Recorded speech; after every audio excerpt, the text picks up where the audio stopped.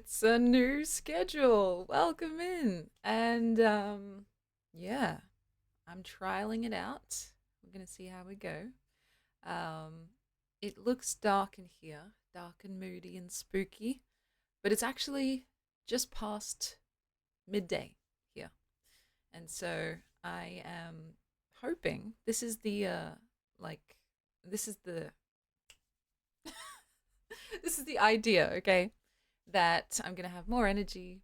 I'm gonna feel a little bit more human, not going to bed at like 2, 3, 4, 5, 6 a.m. And I'm gonna have, yeah, time in the evenings now to wind down, get some stuff done, see my family if I want to. So, yeah, we're gonna see how we go. I do like the background too. I can actually change the color, but so far I've enjoyed the kind of rainbow astral projection type beat. We'll see if my mood changes. If I get all angry and stern, maybe I'll change it to like red. But for now, we're vibing essentially. Yeah, it's first time existing at this time. That's real. I just barely put myself together. I was like, oh shit, maybe I should do something to my face, but we're keeping it low key today. And the title of this stream is called Infomercial Stream because in the last stream I didn't get to show you guys all the cool stuff that my mum has printed with her 3D printer. And so I've got a box of cool, fun gizmos and gadgets off to the side. And one by one, I'll be showing you some cool things. I did miss a couple of channel point redeems in the last stream because we were just swept up in all the excitement. So I'll make sure to do all of those today as well, including the flipped screen. Thank you, C Locket. I can't believe I actually agreed to like make that as a redeem. Why did I agree to that? Anyway, don't worry, I haven't forgotten about that stuff. Yeah, let's just say that we were flipped the whole time. Let's just say that. I have a list because in like the back end of Twitch, they show you like all the stuff that people have requested, etc., etc. So I'll make sure to get every one of those. I hope you enjoyed the last stream we had. I had lots of fun. I knew you guys would enjoy getting to meet my cousin. He's fantastic, a very chill guy, a natural, as I called him. And so I'm quiet. All right, let's boost this a little bit because I had to mess with the gain last time. When there's multiple people in, some of the settings have to change. Thank you for letting me know. But yeah, he's a very chill guy, as you guys got to see. How's that? Does that sound a bit better? And yeah, today, I want to like make these streams a little bit more chilled out. So like, if I want to get up and like go make a snack, that I just go and like leave you guys with some, I don't know, funky music or something like that, because I think that's the key to longevity, is to just like go with the flow essentially, instead of trying to fight something for one reason or another, thinking, oh no, it should be like this, even if it goes against what you may want to do. So we'll see how we go. If I want to just like have a nap for 5 minutes, I'll just do that and leave you guys to your own devices. I doubt that's going to happen. But in terms of just like, you know, feeling like I have free reign to do whatever strikes my fancy, that makes me feel more excited. And so, yeah, in terms of following your bliss, I think that's something I'm going to try and focus a bit more on. And so, yeah, not napping right now, but we'll see how we go. I do feel pretty awake, which is good, though I was worried that I might accidentally sleep in. Don't worry, I had like 5 different alarms to make sure that I actually got my ass up.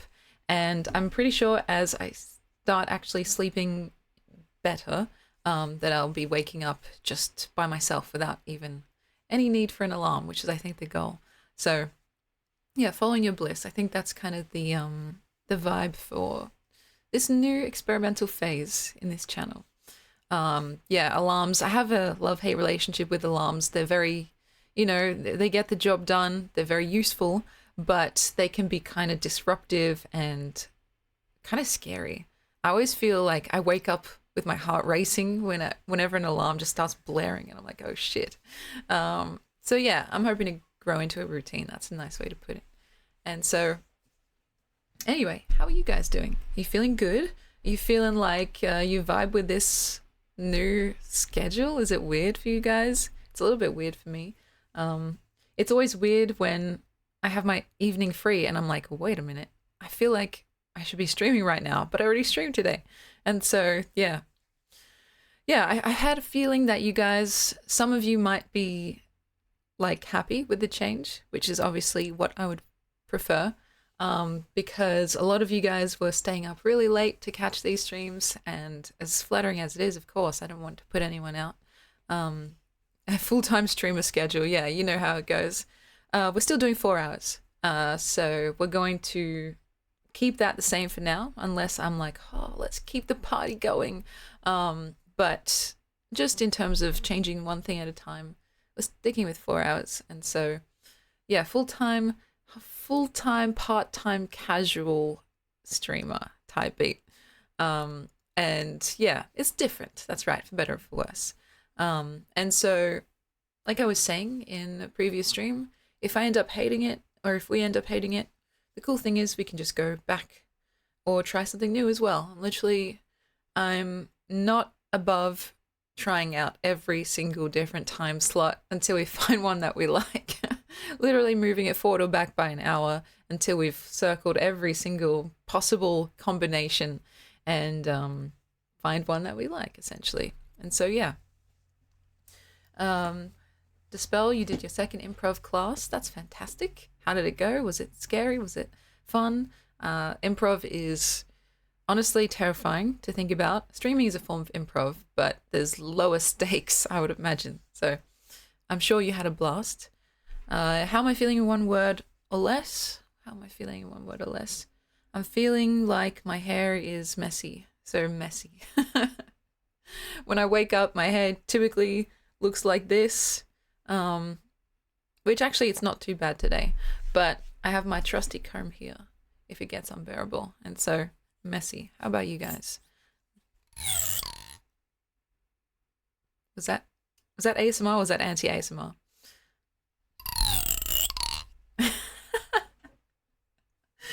A good messy or a bad messy? I'd say awe.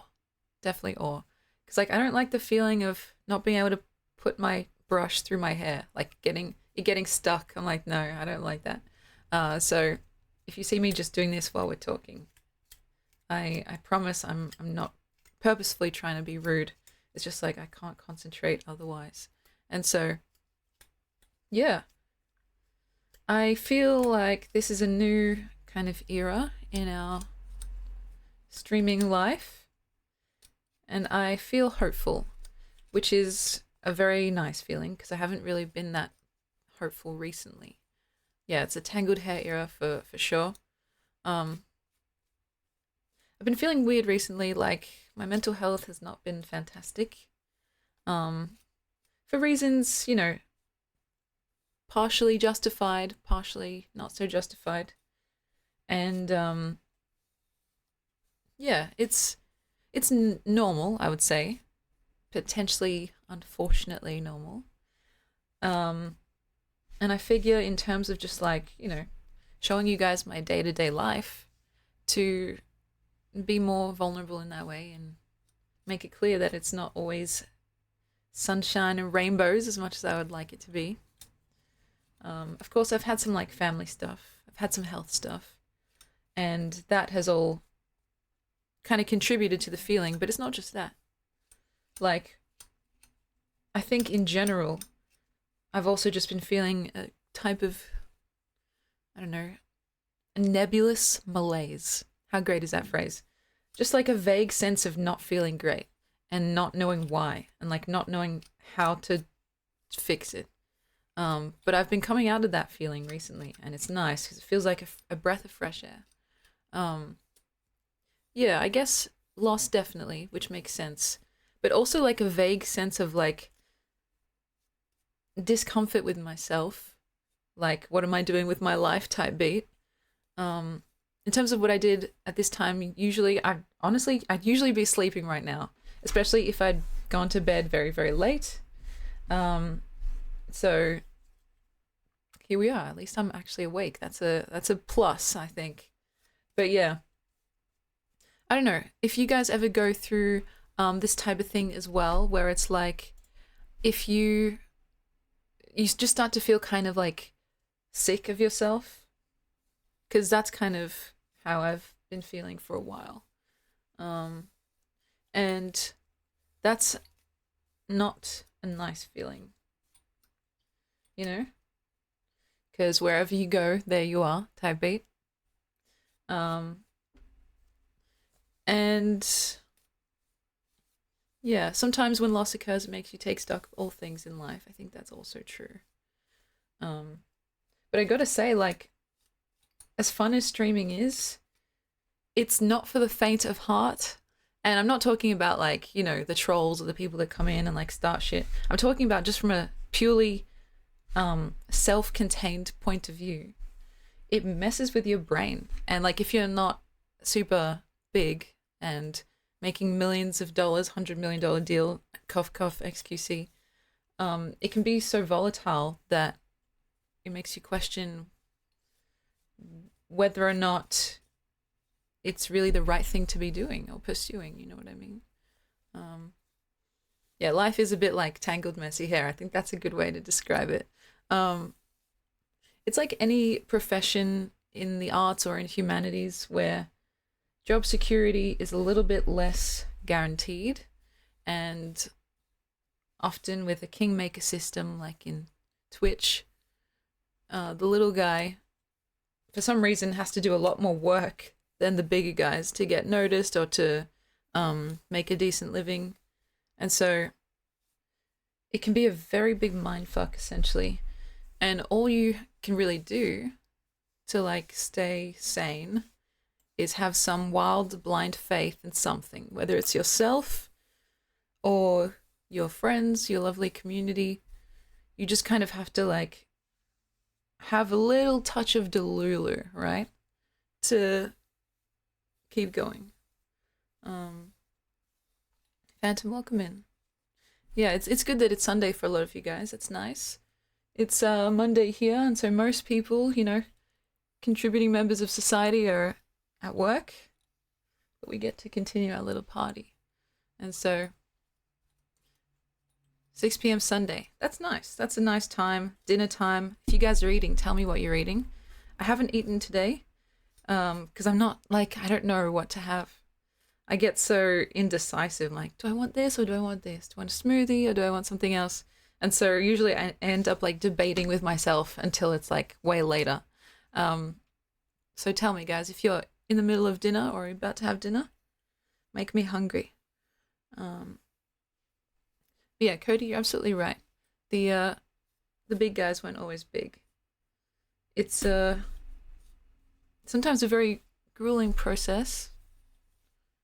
So I have to, you know, rein myself in sometimes and remember that in and of itself, it's a fun and rewarding practice. I guess now that I live alone, shit gets more real, you know. Like, oh fuck, I gotta pay rent type beat. But yeah,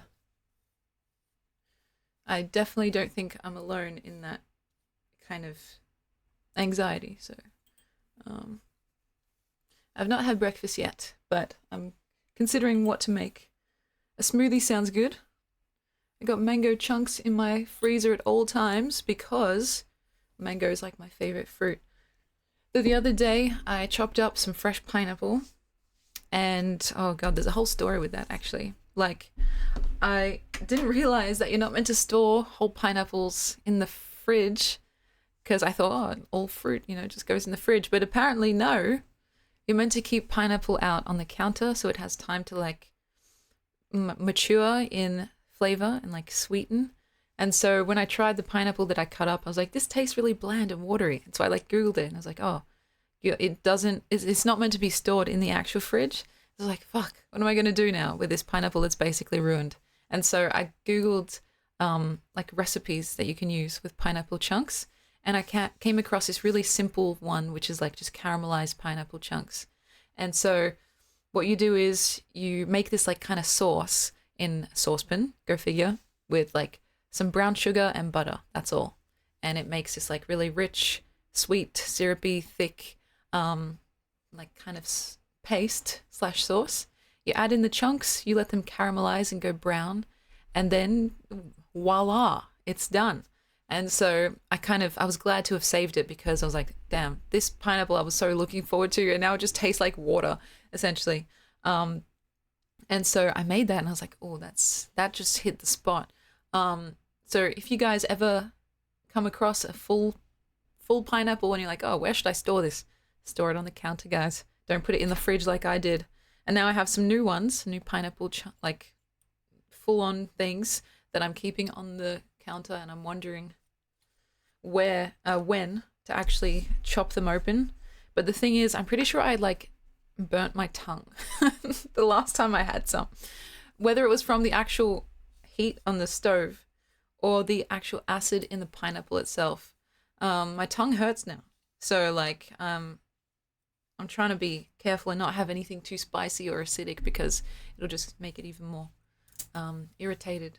And so I think fixing it just involves waiting because, the mouth is the fastest healing part of the body, which is very handy. I burn my tongue often, actually, which goes to show that I need to exercise some patience at times. And so I'm hoping that it heals up quick because I do want more pineapple and I do want more spicy things. I had I made a whole batch of sushi as well recently. And my cousin was talking about that, but then I made some more after that too. And so I have this whole mountain. I can actually show you guys a picture. It looks so good, so professional. And that's waiting for me whenever I feel like it. So that's what I call a mountain, right? But yeah, I've had probably my entire weight in sushi in the past few days, which I'm not mad about, to be honest. Do you do weddings? Yeah, you know what? Totally for free as well. Free 99. I'm going to take this off for a sec. And so, yeah, I have not had breakfast, but I got a couple of options available to me. I really cooked. Why cook when you can create, as they say? Yeah, my weight in sushi, which is honestly like not a bad way to live, to be quite frank. And I figured instead of going out to like a sushi place and like spending the same amount of money on a singular meal, I might as well buy the actual ingredients, make the sushi, and have like 3 or 4 meals available to me. So yeah, that's what I call good feeling for sure. Let me see here. Hopefully I'm sounding okay. Do you think you could eat all that in one day? Good question. From start to finish, like if someone were like, I'll pay you $1,000, I'd be like, yeah, okay, I'll try it. But I would probably feel a bit sick towards the end, Restaurant sushi, yes, it does have a certain je ne sais quoi about it. And I love going out to different sushi restaurants to try like their interesting kind of like house flavors and stuff like that. But still, that shit gets pricey.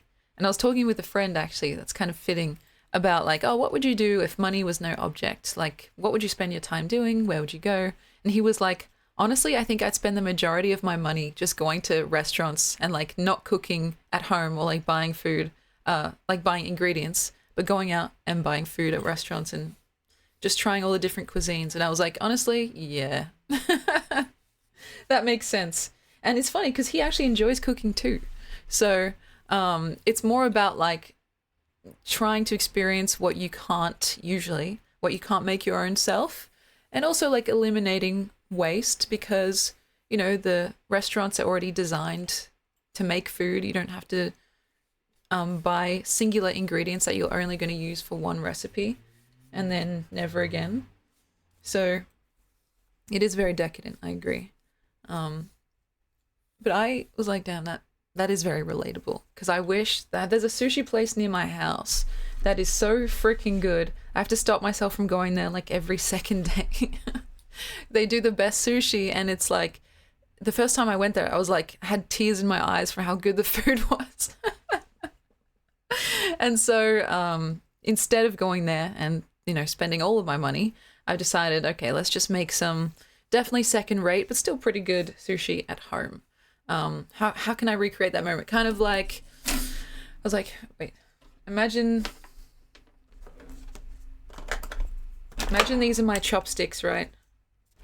I like picked up the sushi like this. I was like, it was like Binding of Isaac type beat. And I was like, oh my God, this is so good. And I was just like, I'm in trouble. You know that meme where Ralph Wiggum is like, I'm in danger? That was literally me, because I was like, damn, that's actually so good. It was crazy work. And so that little sushi place is kind of in the middle of a strip of like different shops, different restaurants. There's like a little cake shop on the corner as well, which is so good. Oh my God. And so that entire area is a danger zone for me, because like you can just walk down and be like lured in by all the wonderful smells like a cartoon character. And so, yeah, I definitely have my favorites in terms of sushi. Like, favorite, I really like tempura prawn. Like a basic ass white girl, I also really like California rolls, even though it's imitation crab and not the real deal. I also like tuna, avocado, anything with cucumber, smoked salmon. Like the whole gamut is pretty good. I also like the sashimi, which is just like the rice with like some folded fish over the top of it. And so I'm pretty easy to please when it comes to that type of thing, which is not so typical, to be honest. Like, you guys know me, I'm usually kind of more picky, more of a princess in terms of that type of thing. But when it comes to sushi, I'm happy as Larry, which is a very Australian saying. Yeah, not picky with sushi, I would say. And so, yeah, let me see here. What was I going to say? Dan Henschel's taking over TikTok. That's so funny. Remember my predictions about Dan Henschel? I was saying that he was going to hit like 500,000 on YouTube pretty quickly. I don't know how far he is into that, but honestly, yeah, he's crazy. He's had like kind of multiple crash outs on Twitter, which is kind of funny. And I'm following like his main account and also his side account, which I don't know if he realizes that people remember that he used to use it as a side account. He just changed it to be like a random person's one. Yeah, I definitely made him famous, absolutely. And so again, I hope this doesn't age like milk. Like, I hope he doesn't end up doing something heinous or otherwise distasteful. But I think he is one of the most interesting, boundary-pushing, meta, like, comedians out there currently. Like, out of all of them. And a lot of people don't get what he's doing, which is interesting to see from the sidelines. But he is like this incredible mind, which might just tip. You know how sometimes whenever you see genius, often it's kind of like melded or just brushing up against insanity? I feel like he's got that recipe. You know what I mean? Sometimes when you just see a mind so interesting and curious and powerful, it's really like, damn, you're one hair away from being actually insane. And so I feel that way about Dan. And I say that with lots of love and respect for his craft, because honestly, he's out there hustling. I don't know how many hours he must spend a day just making videos. And like coming up with new weird fucking scenarios and shit. If you don't know who I'm talking about, it's kind of like, this makes no sense to you. But I think a lot of people are going to be joining the Dan Henschel train soon. Yeah, some of his TikToks are borderline bannable. I totally agree. He's a bit of a menace. And yeah, he's been doing this for a while, so I'm glad that he's kind of, he's starting to get that recognition. That I would say, like, he's basically made it, whatever you want to call that. He's pretty famous now, and I think he's making a decent enough living doing these crazy videos, and so I think that's what he wanted, I hope. Started from the bottom, now we're here, that's real. And so yeah, he's pretty cool, and I just hope that he doesn't do anything that gets him cancelled, because then I'll be looking back on these VODs of mine and feeling like, you're right, twat. And so, yeah, he found his calling. Yeah, exactly. Which is cool. And I really do think, oh, I'll get his handle. Thank you. Um, I'll get his YouTube channel. I think that's the best place to find his stuff. Let's see how many followers he has. 276,000. So over here. This guy. He's actually crazy. He's really fucking crazy. And if you guys want to see the craziness for yourselves, there's the link. One time we looked through it together, and I was kind of talking about how he's playing a different kind of game to most people, especially if you saw it by popular. You start to see that his titles and his thumbnails are basically little like set up punchlines in and of themselves. They're little jokes before you even get to the video itself. And so you can see that he's had a really strong like track record here with like 1.8 million views, almost a million views, just under 900,000 views. It's like, yeah, it's all thought out for sure. And he's taking leaps and bounds in terms of what's okay and what's acceptable. And I think there's something that I really appreciate in comedy where it's like someone who's not afraid to look silly or even ugly or monstrous in the pursuit of the bit. Like, that is something that I think Germa does. There's something I think all good comedians do, and something that I don't think I do because I'm still stuck in some level of, like the glass bubble of self-consciousness where you're like, well, I don't want people to see me making this ugly face. They might not like me so much anymore. They might find me blah, blah, blah, blah. But I think it harms one's own like ability to make people laugh or like to service the idea of comedy in general. And so, yeah, it's all for the bit. Like you can see in these thumbnails, like look at his face. Like, can't find EpiPen. I'm sick of my stupid life. He literally dressed up like the Joker and went out in public. And it's like, anyone who's that committed to the bit, I feel like just an innate bit of respect for them.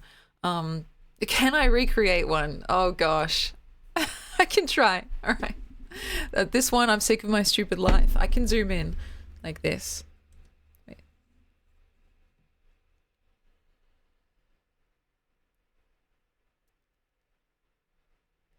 That was my own version. That was just my own version. That's crazy. Never mind, never mind, never mind. That's funny. And yeah, I guess I can't know how long it's taken him to develop that, but it feels so natural. That's the thing. Theatre of the Absurd. I love the Theatre of the Absurd. Was it Anton Artaud? Ate and left no crumbs type beat.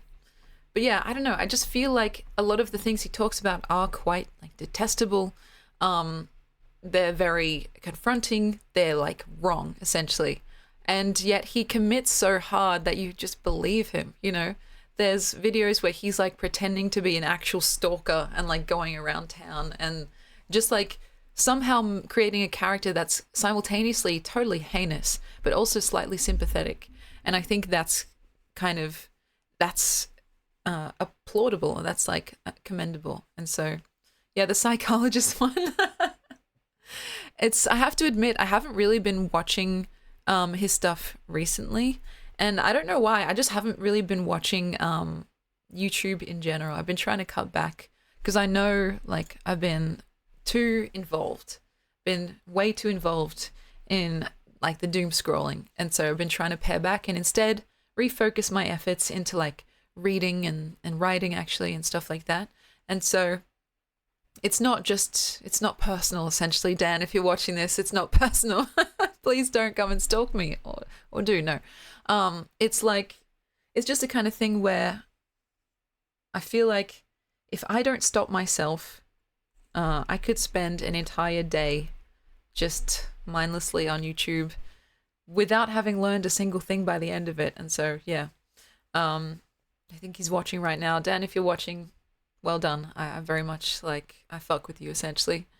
As for the writing, it's going okay. I spent some time writing yesterday, just back there actually.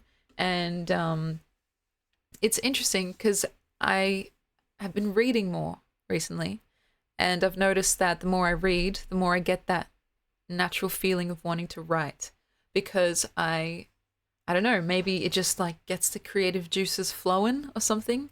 Um, it just makes me realize, oh yeah, writing is an actual thing that you can do, like as if I've forgotten, and then I get inspired all over again, and yeah, it pumps up them kicks for real. But then I've noticed that I have to make sure when I get back to writing that I don't accidentally kind of copy the style of the person I was just reading. Because right now I'm reading Oscar Wilde, and I have to make sure that I don't accidentally or purposefully start writing in that very kind of flowery 18th century, like Oscar Wilde style, you know? Like the blossoms shuddered tremulously as the sun dipped into an apricot colored sky. And it's like, wait, is that what I would normally write? Or am I just feeling that type of way from reading like a picture of Dorian Gray? And so I've just been trying to make sure that, you know, your voice, above all else, stays as not unaffected, not untouched, because I think that that loses something in the mix, but it doesn't become wholly self-servicing to whoever you've just been reading. And so, yeah, I think it takes a sec to be like, oh shit, what was my actual writing style? But it's still fun because it's like stepping into, like we've talked about, emotional outfits. It's like stepping into a new creative outfit and seeing how it feels. Is it too tight? Is it too loose? Does it feel right? If not, it's like, if not or if so, it's a good data point either way. And so, yeah. Yeah, stay you, but also mix some of their creative juices into yours. That's a very, a very good, if not slightly sus way to describe that. Creative outfits, yeah, sure. So like, you know, depending on what style you're into, if you're into more of the romantic, like style, romanticism or modernism or postmodernism, or like that very like sparse Spartan style, where it's like as little description as possible to get the intended message across. For me, if I had to describe my style, that's really hard actually. I think I've got like a Wildean streak, as in Oscar Wilde. I've got a little touch of his madness in my work, whether it's conscious or subconscious, and there's a lot of like there's a lot of thinking around a point in the same way that I just talk in general. So it's like, it's very similar to how my brain actually works. It's a mirror up to nature, as Shakespeare has talked about. I appreciate the compliment, C. Lockett. Consistency is important in writing, but it can also be a bit of a trap at times, because you think, oh, I'm beholden to a specific style now that I've found one that I like. And it can also be like, it can bottleneck you, I think. But as long as you have an openness for just trying new things, I think you're in a good spot. Yeah, definitely experimental, which was something that I realized the full extent of last time when we were reading my work. I was like, damn, this really is different. Like all of these things in sequence, they barely have anything to do with each other. Breaking the mold is fun. It can also be fun to stay within the mold if that's your style, but yeah, you got to know the rules to break them. That's absolutely true. And so in terms of writing, I think I've wondered about this, like, are these characters me? Are they who I hope I'm not? Because I write about a lot of monstrous characters and people doing horrible things, and I think to myself, this might just be a way of like excising some anxiety about myself, where it's like, I'm writing these characters this way because I hope that I'm not like that. Or at the very least, I can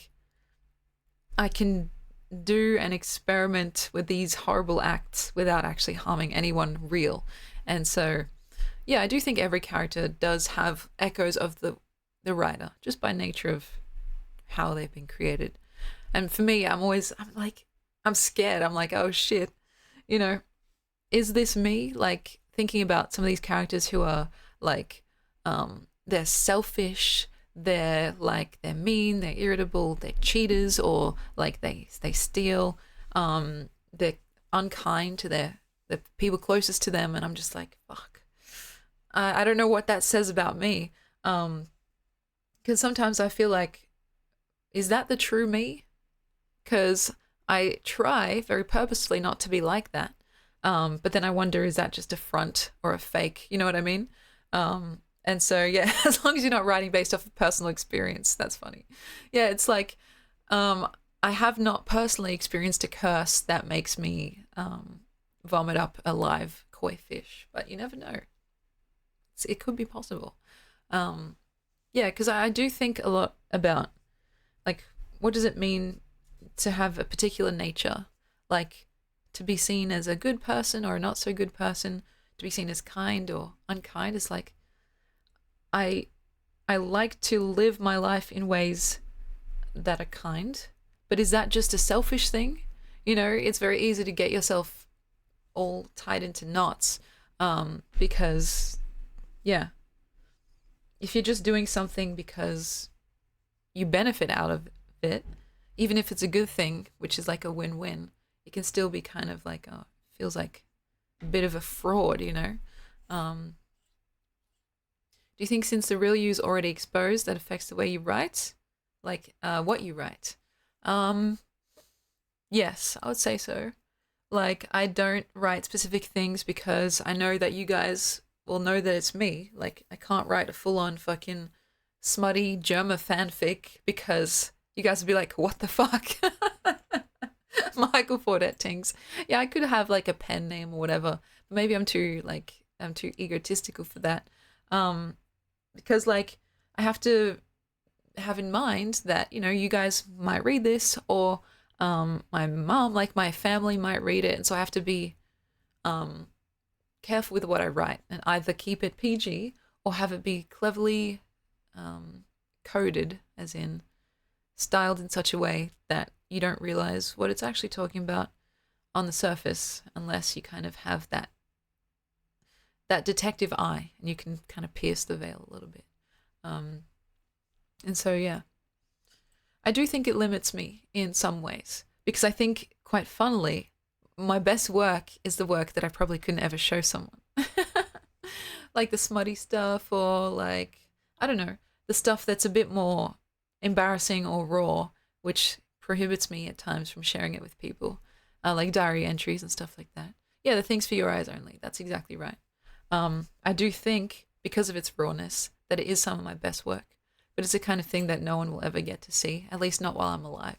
And so, you know, I have this actual, what would you call it? A pact, like an agreement with one of my friends, which is a little bit morbid, but hear me out.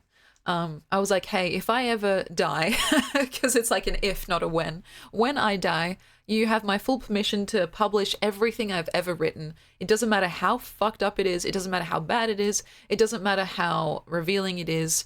You have my full and like express permission, essentially. And so we have this little pact, right? Because there's a lot, like the stuff that I share with you guys, and even the stuff that used to be on the Patreon. I would say that's like, it's like 50 to 60% of the entirety of what I've written, in terms of like, you know, including all the for my eyes only stuff. Does that make sense? It's kind of hard to put an exact figure to it, but all I'm trying to say is that there's a lot of stuff that is just for my eyes only. And of course, some of that's also because it's just like doxing. Like, you know, I'll write about my day. Like, today I walked down blah, blah, blah street and I met my friend, full name, like first name, last name. And so, of course, I can't share that stuff. But even the other stuff that's like not doxing, but just too revealing of like my life in general, it's, it can be pretty confronting and not so sunny as well. You know, it ain't always sunny, Philadelphia type beat. And so I wanted to make sure that eventually that stuff had a chance to be like out there in the world, but not for a very long time, you know. Yeah, today I visited my parents' full address here, first name, last name, first name, last name. It's just like, it's quite funny because like, obviously think about if you were writing a diary entry, you wouldn't be thinking like, oh, I should make sure I don't dox myself because like only you're going to be reading it ostensibly. And so, yeah, it's something that I wanted to make sure that I had an agreement with my friend because I think it's still valuable stuff, but it serves a particular function, time and place type beat. And so, yeah, hooray for pacts, exactly. Um, I don't know if I'd call it shame. Um, I think I would call it a sense of, I don't know, this seems very old fashioned, a sense of propriety or a sense of modesty or a sense of knowing like where I want to delineate my private versus public worlds. Um, because the thing is, like, I've increasingly become aware of this as well, that like when you're an online figure, no matter how small you are, and granted this is a very very small channel, like we have the boisterousness and the loveliness of a very big channel, but this, like, make no mistake, this is an incredibly small channel in this, like, the grand scale of Twitch, right? Like, think about it. Jerma, he's like a very casual streamer now in his retirement arc. He's got like 1 million+ followers, right? And so it's a kind of thing where it's like, I am an extremely tiny fish in a very, very big pond. And yet still, I have noticed that I've been experiencing certain things that might expect only bigger streamers to experience. In terms of like what people have talked about, like, you know, streamer and chat dynamics, or like some of the things that people say that you should watch out for. Granted, I've never been swatted or anything like that, and I do think that's a lot more rare in Australia. Our police force doesn't work the same as it does in the United States. They actually ask questions first before they start shooting. But anyway, usually it's a kind of thing where I've noticed that there have been times, both positive and negative, where people have treated me like I'm more than them, which I do not like. I don't want people to put me on a pedestal. I don't want people to think like, oh, she's a streamer, so like she's kind of famous, or like she's better than me, because I don't feel that way at all. In fact, it's usually quite the opposite. And so I've noticed sometimes the way people talk to me, they get nervous, or like they treat me as a celebrity of some sort, which, as flattering as it is, it does not feel like my reality whatsoever. Or on the flip side of that, people, because they've been watching for a while, they get too casual with me, and they talk to me as if we're best friends, whereas really I feel like we're just acquaintances, right? And so, yeah, I also like to think of us as equals. It's the kind of thing where this isn't really like something I would attribute to like the regulars. You guys know who you are. But when people come in, like let's say a first time chatter comes in and they don't quite get the vibe, but they see that we're all quite cordial and quite casual with each other, so they try to join in, but it's unearned. Like, I really don't like when people come in and say stuff like, oh, what's she yapping about? And it's like, that term yapping is quite pejorative, but I think in this right context, someone can get away with it.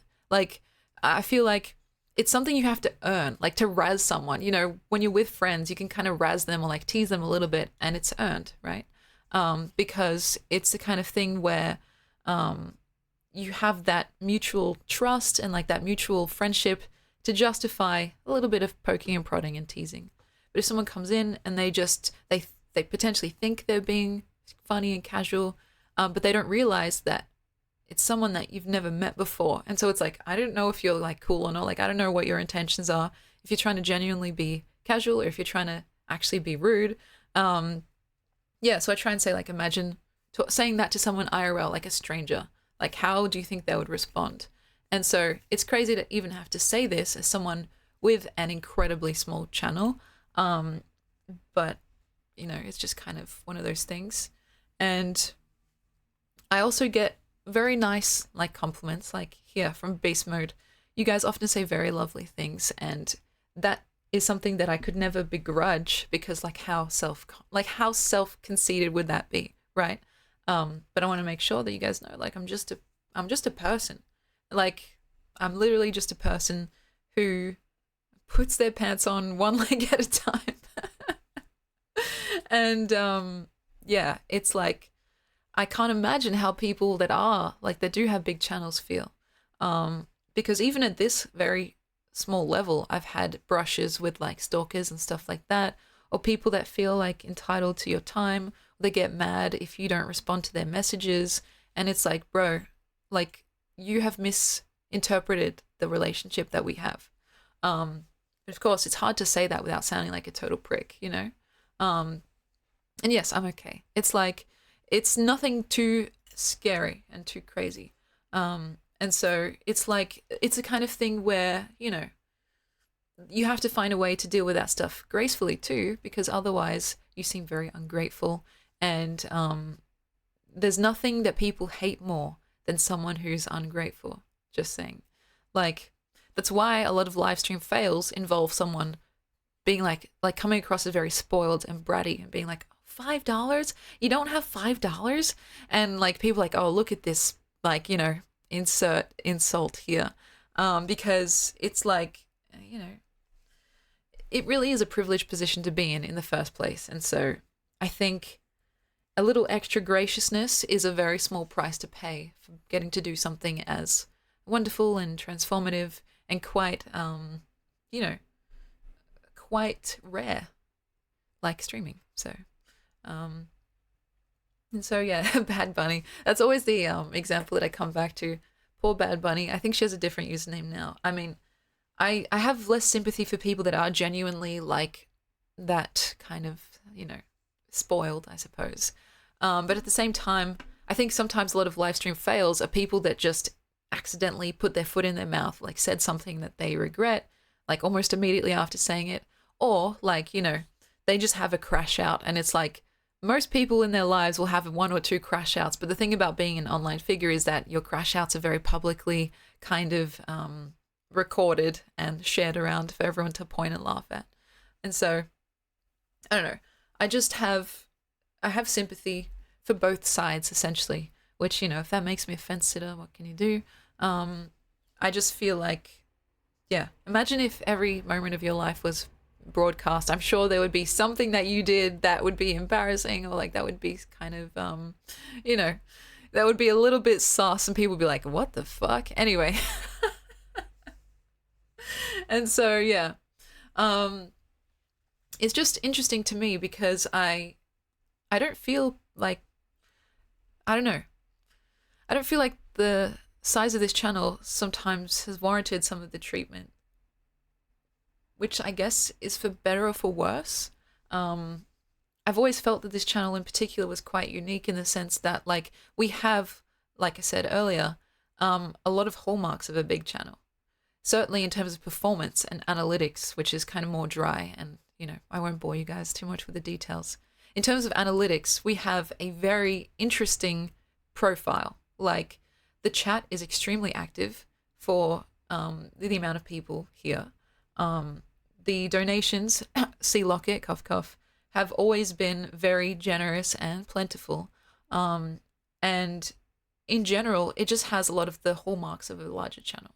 And so it's a kind of thing where I was like, oh, that's interesting. Is this how it normally is, or is this actually an outlier? And so speaking to friends who have similar size channels, or even the slightly larger channels, then being like, oh, actually, no, what you have is very, very different and very special, was kind of like, oh, shit. Because think about someone like me, kind of who came into this very blind to Twitch and the Twitch meta, just being like, well, how am I supposed to know what's like regular or not, unless I'd been here for a while.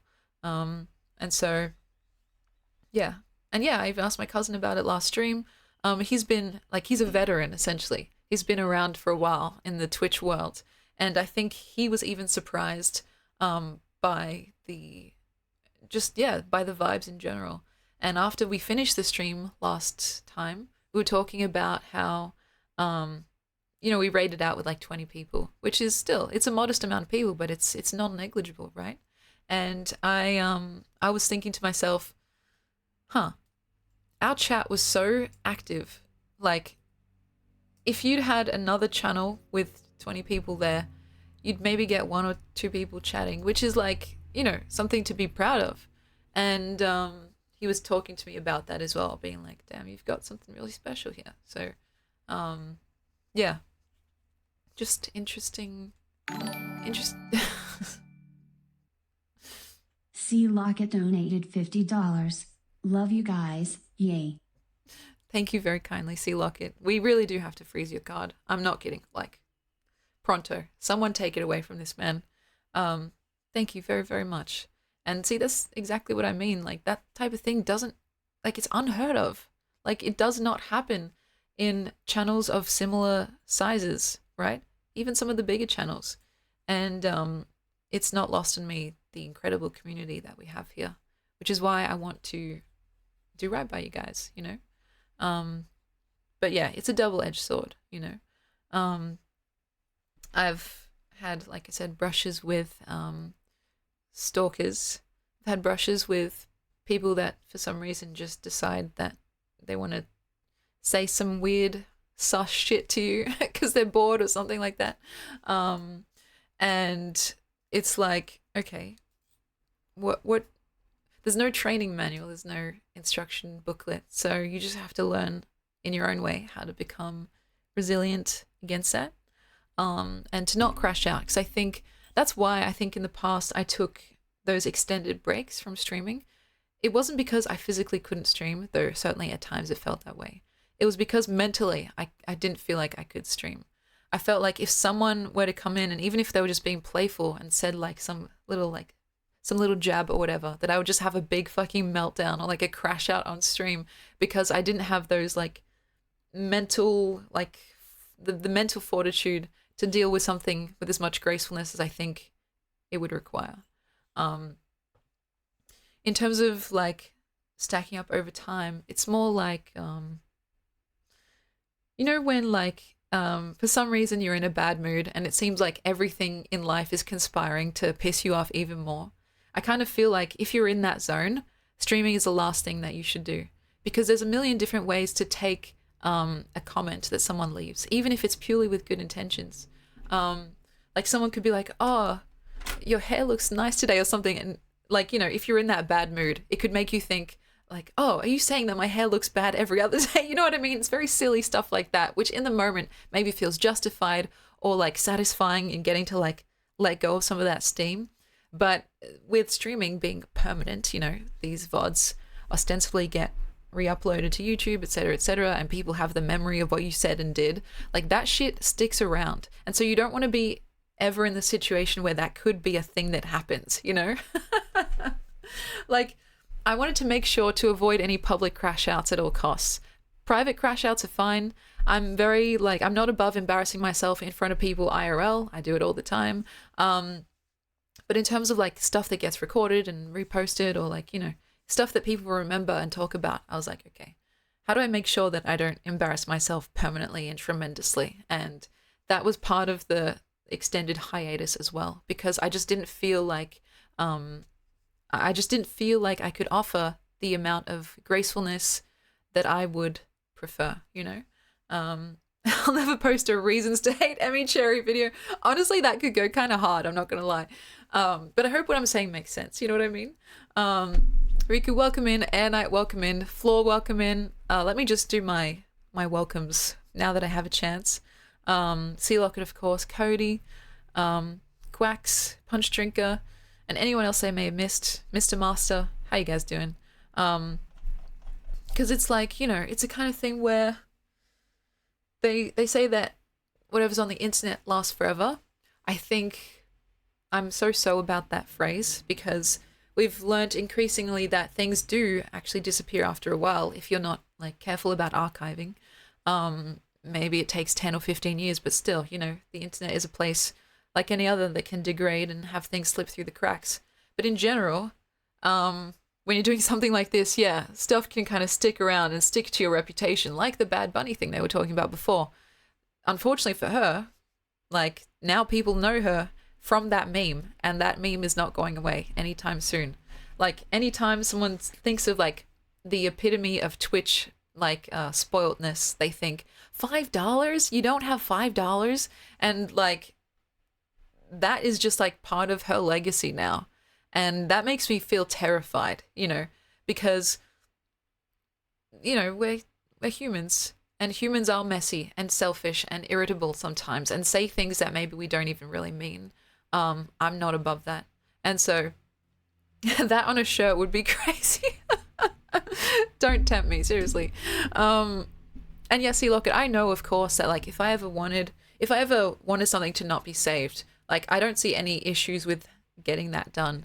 But I don't want to get it to a point where that even is a conversation, right? Like, there's I think there's a real maturity in realizing when you are fit to be like to be presentable, mentally, and maybe sometimes physically, and when it's best to just like take some time away to sort your own shit out first. Because I do think the train wreck can be fun to watch, but that's not like what I want my own legacy to be. Um, I think I have a lot to I have a lot to lose essentially. Since I'm not playing a character, I'm not playing like I'm not. This is not a skit. This is not a script. Whatever I have to lose is, it's like my actual real life.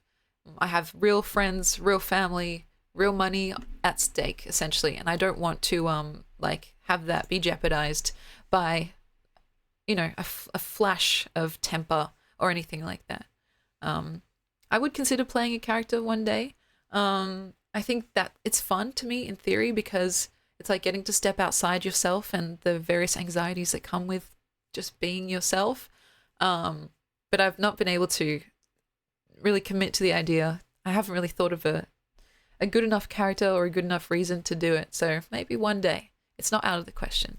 Oktoberfest, yeah, we'll see. And yeah, as for Bad Bunny, I'd like to believe that, like, to give her the benefit of the doubt and just think, oh, it was probably just a slip of the tongue or whatever. Because I think to have one thing permanently mar your reputation is a bit sad. And I can think of many times where I've said something that came out totally wrong, just in my daily life, and be like, wow, I'm glad I was not being filmed for that because, I get clowned on like relentlessly. And so, yeah, it's a kind of thing where I think the gracefulness extends both ways, not only to the chat and to make sure that sometimes people leave messages that you can kind of see what they're getting at. You have to take them in good faith, but also to the streamers, like they're often working long hours. Me personally, I stick to roughly 4 hours because I know that's what I can deliver relatively, consistently without my energy flagging too much. But there's streamers out there that do like fucking 11, 15, 16-hour streams. And of course, you're going to get tired and grumpy and hungry and like just done in that time. Or like the lack of vitamin D just gets to your brain and you start saying things that probably you wouldn't say otherwise. And so, yeah, the exhaustion. So it's not surprising. I just don't want to I don't want to set myself up to fail, essentially. And I think that's really the thesis of what we're talking about right now. Whether that involves taking extended breaks or like curtailing certain streams that definitely would do better with extended hours. It's like, again, I'm here for a long time, not a good time. And I think that's going to be ultimately the key to this channel's growth and success. And yeah, it's interesting because it's very different to what most people suggest you do, the advice that people give you whenever you say, oh, I'd like to be a successful streamer, where should I start? It's almost very opposite to what people say. They say just grind it out, like do fucking 12-hour streams a day. People are sure to see you then. Do all these like subathons and fundraisers and like start drama and shit. Or like if you're a girl, jump in a hot tub and get some quick followers that way. It's like, sure, that is a way to do it. That is a way to do it. But like I said, I've got like things to lose that I don't want to lose. Yeah, one of many ways to kind of get your foot in the door. And I wanted to play a nice clean game and not for any other reason than I just feel like I wouldn't be good at that stuff. I don't feel like I would enjoy that stuff. There are many fucking like hot tub streamers out there with beautiful faces and bodies and slight bits of shamelessness willing to do that stuff. I don't feel like encroaching in that space would offer me any favors, essentially. Yeah, quick followers are nice, but real followers are better. That's a fantastic way to put that, and I totally agree. And that's why, like, some of you guys, like Cody, you're an OG from the very beginning. Like, it's a vote of confidence that I don't take lightly by any means. And so, yeah, that all being said, I don't have it all figured out. My channel is smaller than I would like currently. And honestly, I think that's through no help of my own, taking so many breaks and not being as consistent as I probably should be. Um, but, you know, it's the kind of thing where I have to work with my own self here. So I'm like, all right, fine. We're going to make some concessions somewhere and just hope that, in terms of like the zoomed out perspective, it's more about showing up eventually than just like burning out early and never showing up again. And so, yeah. And of course, you guys are very, very helpful. Like, see, Lockett, you're an absolute titan in this, like, this community. And I'm sure you know that. But it bears repeating because it's like, it's a kind of thing where, you know, a lot of times people would pay to have the kind of community that we've got here. And I feel very intensely lucky that I just seem to like fall into it, you know, fall into the laps of some very, very generous and clever people. And so, yeah, it's interesting. It's a weird, wild world, isn't it? But yeah, life stuff does happen. It's true. And I don't feel like it'll be the last time that I take a break like that, but hopefully not for a very long time, essentially. Because, yeah, I really want to make this work, guys. I really do. Because, you know, it makes me happy. It really does. Even in those times where, like I said, a crash out is imminent, it's like, it's connection. It's like education sometimes. You guys filling in the blind spots that I didn't even realize I had. It's fun and funny, and I feel like I'm contributing something, though I don't know what, to the ethos, if I can use that word, when we hang out, you know? Like, I feel like I'm contributing something, even if it's like not as important as other disciplines or practices, like, you know, I'm not a doctor out here saving lives, but maybe offering some kind of comfort and like sense of community to people. I think that's still worthwhile. And so I feel like it's a good place to be. Thought-provoking is a very flattering phrase to use. Thank you very kindly. And yeah, the sex poet, you know, all of the above. It's like, it's something that I try, at least, not to take for granted, because holy shit, what a wonderful little slice of the internet we have here. And so, yeah, I want to make sure that I'm here for as long as I can be. Though, like, recently, I don't even know if I told you guys about this, but my brother, he was, like, encouraging me to get back into doing, like, potentially doing my PhD. And I'm not sure if that does come to fruition. I don't know how, like, what kind of person I'm going to be. Because I was stressed AF when I was doing my honors. Like, I was very stressed, but that was because, like, I was being very naughty. I was not really doing my work when I should have been doing it, and I just created more stress for myself. So, I don't know, it's the kind of thing where it's like, he was telling me that his university would be happy to have me, and if I did end up getting, like, scholarship due to my previous mark, then that could take some of the pressure off trying to make rent while not really having a proper, in quotation marks, job. Yeah, I'm trying not to relapse into Dorf. Honestly, I've been relapsing into the Binding of Isaac. And, yeah. I've been playing too much Binding of Isaac. So now, starting from now, right now, I'm officially on a Binding of Isaac ban, right? And maybe a Dorf romantic ban, but I can't do that to myself just yet. I don't want to say it just yet. And so I've been trying to just come back because holy shit, I am obsessed with that game. Seriously. You should share your screen on Discord when you do so we can tell you to stop. Honestly, I think, yeah, because you guys can see whenever I'm playing games, like on my account, right? There've been times when people message me like, oh, you're playing Dorf Romantic, I see. I'd be like, yeah, I know it's 4 a.m. Shh, keep this between us, right? And so I could definitely be using my time a little bit more wisely. And certainly if I start my PhD, then that will be even more true and even more important.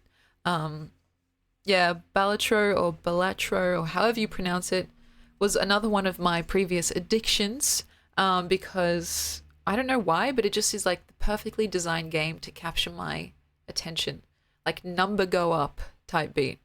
And so yeah, I was heavily, heavily addicted to that for a while. It's funny because it's not even like real poker or anything, but it's like people get addicted to real poker. I get addicted to Balatro. And yeah, it was like, I don't know, it was a whole era. And so now I'm out of that era. I'm out of my Binding of Isaac era, or so I'm claiming as of today, and hoping to fill that time with more productive things like reading. Um, like I've been reading essentially a book a day, give or take. Small books, like I read Alice in Wonderland, and then I read Giovanni's Room, and of course I read Matthew McConaughey's Green Lights in one day. I'm reading A Picture of Dorian Gray again because I just love it so much. I've been reading like a few chapters each night. And it's actually been making me feel like my brain is regenerating.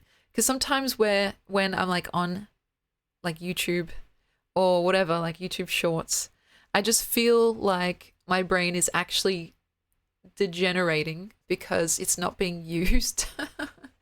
And so it's a kind of thing where I actually feel like some of my systems coming back online. I'm like, oh shit, I can actually, think.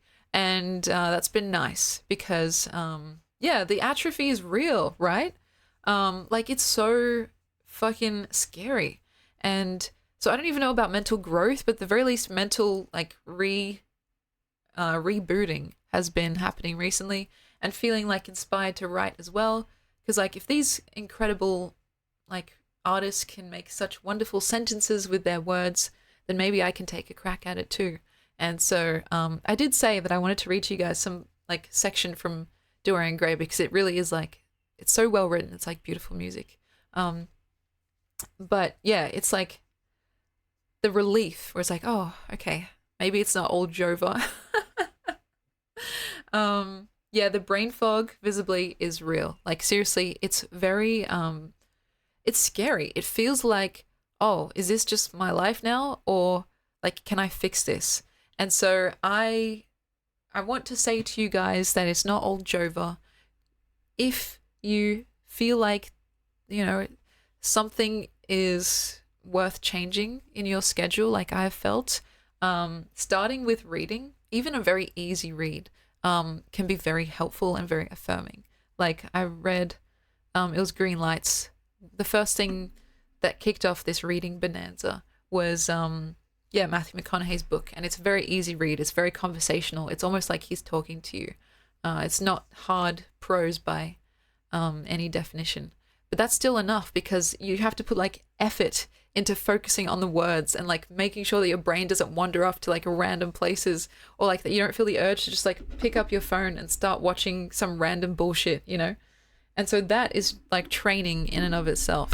And then you can like graduate to the harder stuff, harder drugs, if you feel so inclined, like your fucking Shakespeare's, like your Oscar Wilde's, if you feel so inclined. And so yeah, yeah, the doom scrolling is real. It's like it's addictive by design, and it feels good kind of in the moment. At a certain point it just felt like I wasn't even getting happy from it, but I was just like doing it because I had gotten used to it.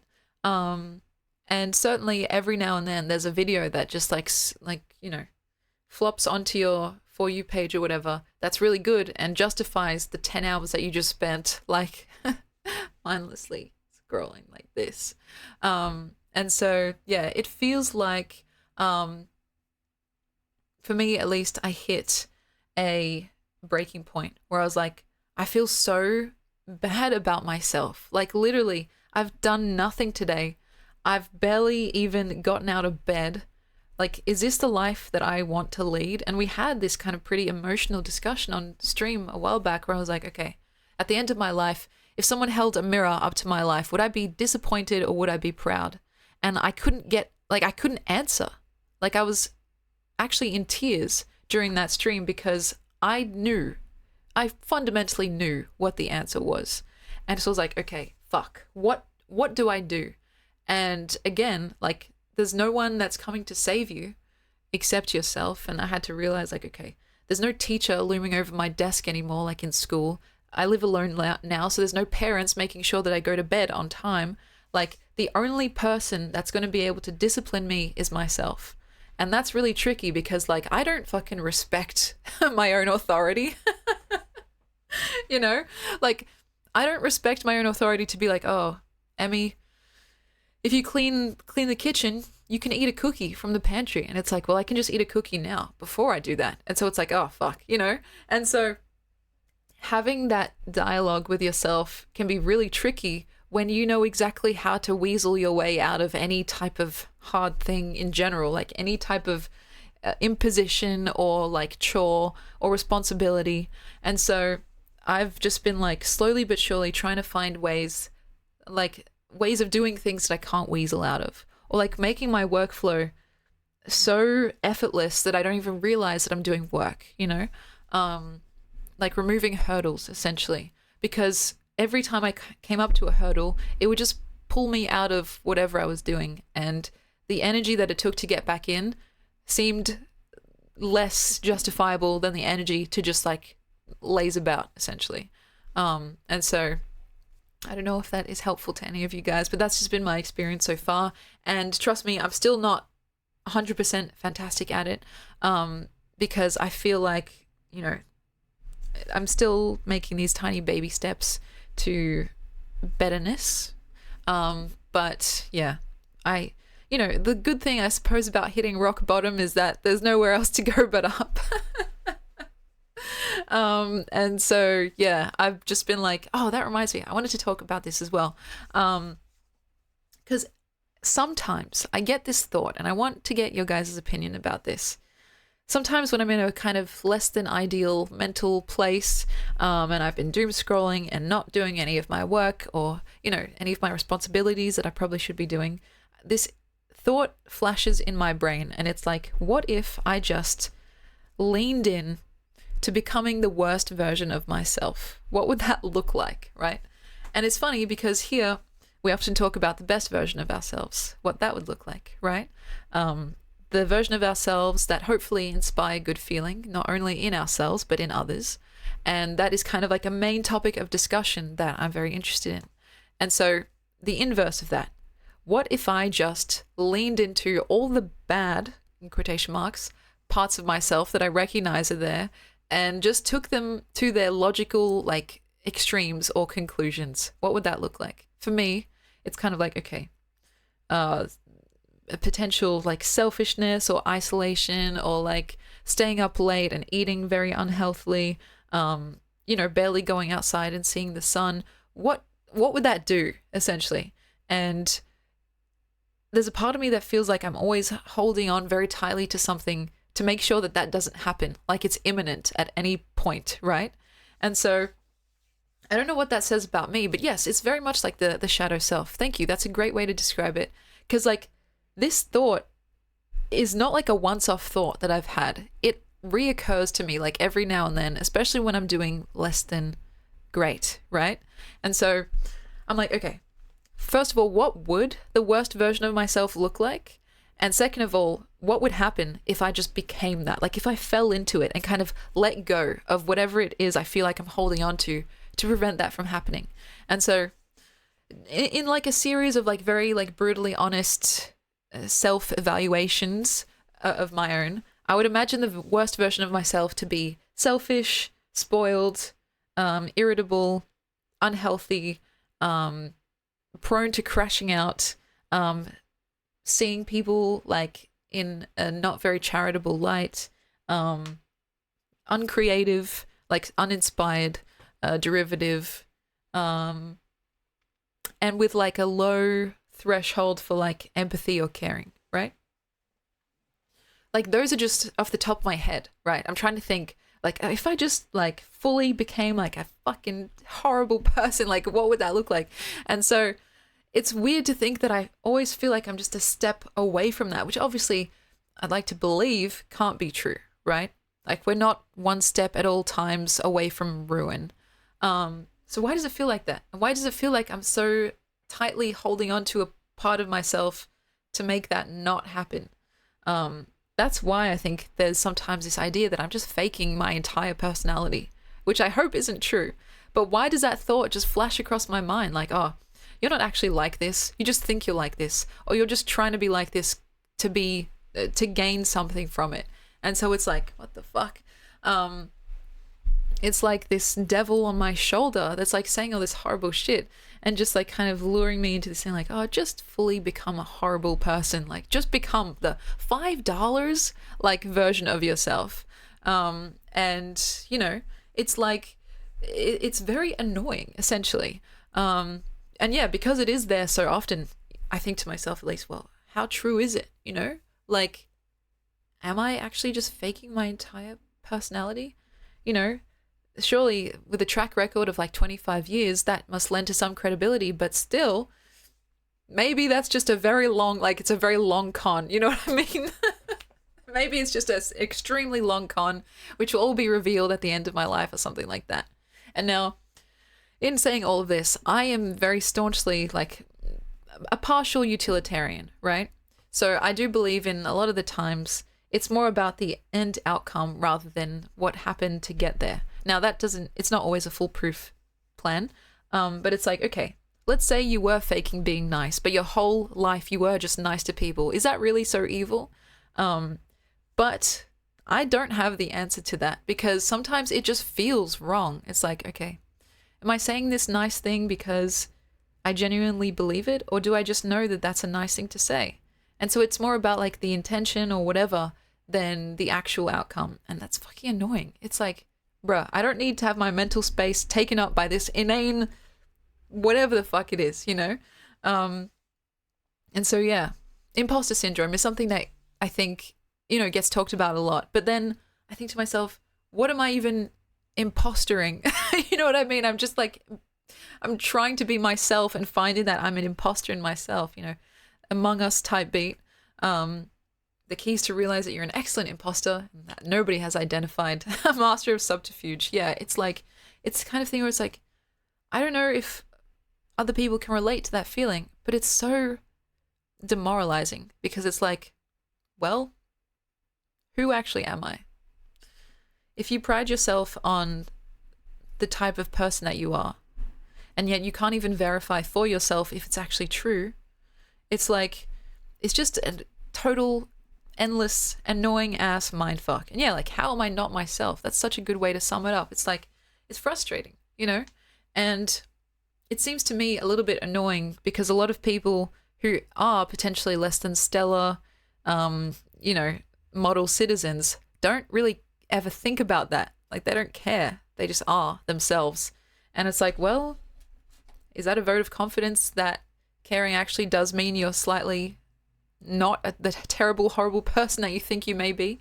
But I don't know. Because I don't think the solution is just to suddenly turn into a total scumbag, even if it seems like, oh, wouldn't it be so freeing to just be like the worst version of yourself, right? Because I think that would ultimately be more fun in theory than in practice. You start to see the effects of your scumbaggeriness and realize that, oh, it actually was only fun in my brain because you were imagining a sense of freedom, like a sense of release from these self-imposed shackles. But really, it's actually more like dealing with consequence after consequence of you disappointing people and letting others down, and like, it's not fun, right?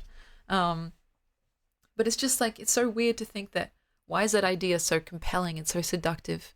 The idea that like, oh, just let go of everything and just like, just be, just be a degenerate. That's the word. Thank you, CJ. Yeah, like, I have had that thought like more times than I can count. And maybe it's just like a panic response to something not going how I would like it to go. Because I just think, oh fuck, well, it's all over now. Let's just fully lean into it, right?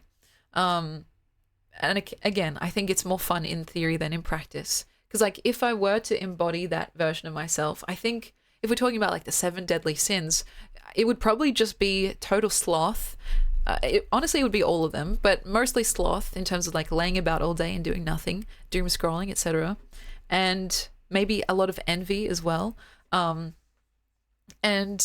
just, yeah, not really having a great time in that degenerate lifestyle. And so, I don't know. I don't know if you guys have ever felt that way. Yeah, it's not fun, but it kind of is in a weird, almost like self-harm adjacent way because you're imagining a different life. The imposter syndrome is weird because it's like I'm not trying to be anything else than myself. So how am I feeling still like an imposter? Like how am I not myself essentially? And Torlak, you say that you feel that way constantly. It's like comforting, but also like commiserating that that I'm not alone in that, and so I feel sorry that it's unfortunately relatable. But yeah, it's like it's freaking exhausting and definitely not productive or helpful. It's like, bruh, just be normal. You know what I mean? Like, just don't give a fuck about that stuff and just like give a fuck about stuff that's actually helpful, right? And I felt this way about a lot of different parts of my life. But streaming, I think, is a big part of it because a lot of the time there's that sense of extreme delayed gratification where often you don't see the fruits of your labor until a lot later or sometimes never at all. Like, do you know how many people try to stream, like to become a big, successful, or even just like making a modest living type of streamer? There's millions of people trying every single day. And most people, like 99% of those people, don't ever make affiliate, you know? And so it's that kind of thing where you actually, it's not just imposter syndrome, but it is genuinely being an imposter because you're in this pretend world, this make-believe world where you're like living the life as if you've already made it while you're still trying to make it. And so yeah, it's fucking weird and hard not to feel like an imposter in a system that's specifically designed to generate millions of imposters, right? Because they're trying to sell to you the belief that anyone could do it and be the next XQC, right? Like anyone could be the next multi-million-dollar person who just games and watches YouTube videos and like that's their life, you know, and they're adored for it. But that's not the reality, you know? And so, you know, it's just one of those things. And Melodies, thank you so much for sharing. I've been feeling like very similar to how you're describing. The all-time low type beat. Like, it's kind of a meme, like it's a Bo Burnham meme. He said, I've been feeling like at an ATL. That's all-time low, not Atlanta. And it's not fun. We just have to learn not to judge ourselves so harshly and accept that we're all just doing our best out here. Yeah, I mean, for some reason, why do I feel like I have such a higher threshold for consideration for others than my own self? I don't know.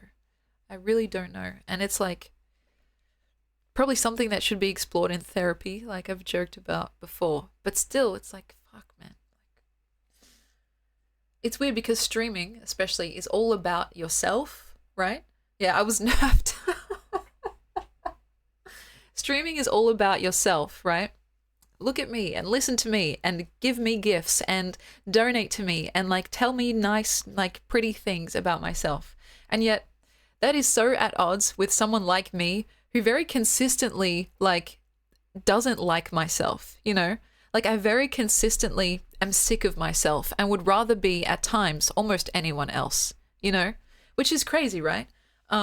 And it sounds very harsh now, and like I know that it may be surprising to some of you guys because we talk so much about like self-acceptance and stuff like that and self-compassion and good feeling. And certainly those moments I do experience in my life and I feel content and I feel like I am okay with myself. But a lot of the time it's just kind of like, fuck me dead. I don't want to even think about the fact that I am myself right now, you know? And it's like, it's just so, it's funny in a like kind of darkly ironic way to be in a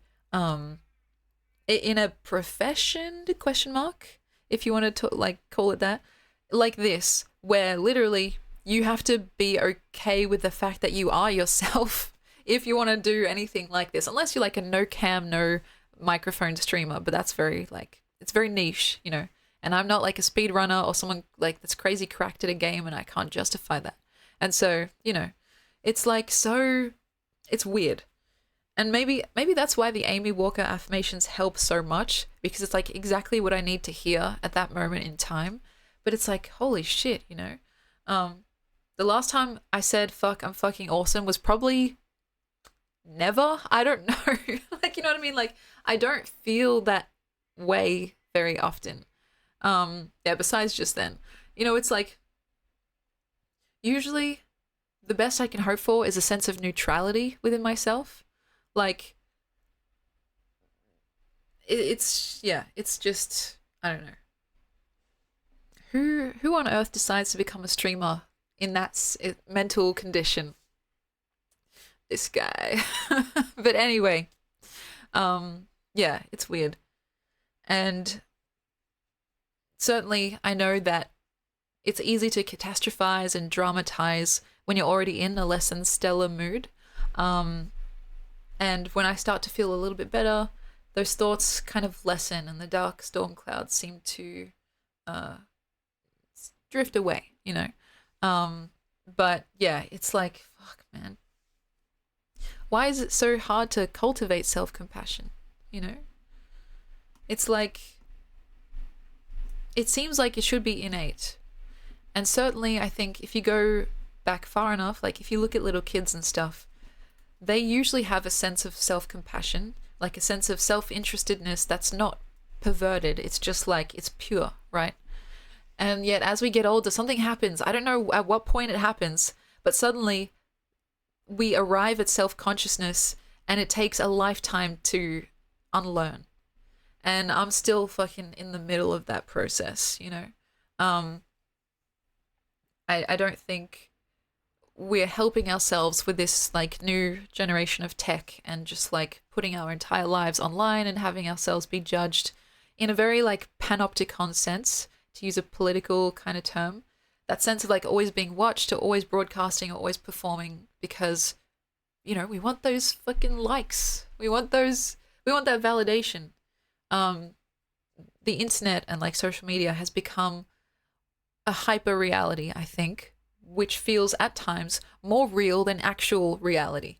And sometimes we take more stock in that than our actual livable lives, right?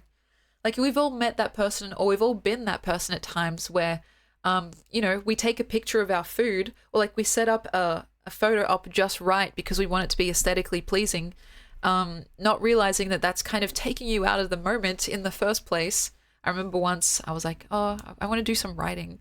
And so I like set up all my writing stuff. I had like a candle, I had like a bowl of cherries, and it took me so long to get the actual shot ready that like by the time I had finished taking the picture and like uploading it to the Discord and everything, like I was exhausted and I didn't want to write anymore. And I essentially had become subservient to my fake life, and just neglected the real life thing that I wanted to actually do. And it's like, holy shit, that's incentivized, you know?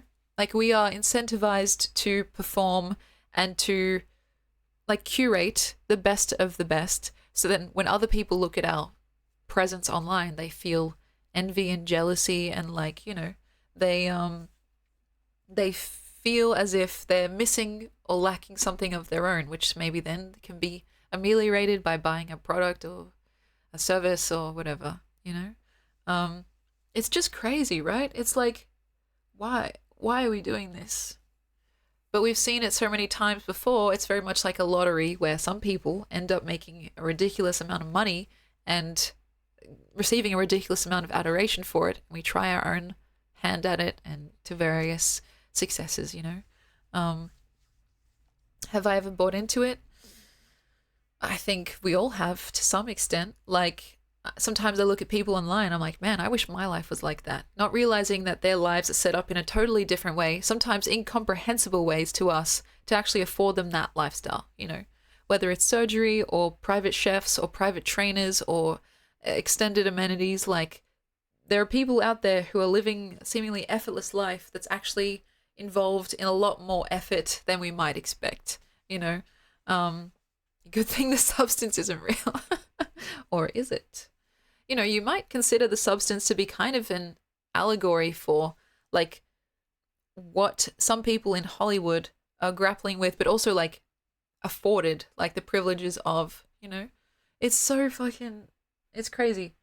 Like, I just feel like, how are we even supposed to attempt to compete when the game is rigged from the start, you know? Um, and if you don't realize that, it can very easily drive you crazy because you think, oh gosh, why isn't my life like that? It physically can't be. And I think that's something that I've had to learn. I'm still in the process of learning as well. And so, yeah. Anyway, I don't mean to make this a complainy session. But yeah, these are things that sometimes I think about, and sometimes even just knowing them isn't enough to, like, I don't know, make you not feel bad about it. But it's a good first step at least. And so, yeah, maybe one of our next guests on stream has to be a fucking therapist of some kind. I don't know. But yeah, that's, like, you know, something that I've been thinking about. Let me know, guys, if you want a therapist on stream. Dr. Seuss. That's funny. Like, someone that's not literally not trained to be a therapist, but they have a doctor in their name, so it's fine, you know. I hope what I've said also makes kind of sense, because sometimes I realize, what I'm saying makes sense to me, but it could be coming out as total gibberish to the general population, right? That's one of my nightmares. And oh, by the way, I need to tell you guys about this story. Like, I don't know if you guys heard that scream outside the window. I need to show you guys this little plushy toy that I bought recently. And the whole backstory about buying that and stuff. Literally, since I've brought this plushy toy into my life, I've been having nightmares every single night. And you know what? I'm going to grab it, okay? And I'm also going to grab Oscar Wilde. So give me 1 sec. Enjoy this music for a second, and then I'll continue the story because it's absolutely fucked. So don't go anywhere. I will be right back. It's a whole thing. And so just give me 1 sec.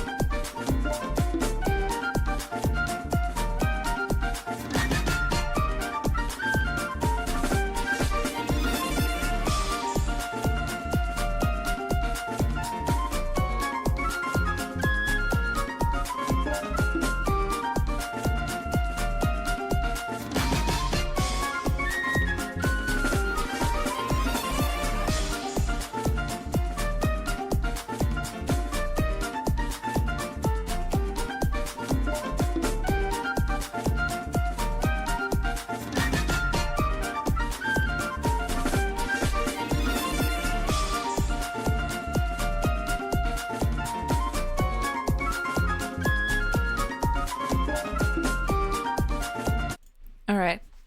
Also, if you guys want to see the fit for today, it's just a cute little dress, summery dress, nothing crazy. It's one that I bring out for special occasions. And so, for a special new timetable stream, I figured why not? It's, you know, tropical enough to hopefully make my mood a bit more tropical as well. Um, Thank you guys for the kind words. Yeah, very Hawaii-esque. I agree. Now I have brought with me a very special little creature. And there's a funny story with the purchasing of this creature. Anyone who's like big into anime or no, anime? Into like, yeah, games and anime will know what this is. But if you don't, let me give you a very quick rundown. This guy is a character from a game called Danganronpa. And his name is Monokuma. He, in the game, is evil, essentially. He's pure evil. And what he does is he orchestrates a kind of like Hunger Games, like killing show where these high school students are all trapped in the school and they have to kill each other to get out. And so, first of all, I bought this on Depop secondhand, and the actual listing itself was kind of misleading, which I didn't realize until I actually got the toy, because in the listing, it looked really big. It looked like this big, right? And I was like, oh, a big plushie for like Monokuma, that could be really cute. And when I got it, I was like, oh, actually, it was the photo was just taken like this. So it looked like it filled the whole frame, and it looked a lot bigger than it actually is, right? I was like, oh, that's fine. Was it worth the price? I ended up getting some other stuff with it too. I got like some lip glosses. I wanted to like maximize my shipping essentially. And so it was all right. It was like $50. Look at his belly button. It sticks out so much like his tail. And so as soon as I bought him, I unwrapped him. I was so happy to have him because he's so cute. Yeah, it's like meant to be cute, right? And the character is meant to be cute and evil at the same time. But since bringing him into this house, I swear to God, I've had like a nightmare, at least one, every single night since bringing him in. And I don't know if it's his fault or if it's just like circumstantial. But he is meant to be evil, and nightmares, like, they're pretty evil. They're pretty cursed. And so I'm wondering, is this guy cursed? What do you guys think? Because, like, I want to just sleep well. Yeah, usually I sleep, like, cuddling up to it. He's, like, in the same bed, at least. And so I might have to ship him far away. Because I really was, like, happy about getting this Monokuma. And, like, I was like, oh, he's so cute. And, like, now I get my own little Monokuma, right? So what do? I literally need someone to perform an exorcism or something because I really just want to sleep without having a nightmare.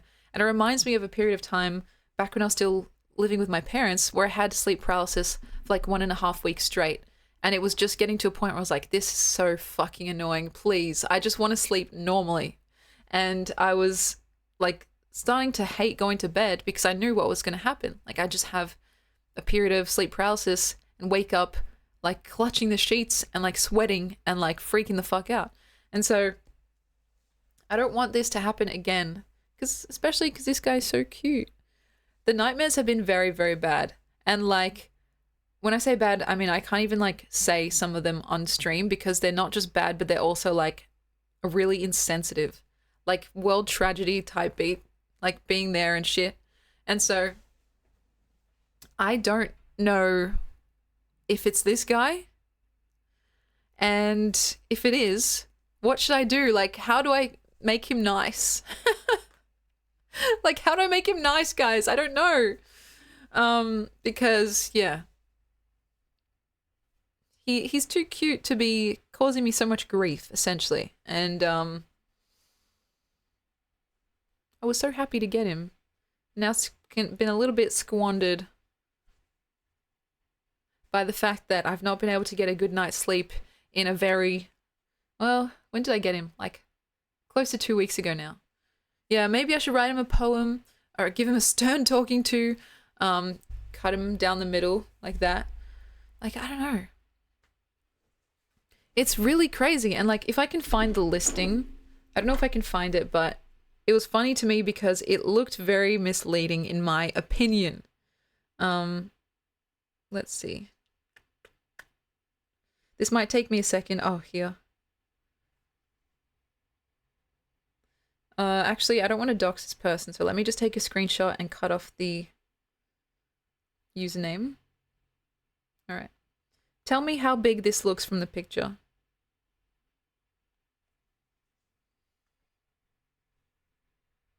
Like, doesn't that look huge?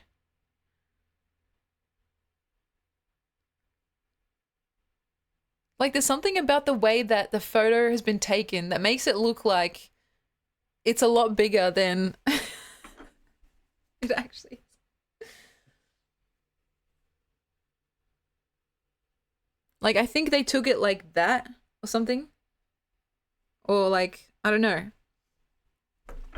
And so I was like, oh, yeah. Because I was picturing a Monokuma, like, that big. Yeah, the door, I should have known from the door behind it, but I thought, like, oh, I couldn't really make out what it actually was. And so I figured that maybe it was like, I don't know, like a cupboard or something.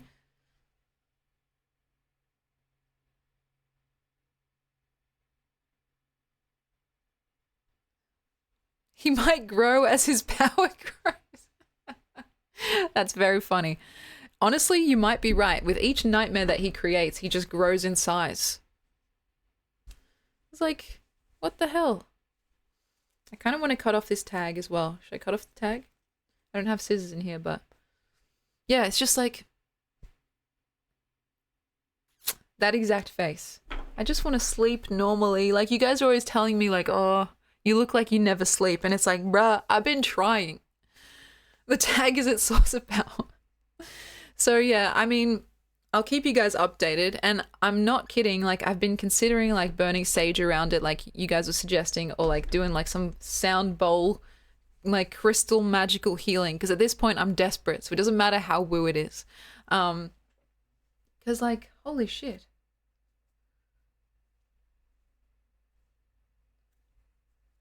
I guess I should have known better to get a creature that is so canonically known as evil. But I thought, oh, surely it's just a game. It's not actually real. Now I'm scared that he's going to put me in like an actual killing game and then I'll have to fight my way out to the death. But yeah, I felt like it was kind of a 1-2 punch because not only did I feel like I got a bit scammed. Well, not scammed. It was unintentional. But like I got unintentionally misled by the actual size of the creature. But like it was actually like an evil creature. So it's a 1-2 punch. And I just want us to like coexist. I just want us to live in harmony. I don't know where to even purchase sage, but I might have to look into it because yeah, it's getting dire now, and I've been having nightmares literally every single night. And I have multiple dreams a night, so it's not always like they're always nightmares. It might be like nightmare, normal dream, nightmare, or like something like that. And it's just really freaking annoying. They do say that a lot of things treat us the way our first impression of them was. So if it was negative, you'll experience some sort of negativity. That's crazy. And honestly, that would make sense because I was a little bit disappointed when I first unwrapped him. Not because of any other reason than my expectations were mismatched. Like if I knew that he was that original size, then I'd be like, oh yeah, that's what I bought. Like that's what I asked for. But because there was that mismatch, I was like, oh, okay, what's all this then, governor? And yeah, I was just like, okay. I'll keep you guys updated if I have another nightmare. Like, it's also because I've been changing my sleep schedule, and whenever I change my sleep schedule, I have to, like, I feel like there's a period of adjustment where my body's like, what the fuck? What are you doing? Like, what's going on? And so maybe that's also part of it. And so, yeah. Practice directed dreaming and follow the military sleeping technique. Oh, I used to know how to lucid dream. I haven't done it in a while. Maybe I should look into that again because I had fun like flying around like Minecraft worlds and shit like that. But then I kind of just like stopped doing it and got bored of it. Yeah, Yeah, maybe that's why I was sleeping so late. It's a very real possibility. And so, yeah, anyway, what can I say except I'll keep you all posted and might need to purchase some sage because, yeah, he's been very mischievous, this young man. And, oh, can't help falling in love with you. I know I have the music box somewhere around here, but it's not in this room. So I'll get Monokuma to sing it for you instead. Wise men say only fools rush in, but I can't help falling in love with you. You. Bing. I think the music box is in the garage. It thankfully didn't get flooded because it was packed away nicely. Yes, I do know about dream catchers. I know it's a little bit like up in the air whether or not, there's like a lot of stuff around about cultural appropriation and all that stuff. And I don't know how I feel about all that discourse. But I know what they're meant to do. So maybe if I get desperate. Yeah, we'll see. At this point, I'm just like, fuck. If I gotta burn that thing, I mean, I don't want to, but maybe I'll have to. We'll see how we go. Oh, shit. But anyway, I think, considering our discussion so far, that it's a good time to do our affirmations.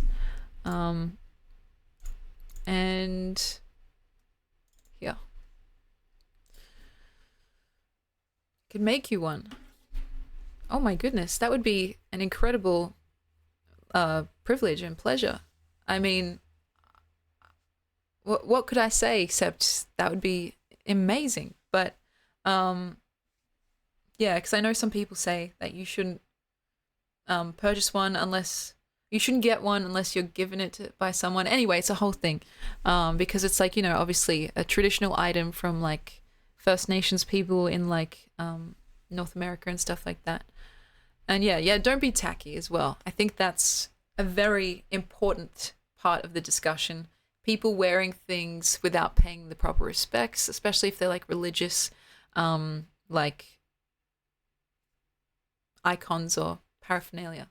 Yeah, I know that you're Native American, Dr. Acticat. It's cool. It's an incredible honor, and so all I can say is that would be wonderful. Let me get up my little notepad here. And I might actually have to change this scheduling thing there. Question mark, question mark. It's currently midday to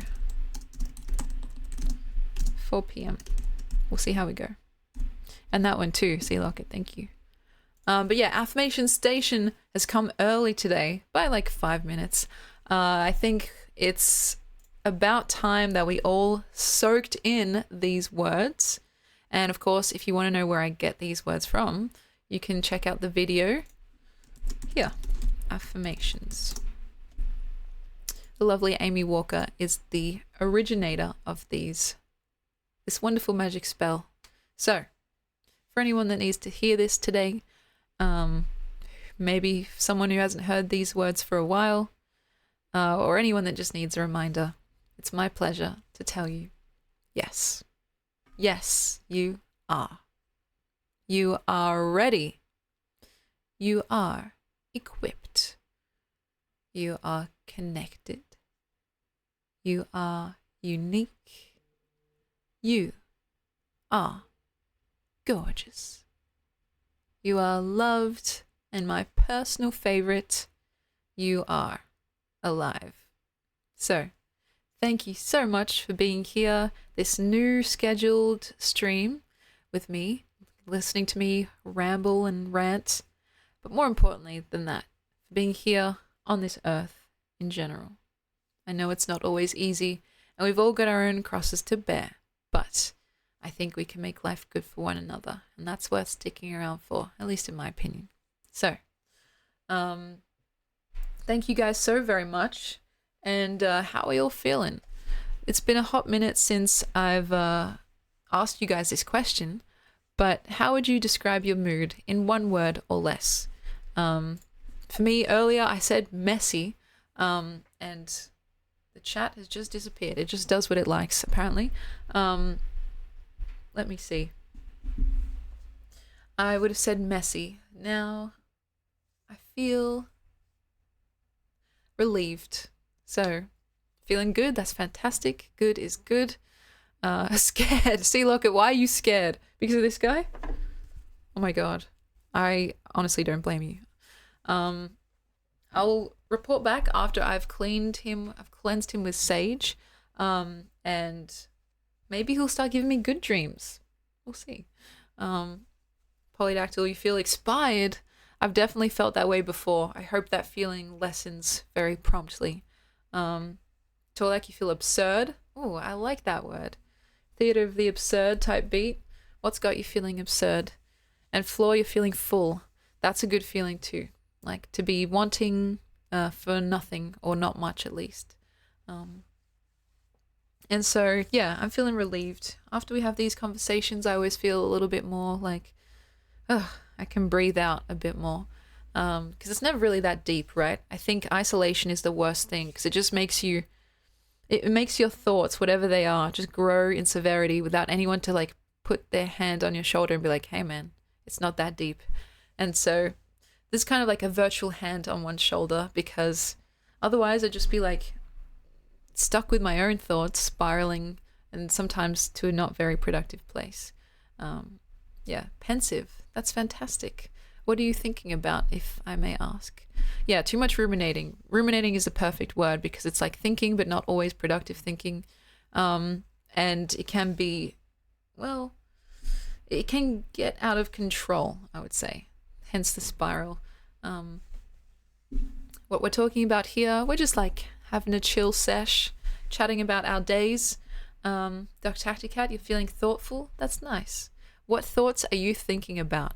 Because like for me, sometimes it's always nice to do that practice where I try and distill whether it's an emotion or whether it's a thought into a singular word, because it forces you to really be picky and choosy, essentially.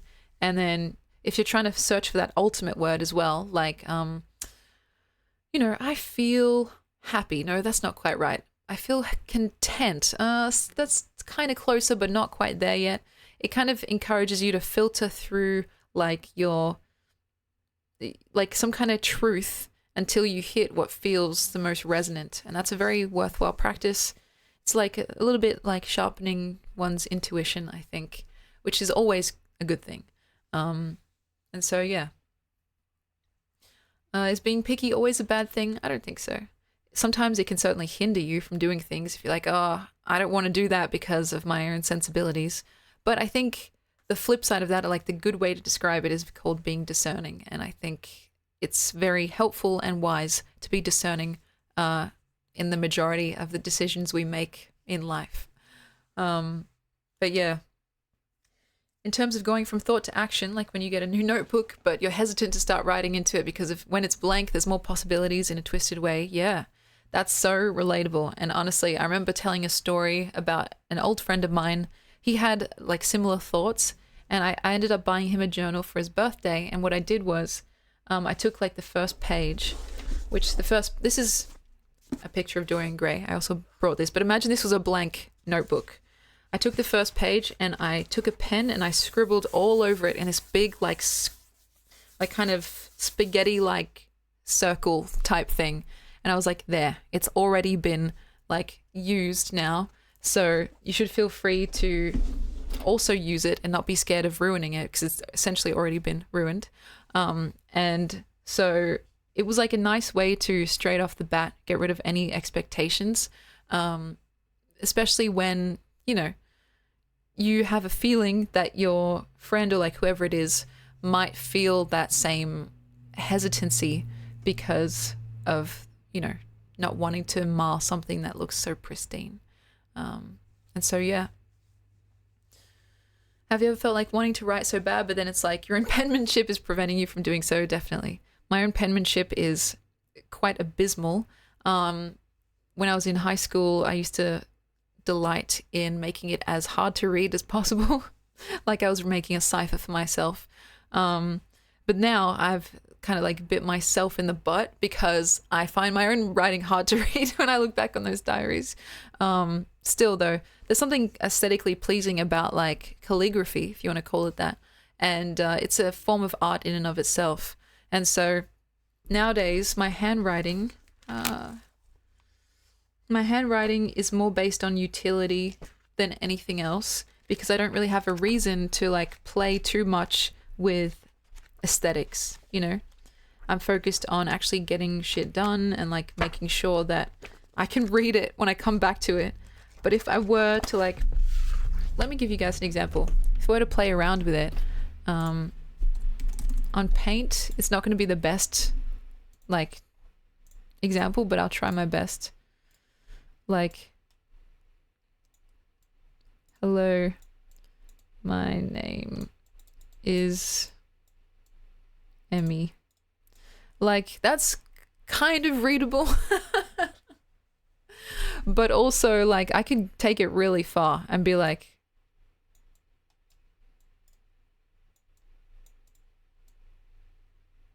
you know, like, hello, my name is Emmy.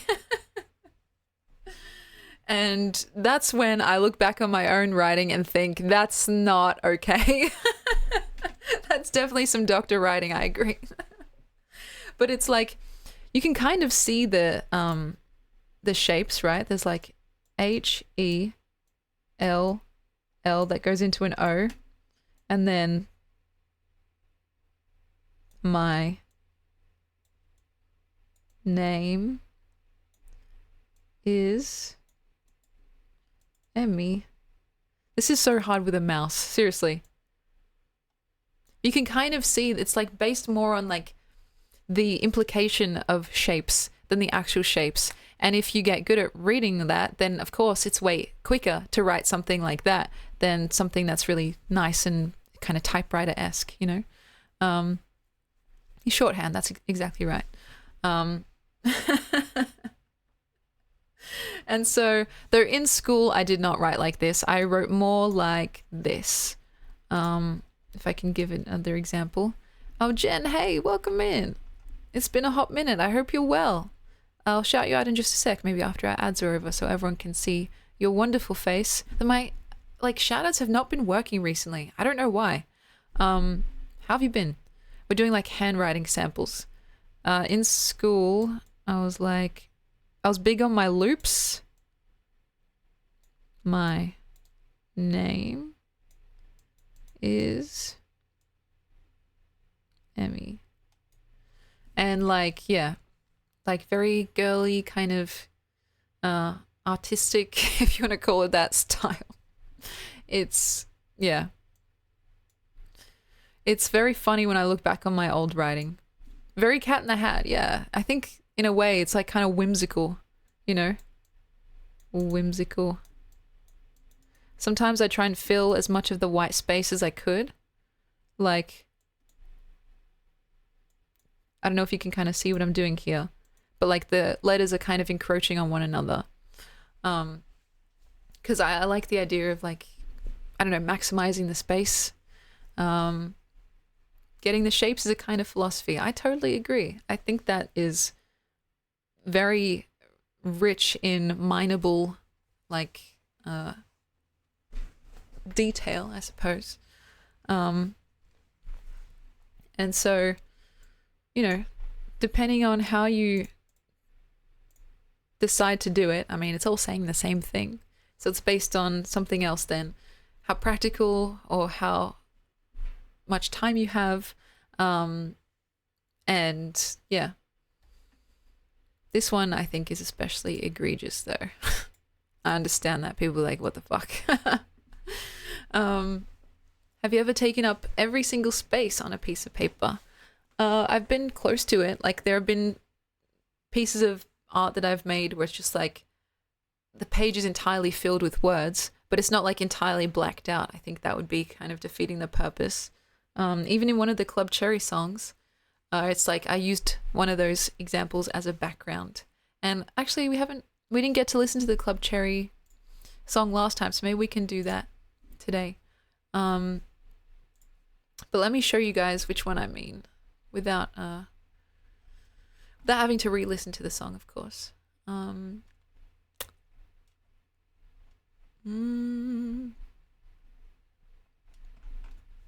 Here.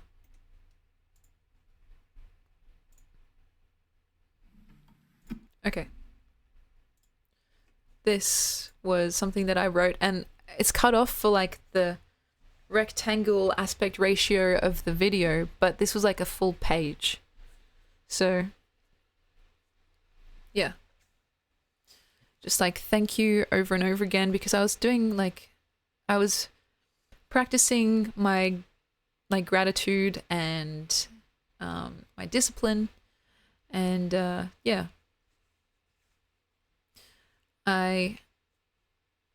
It took me a while to fill up the page as well, because it was a big page. It wasn't just like A4. It was like a big writing book page. And so, yeah, I totally agree, C. Lockett. It's like you can't stress it enough. You hope that the sheer volume and repetition will get across the severity of feeling. Can we also hear you sing some Smooth Operator after? Okay, I got you, Cody. I got you. But yeah, let's see if this works. I don't know why this hasn't been working recently, but maybe something or other will come up. Wait. Yeah, I don't know why. Refresh? Nonetheless, guys, if you're not following Jen, you totally should be. She's one of the coolest streamers that I know, and she actually won an award, my own Cherry Award, for your streamer's favorite streamer. And so, yeah, sometimes things just break down around here. I don't know why, but they just do. And so, hopefully the button still comes up that like you can press to follow. Really annoying. Shout out German985. Let's see if this works. No, wait, it's not working. Okay. Anyway, you guys know how it is. That's the nature of streaming, unfortunately. Very true. And something that Shads said that stuck with me. Twitch ain't Twitch if Twitch ain't twitching. And so there we go. Goodness gracious. He got the notification on his live. It popped up. Don't say that. Is Germa actually live right now? And if so, I wonder how long he's been streaming for, because maybe we could raid into him after this stream. Let's see. This is my YouTube channel, one of them at least, the more active one, I would say, where I put my musical items, and they're short little ditties. Some of them are more advanced, longer, better than others. But I wanted some place, like a passion project, to just put like these little half-finished projects that I had been just kind of hoarding for no reason. It's called, yeah, Club Cherry, and I don't know, it's kind of an unoriginal name, which is what I realized, like, I don't know, kind of late. Wait, let me just get rid of this thing up there, because it says check out German985, and, you know, that's kind of, it's too thirsty for me.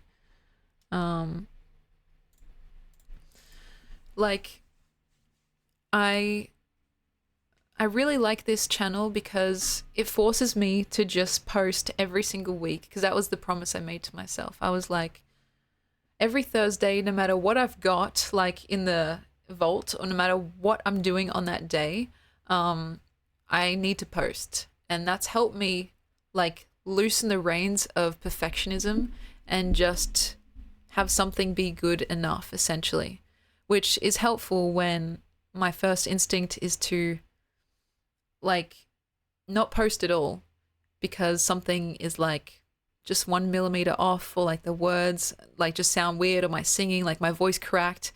And so it's been a while now. If you take each video to be like a week's worth of time, which that can't be true, is it? There's 103 videos, so 103 weeks roughly. And yeah, my originals, some of them I've collaborated with people.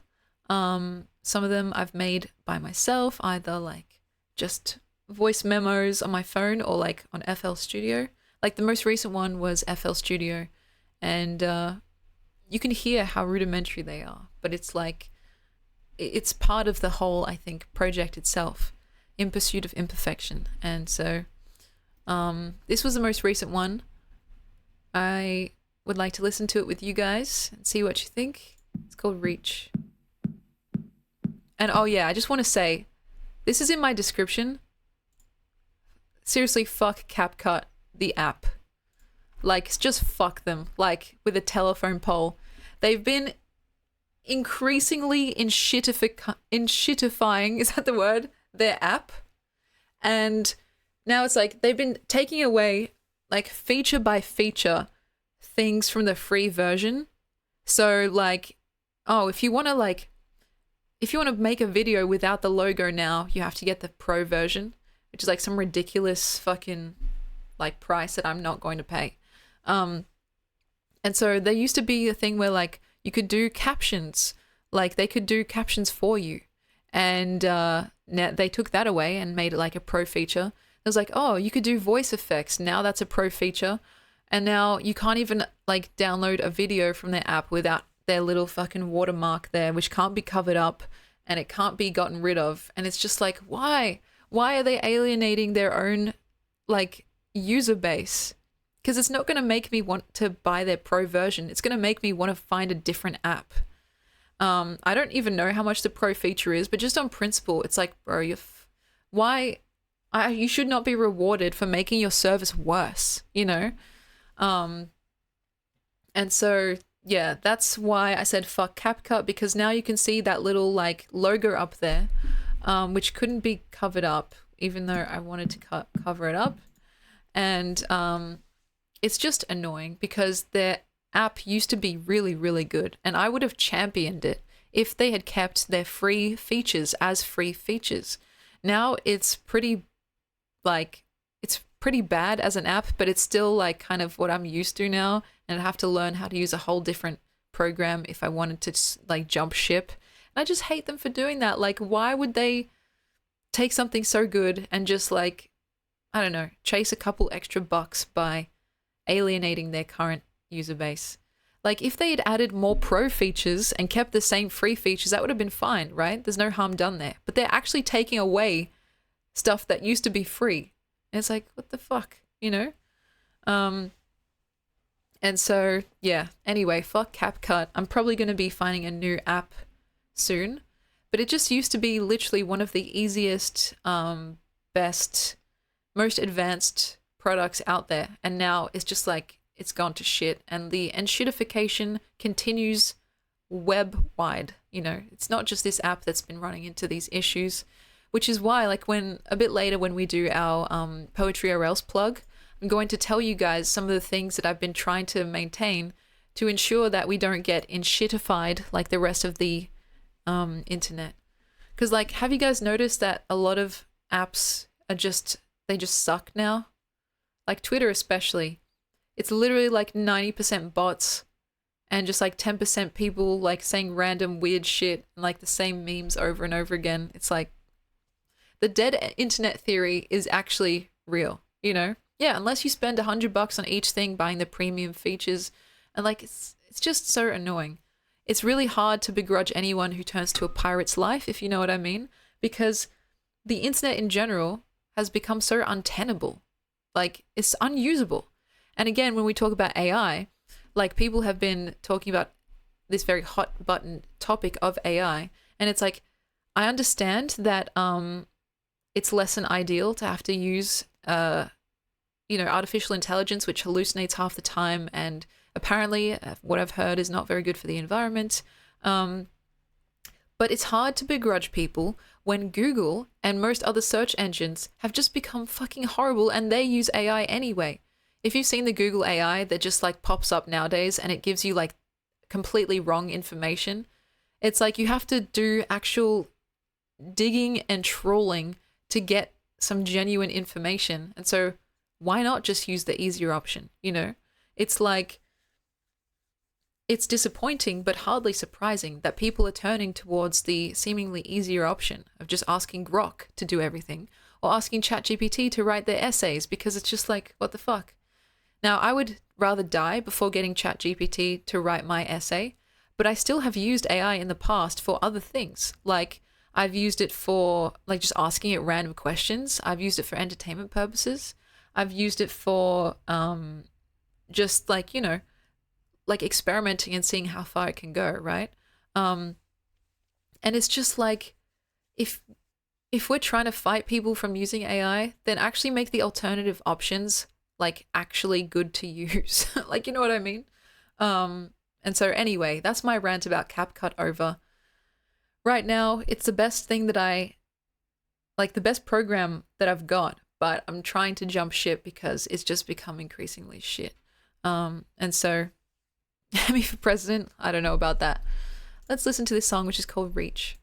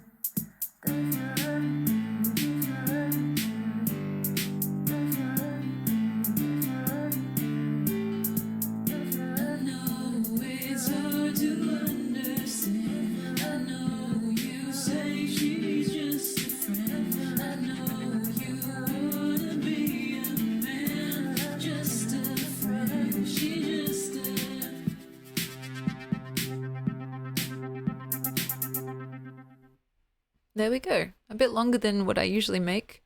It was an old song that I had lying around thinking, oh, maybe one day I'll add to it, but just thought, nah, fuck it. Let's just package it up and like send it off. And it's funny, maybe in a self-conceited way, but that little hook towards the end got stuck in my head, and I was like, okay, hopefully that's a good sign, you know? The part where it's like, I know it's hard to understand. I know you say she's just a friend. Like that part. I was like, that was stuck in my head. And you can hear my voice sounds a little bit juvenile in that too. And I think that just like shows how old it really is.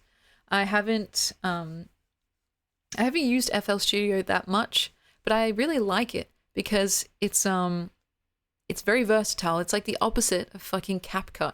And they don't hold back their pro features. Granted, I bought the actual, well, I think I got a gift card for Apple, like iTunes, for one of my birthdays. And then I purchased FL Studio with it. And it's like, you could make a full-length professional album with it if you wanted to. That's how robust it is and how good it is. And the only thing that's stopping me from doing something like that is my skill level, which is, you know, honestly what usually stops me from most things. So if you guys are looking for a good, solid, like music making app, for FL Studio is a really great choice. There's also an FL Studio on desktop, but I believe it's a lot more expensive, and likewise the skill ceiling, like it's a bit harder to get into.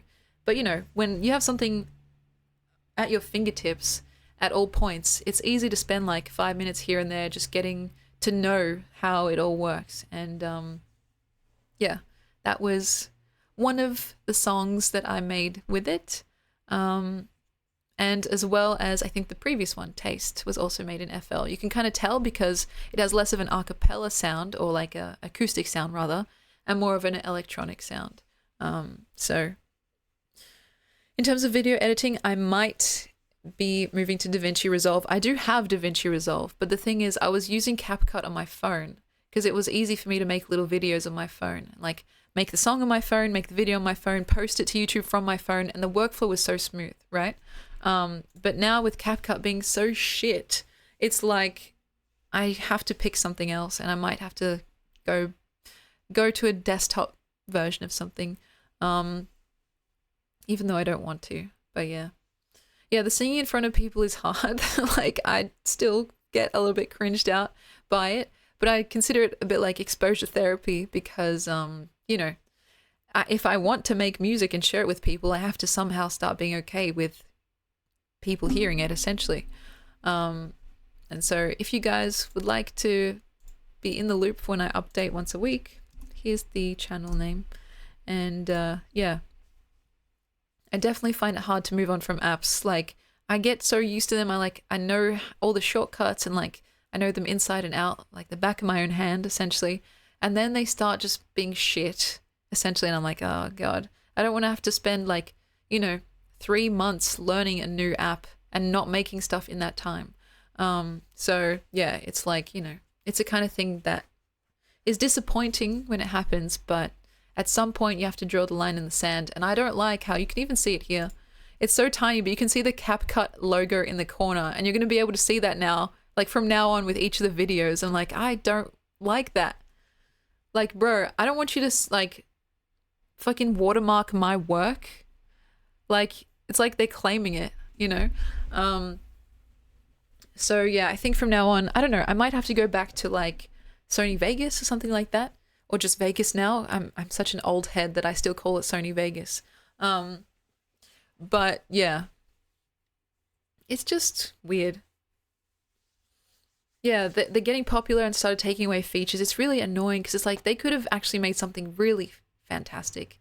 When they first came onto the scene, I was blown away by the features that they had, like the I guess it's AI captioning. Like they would caption videos for you and they were more or less accurate, which took away so much of the workflow, like as in it cleared up so much of the workflow that it was so good. And then they also had all these different voice effects, and it was how I made one of the videos. This song here, Once a Week, was from a voice effect that now you have to pay for, but at the time I guess it was like a free limited time only feature. You can hear here like the reverb.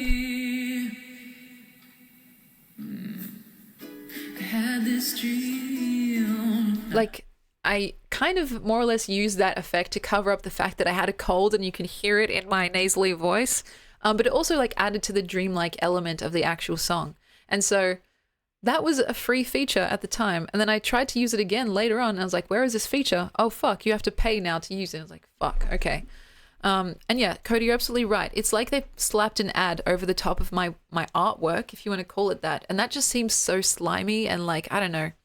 It's just a very sleazy kind of corporatism that I don't appreciate, And so, yeah, it was like a bit of a slap in the face considering I've been using this app now for, if we're going based on Club Cherry, 100+ weeks. I was a very loyal, dedicated consumer. And I may have, look, I don't know, this may or may not be true, but I may have purchased a pro version if they hadn't been so slimy about it. Like if I had been like, oh, actually, I'm getting a lot of value out of this product, I would like to shell out for the full thing. I don't usually like recurring subscriptions because it makes me feel like this undue pressure to use them like 24/7. But if there was like a once-off thing where you could just buy it and then have it, like I probably would have done that, right? But since they started like encroaching on the free aspects, it just seemed like a really blatant and, I don't know, cringy like cash grab, to be honest. And so, yeah. Let me see. Now that we're talking about that kind of thing,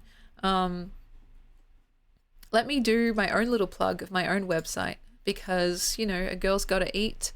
And I want to explain to you guys how myself and my mum and my auntie we're doing something different in terms of like the online commerce space, because I've seen firsthand how annoying it can be when like you seemingly get shafted by companies or brands that you feel like don't need to do you that dirty. And so anyway, this is my little shop. It's attached to my website, and we're going to add even more stuff soon. But we just recently added free shipping to any of the postcards because the shipping was getting weirdly expensive, and it was partially a tech issue, but also just like we figured it would be easier if it was just free shipping. So we have, don't even look at this. We have everything from postcards to posters and stickers and even apparel. And this is one of the ways, especially in the future, that I'd like to, like make a living, essentially. Now, I do believe, someone correct me if I'm wrong, but I do believe this is in AUD, the prices. And so if you're in the US, for example, these prices will look pretty different. And I guess thankfully less expensive. So, yeah. I have been working with my mum in the background, and we've been trying to make this as like kind of personalized and like, I guess, brand fitting as possible. And, I do recognize some of the prices are a bit premium, but it's because we make everything from home. Like, we don't outsource. And my mum has a whole fucking office studio with like 5 different printers, and like we do everything with a lot of like love and care and attention. And I hope that it shows in the actual products that you get, which are packaged really nicely too. And actually today, I know my schedule has changed, so now my day is taken up with streaming, but I was going to record like a little like prepare this order with me video, because I wanted to show you guys what it looks like, and to hopefully give you more of an insight into the entire process from start to finish, like when we get an order, what it looks like, how we put it all together, how we ship it away, and what you might expect when it lands on your doorstep. And so that maybe after this stream I might go to my mom's house and record at least part of that. So this is the way that I make my living, essentially. And it makes me feel like I'm contributing more than if I just get a donation on stream, because as flattering as they are and as gracious as I am, or grateful, I should say, about those donations, it sometimes feels like they're a bit unearned. Whereas with this, at least, I feel like, that a good is being exchanged, a good and a service is being exchanged, and it's kind of like a collaborative project that we're working on together. We definitely need a Marge postcard. You're absolutely right. And I think maybe we can work on that today as well, which is a good thing about like, having my day after 4 p.m. free. So, we do everything at home together. It's a joint process. I pay my mum a fair wage. I pay my auntie for her little crochet critters. And it makes me happy because I'm not screwing anyone over. I'm not underpaying poor slave laborers in a third world country.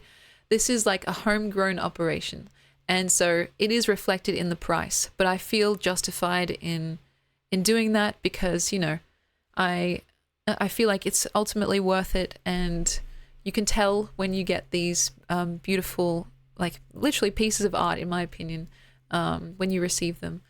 If you could see the actual quality of the paper, and that's why I want to record a little thing as well, because then you get to see it before you actually take the plunge. The paper is specially sourced, it's laminated, so it's it's spill proof essentially. The colors are vibrant because they're printed with a special printer on special paper, and we do it right essentially because I recognize the value in art itself. And to me, as pretentious as it sounds, I know it sounds a little bit wankerish, right? But I wanted my merch store to be less like merch and more like art, I also didn't really want it to be a walking advertisement, though I know that's a very popular kind of method, and I don't begrudge people that do that. In fact, I have my own little walking advertisement section here with the Poetry or Else hoodie or the Emmy hoodie.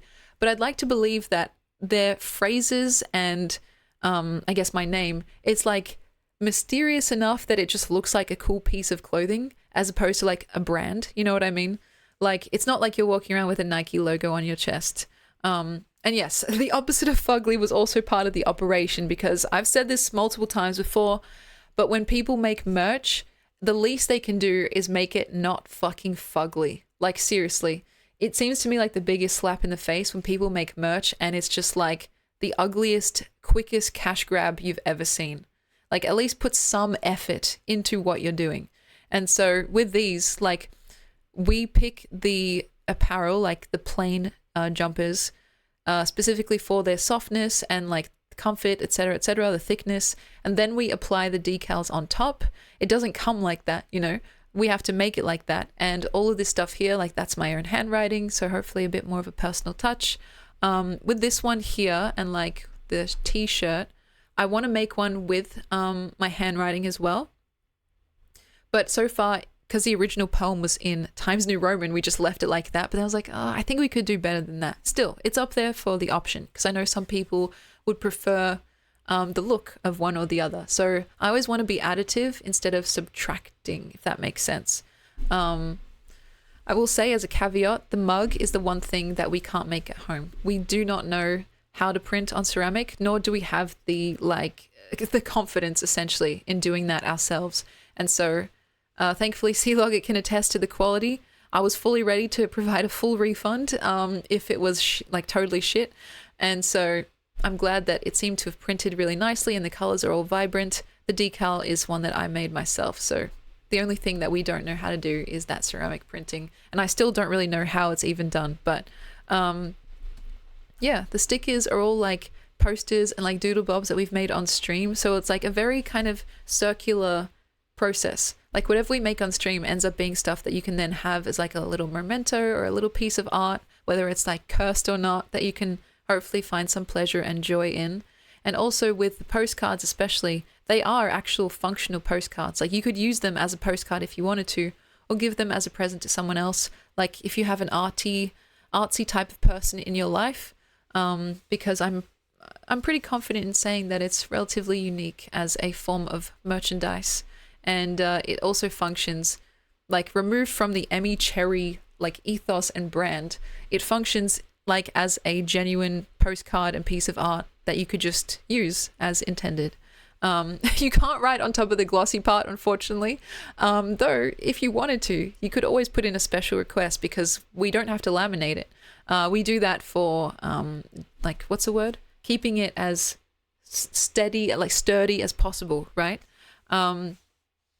But that's just something we do as an extra thing for, like, you know, for quality control, essentially. But we don't have to laminate that side if you want to write on it. And yeah, we're going to be adding more very, very soon. And in fact, the little like infomercial 3D prints that I'm about to show you guys, we're going to be adding soon. But my mum has just spent so long perfecting each one that we didn't want to put it onto the website until it was fully ready. You know what I mean? Because I want to make sure that what you guys are getting is actually good stuff and that we've ironed out any kinks in the process. So I guess now is a good time to show you guys what we've actually been working on. I showed you some of the stuff from last stream, but I have this whole box here, and let me see if I can just put this here, move my little Monokuma. And so, yeah, the infomercial time. You guys saw this hair clip, which is from an anime, apparently. I didn't realize. It's like, you clip it on like that, and it's meant to be like for cosplays and stuff, so it's meant to be kind of cool. My mum's also working on like a butterfly wing one, which literally looks so cute. It's like the princess hair clip of my dreams, essentially. And yeah, this one was originally printed for my sister, but if people are also like into their anime and they're like, oh, actually I know that character and I know where that's from, then yeah, we could easily put something like this on the website too. And it's very sturdy. Look at that. Also, this side has some cool patterns on it too. It's meant to be kind of like a star. And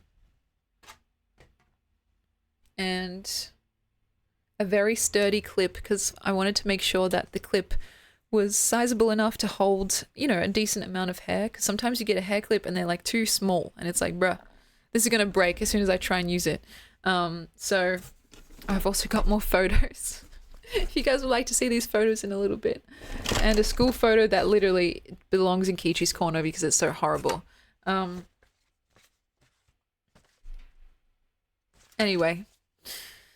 We've also got just some stuff that my mum was trying out. So you guys have seen some of these eggs. They're good for storing anything that you like. Because Easter is coming up, it could be good for that too. And you can see the colors are really pretty. It looks really nice on camera too. It reflects light really prettily. If it were me, I'd probably store like candy in there.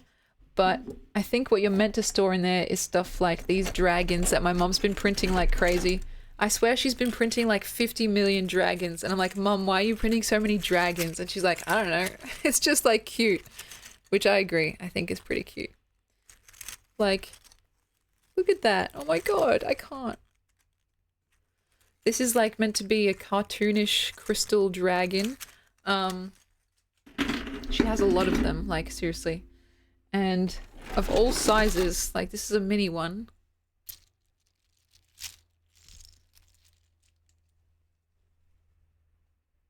Wait.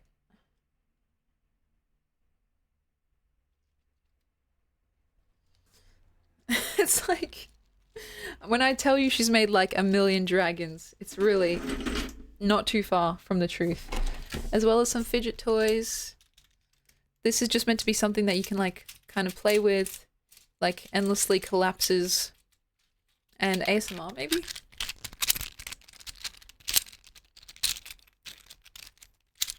Yeah, it does look a bit like SpongeBob. And also with every order from the Poetry RL store, we include a bunch of these like freebies essentially, because sometimes when they come out of the print, we're like, oh yeah, that's cool. We might as well just include one because why not? Yeah, it's like an infinity cube. It literally folds over and over without stopping, and it's very fun to play with. So I like the color as well. It's kind of like, it's kind of shiny.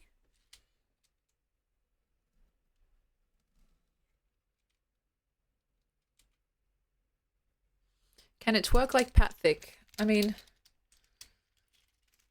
kind of. The filament that my mum used for this, I think it was kind of expensive. Depending on what coloring and like if it has glitter or what properties it has, it can be more or less expensive.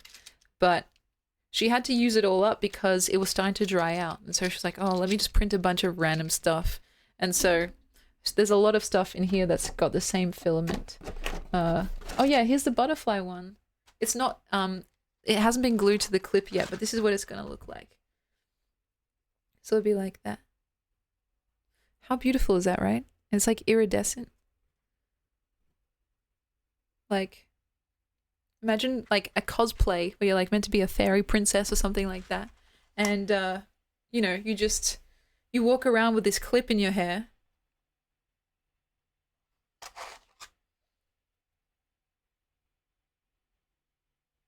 I'm pretty sure that's a sleigh, guys. What do you think? There's also a purple one, but I think she's only done one side of the purple one. Kind of cool. I think if I advertise this on TikTok, it would actually go gangbusters, but I'm not great at advertising because I'm just like, just look at it, you know?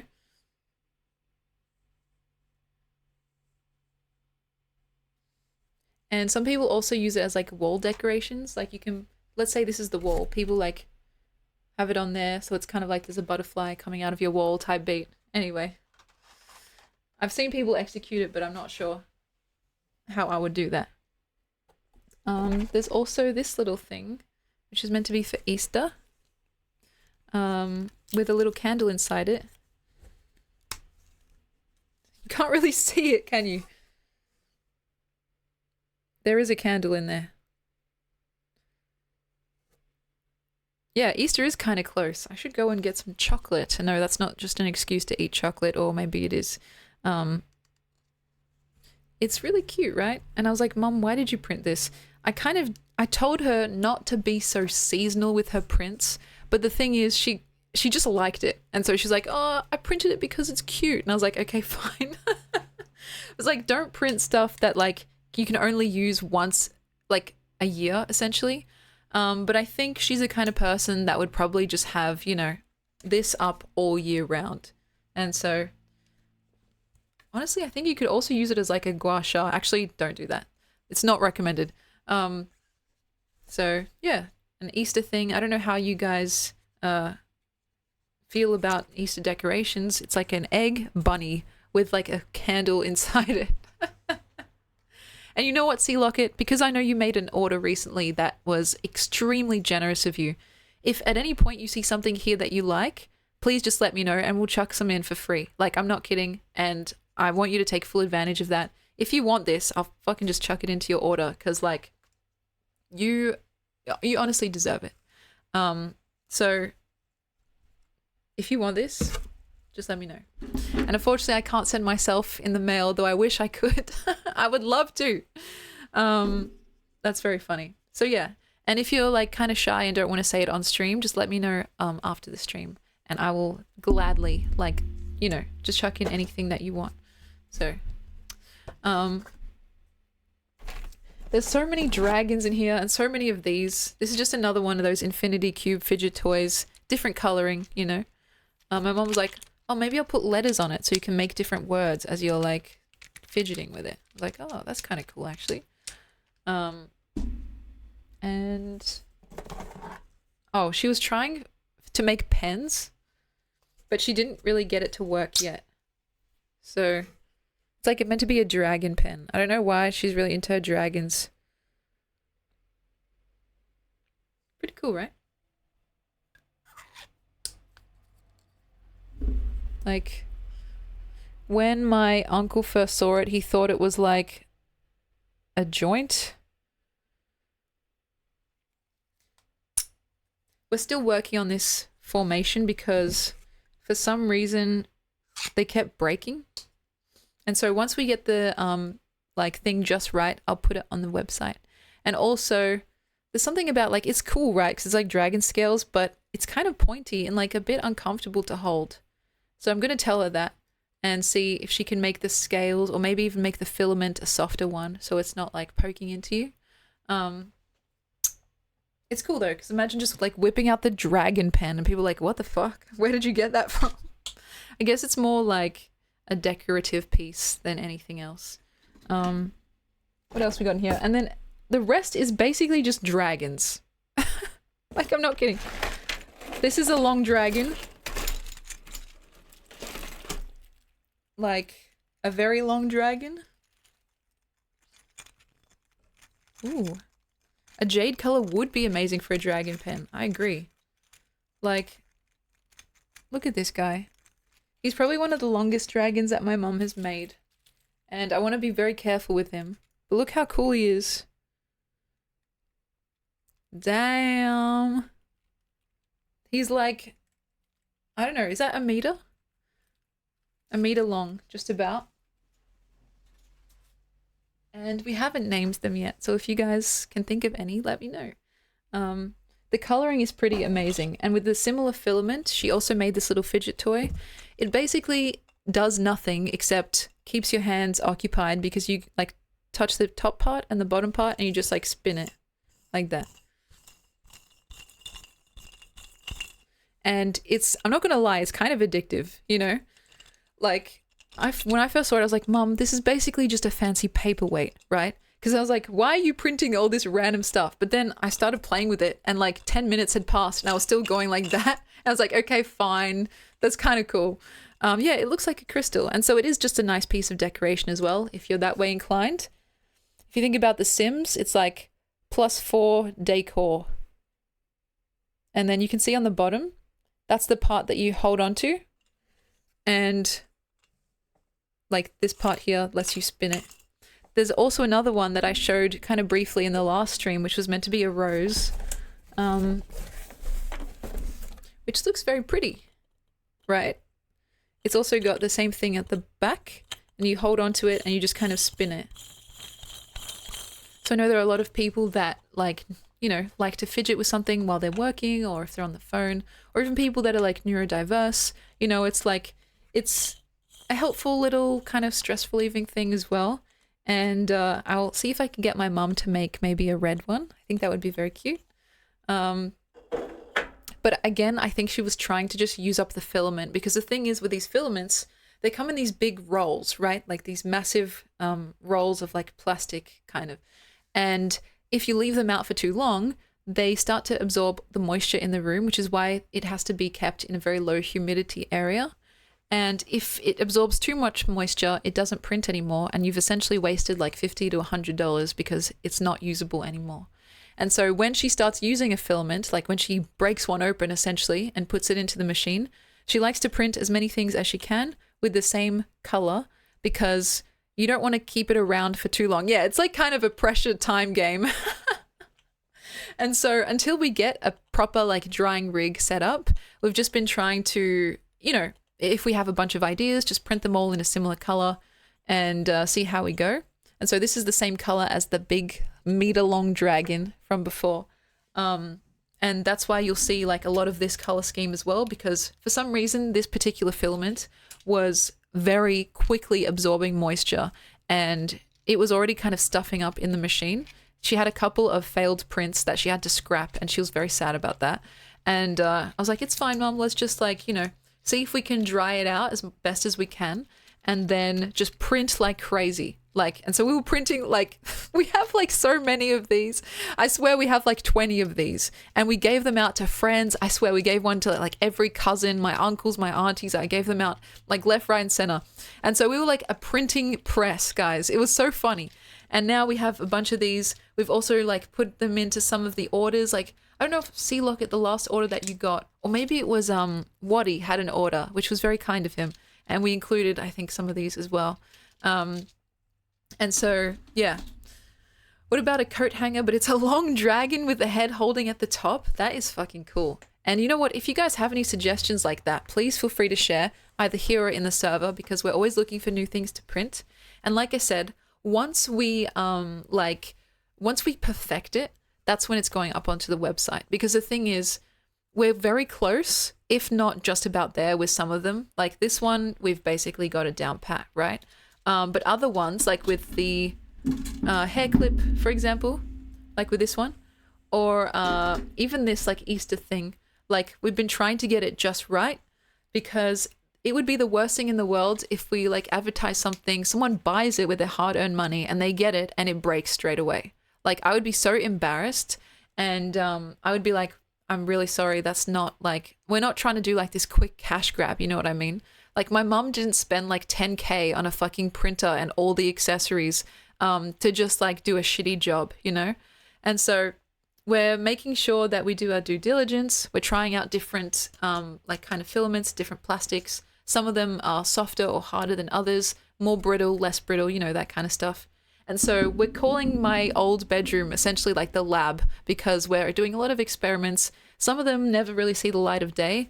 And even stuff like the pen, as much as I love the pen design, I don't know if we'll actually be able to sell it, which is really sad, because it's like, it's just more of a cool idea than a cool actual print, if that makes sense. It's less practical and more just like a cool thing, to just look at one time. Because like I said, with the pointy scales, it can be like uncomfortable. And with my mum printing, she literally printed like 50 of these and they all were like breaking in some new way. And so it was like, we need to make sure that it's actually robust enough to withstand being used as intended. And so I don't know if we'll ever reach that point with these. Hopefully we do. She's been changing some of the what's it called? The properties on each thing. And so, yeah, we'll see how we go. Maybe if we add like a pen grip or something, I don't know. It's a whole thing. But yeah, there are some projects that will never see the light of day, but hopefully a lot of them end up going onto the website. And like for stuff like that, for the dragons and stuff, we're also trying to make them affordable too. Like my mum was thinking in AUD, so this will be even like half the price in USD, like maybe $20 to $30 for the clips like this. and maybe like 30 to 40 for the dragons, which seems like that's literally cheaper than some of the stuff currently in the shop.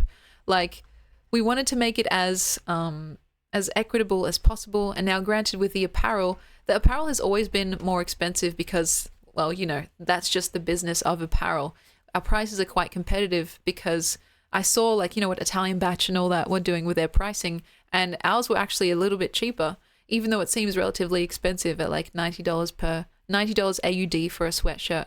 But for some reason, like, apparel is just ridiculously expensive, and then when we buy the actual jumpers ourselves and when we add the logos and stuff to it, then we realize why. But yeah, for stuff like this, where we have like full creative control over it and stuff, we can afford to make the prices a little bit more equitable. And so I think like $20 for a hair clip like this is pretty good, you know, for a custom made thing. We're also thinking of adding like, you know, customizable like messages on them. Like my mum wanted to do like a cartoon like boom across it.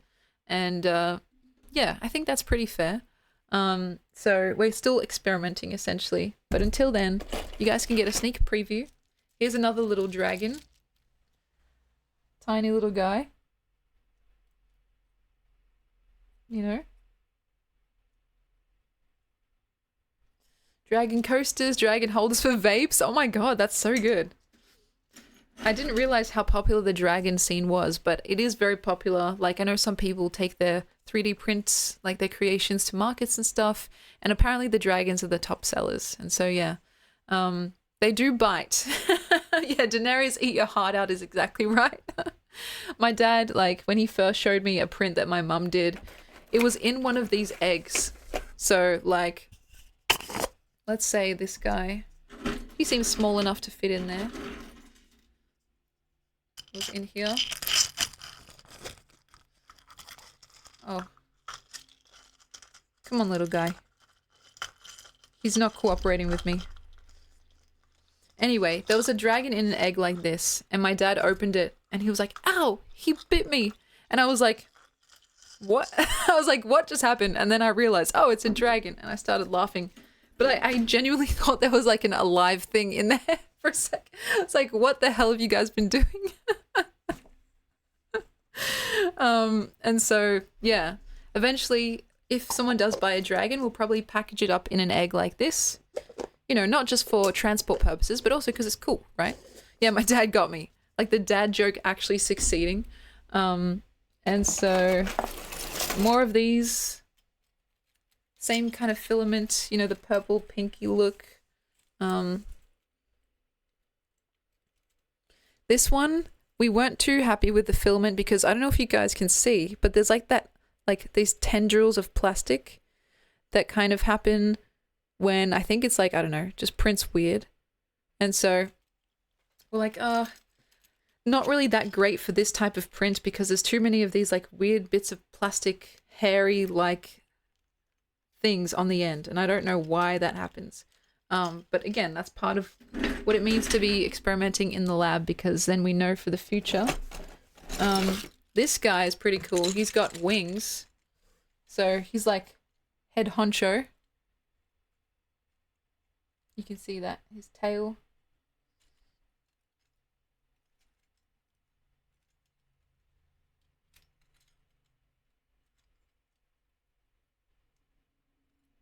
That is a beast right there. I'm sorry I don't have a better way to show this to you guys. Other than just like putting it up to the camera. There's this really long red one. I guess you could call this a cherry dragon.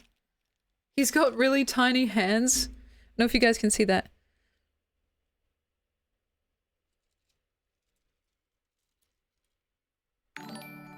Like that. The complete silence. I'm like literally... I'm focusing so hard. Okay. I didn't realize that until you pointed it out. Yeah, literally not even breathing. I'm just like, this guy is a cherry dragon. And he's got tiny hands, which made me laugh, but I don't know if I can show you. There. He's very long, but very skinny. And so it's very demure. Yeah, exactly. Cherry dragon. Cute, huh? And yeah, some of them are more detailed than others. So my mom's been looking online. First of all, she's been looking how to make her own designs, but until she fully grasps like Blender, for example, and some of those other programs, she's been using some of the purchased licensed designs. She actually is subscribed to like fucking 5 or 6 Patreons right now, so she actually has the license to print and sell them. A lot of people don't do that. They just fucking print and sell them anyway. And yeah, we wanted to make sure that one, we don't get sued, because of course no one wants to get sued, and two, that we like, you know, do our due diligence, that we actually pay people for their artwork, and that we have the correct licenses for whenever we're ready to sell them online. And so she's always telling me like, oh, Emmy, I just signed up for a new Patreon. And I'm like, why?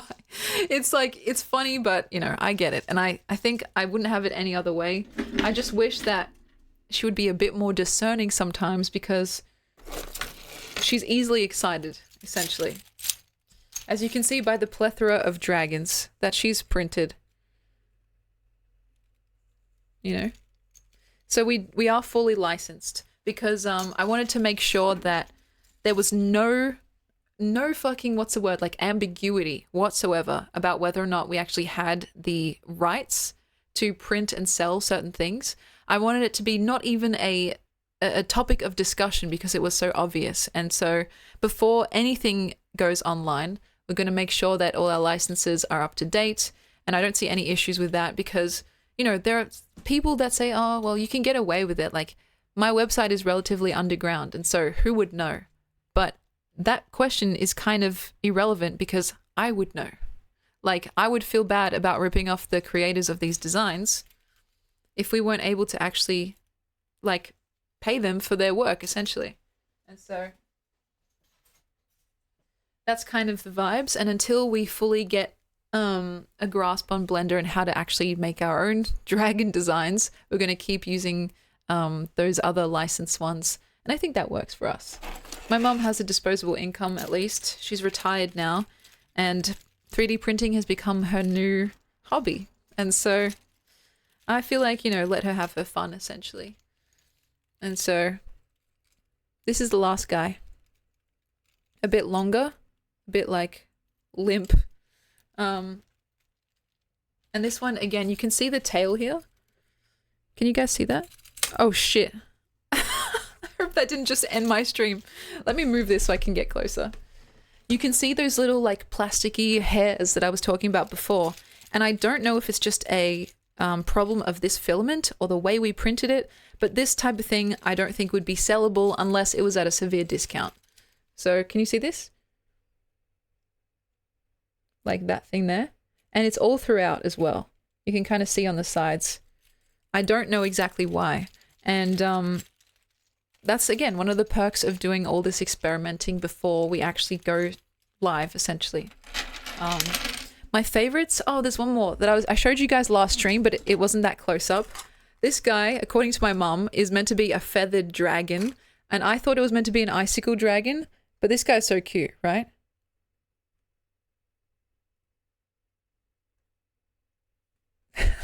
The no talking is crazy. This is probably one of my favorites. And yeah, Admiral, you're right. We could file it off. It would just involve a lot of delicate work that might end up compromising some of the smaller pieces, but it's possible. And if we got it good enough, it might be possible. But I don't want people to like have the wrong expectations if they're thinking of getting something like this with none of that little like frizzy parts, and then accidentally, or you know, even purposefully getting something that does not meet their expectations. He does match the dress. That's so true. He's like my little pet, you know, mother of dragons type beat. And so, yeah, in terms of favorites, besides the dragons, I really like the butterfly wings. I think they're so iconic. And I know most of you guys here are not really into that sort of thing. Most of you are guys. and that's fair enough. But like, how freaking cool is that for cosplays? Or like just for like going out and being your most extra self? Like it would be more like that, to be honest. If it's connected by a clip, it would be like that. Guys can absolutely wear this kind of thing too, but I imagine the majority of the clientele for these types of things would be you know, women or cosplayers even. So how cute is that? It's like, I don't know, I just have never seen that before, and I feel like it's pretty unique. When they're done, I'll absolutely wear them on stream. It's kind of going to be similar to this, with a clip in the middle, but instead of these spiky things, it's going to be like butterfly wings. So, like that, essentially. And I'm always like, oh, did I make it straight? I don't know. Full cosplay. Ding. It's kind of cute, I think.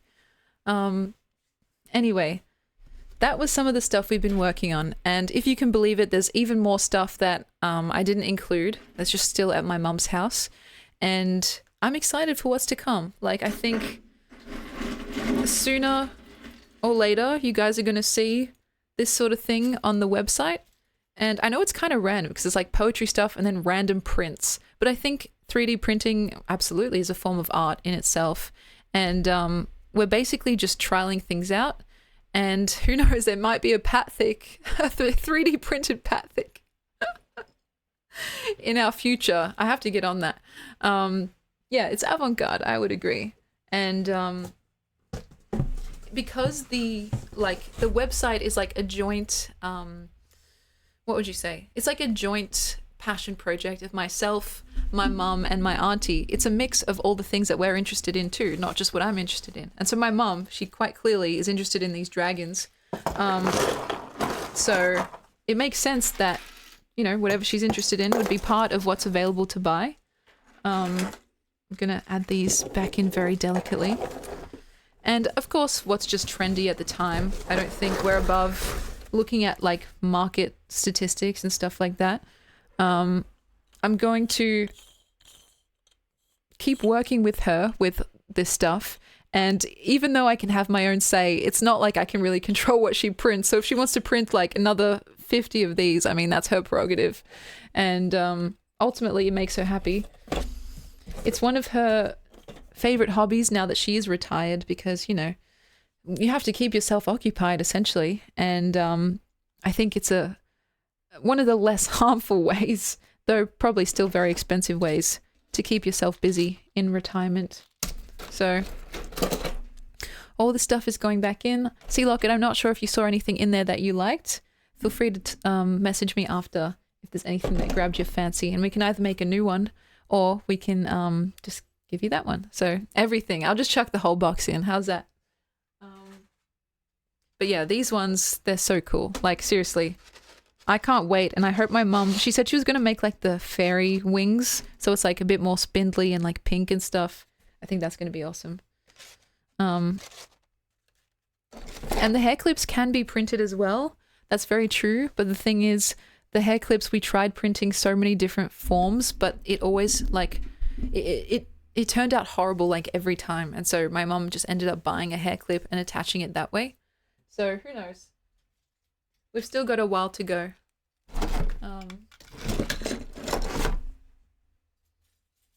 But yeah, everyone's favorite is like this really long dragon. I don't blame them.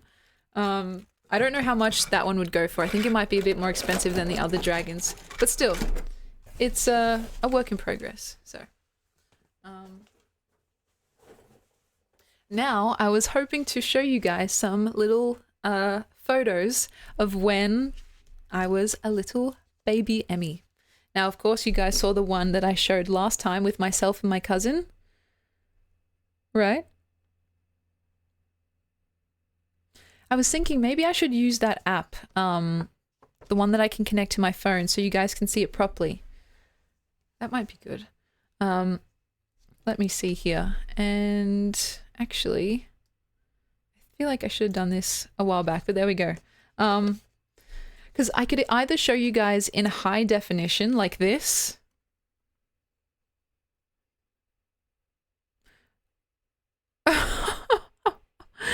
What the hell? What are those?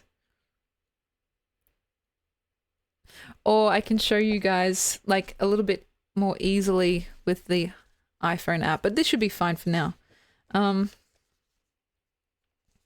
This is me meeting Santa, and I'm just gonna very graciously block out my mom's face because I don't know if she would want me to show her. How am I gonna do this? Yeah, that's good.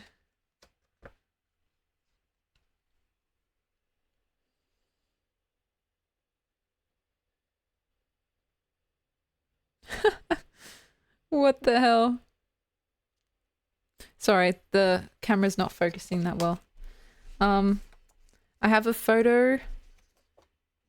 I have a couple of photos with my now deceased grandma, which is why we actually have these in the first place, because when we went back to her estate to like just clear it up and stuff, my mom found these photos. And so, oh man, some of these are just crazy. There's one of me with my grandma, and my face is covered in food. So just a TMI warning.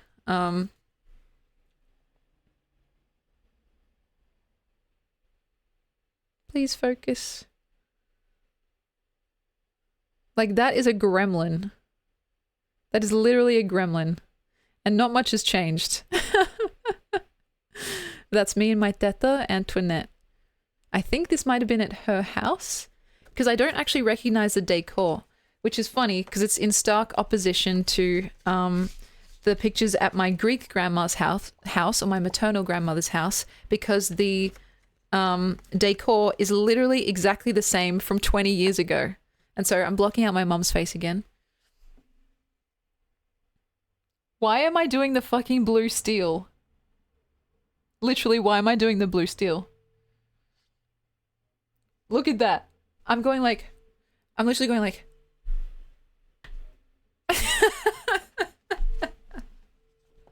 It's absolutely ridiculous. And I'm kind of like my shoulders, I'm kind of like this.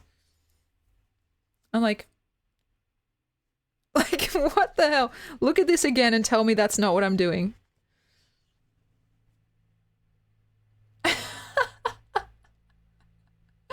What the fuck is that? Also, this is kind of unrelated, but how beautiful are these flowers? Like, they look unreal. But yeah, this was in, I think, 2000. So I was just one, essentially. I was 1 year old. And yeah, I'm like, it's like, it's so funny to me. Other ones where I'm not doing much of anything, I'm just like looking curiously. Ignore the ring light in the reflection. And it looks like I had blue eyes back then. I think a lot of children actually seem to have blue eyes when they're younger, and then the color kind of kicks in or like develops.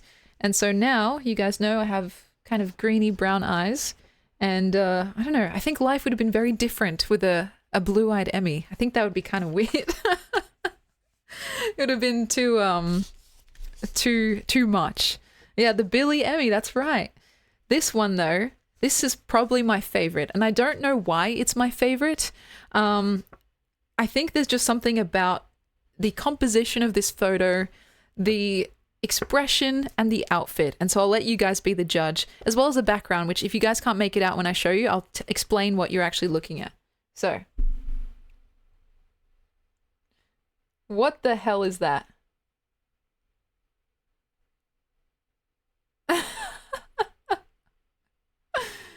What the hell is that? Look at my face, guys. That's outfit number one. Yeah, for real. What is that face? I'm sorry, I can't show you guys better. Chubby cheeks. And yes, Admiral, you're right. That is a pool in the back. So I have a story about this.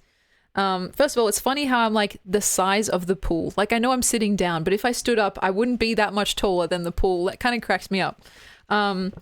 Apparently, because before my parents moved into their current house, which they've been in for roughly 20-ish years, I'm 25, so, you know, do the math there.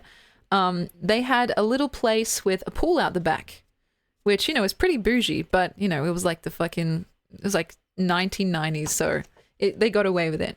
And apparently when I was this age, I would drive this little toy car around and around and around the pool, like without stopping, until eventually I would get some pebbles from the side of the road, like the side of the backyard, and start sneakily throwing them into the pool, like kind of like causing trouble essentially.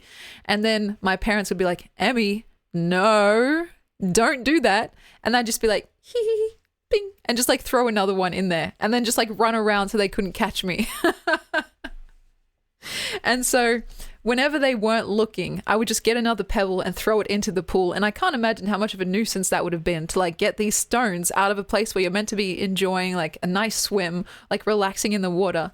And so the only thing, I barely remember this time, I think I was too young, but like the only thing that my parents say about this time in my life is that, yeah, how much of a gremlin I was and how much of a troublemaker I was.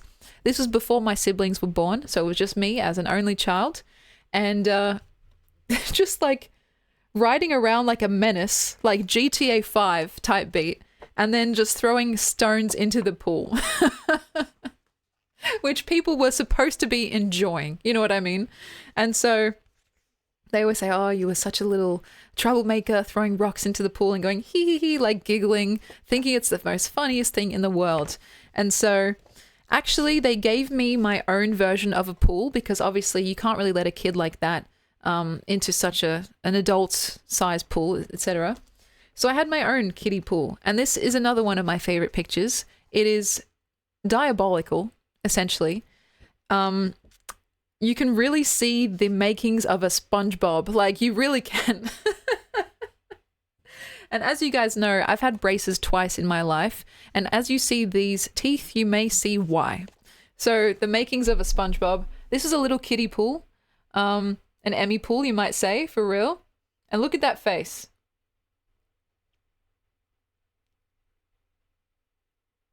Literally, look at that face. First of all, what was that haircut? I don't even know. It's like when you're still growing up before your hair's actually had a chance to grow out. So I had like a bowl cut before it was cool, before it was uncool as well. And I'm just like, literally like,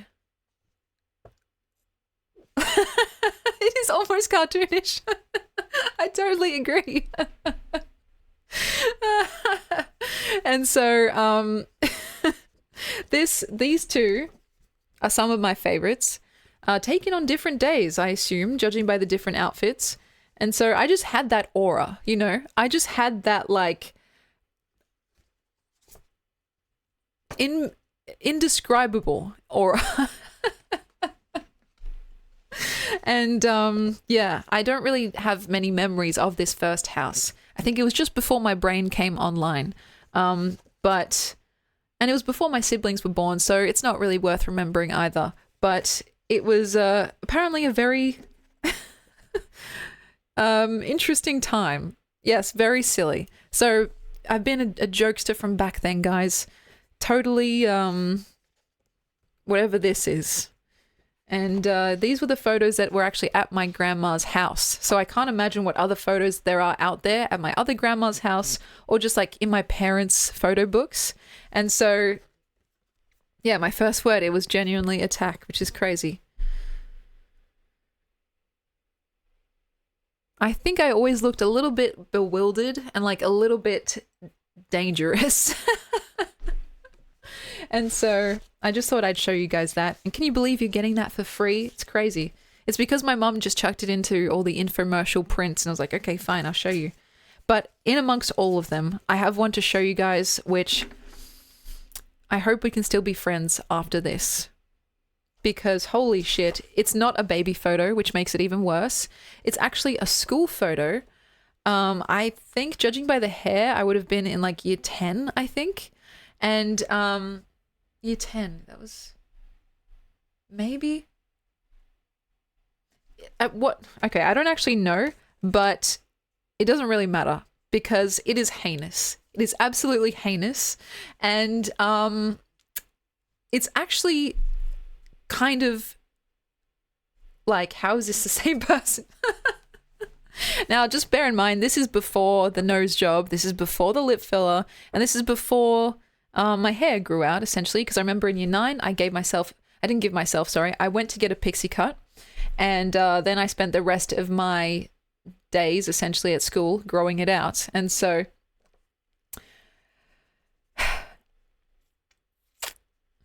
I would try and cover the school, like, collar and jumper, because it's a little bit revealing, but at this point I'm very far away from my high school days, and so it's not really that big of news anyway. But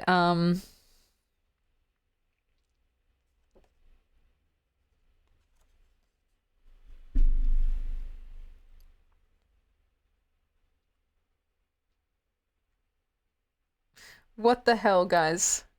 Literally, what the hell is this? Why does that look like a 30-year-old lady? Why does that look like a 30-year-old lady? Why is my mouth doing that?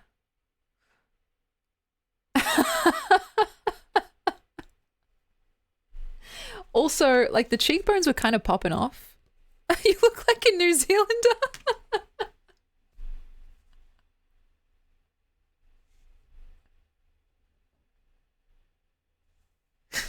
I don't know why, that just cracked me up. You got me doing that silent laugh, like when no air comes out. That's fucking funny. I don't know if it's just me, but I look weirdly tan in this. Like, do you guys think I look tan? Or is it just the lighting? I don't know.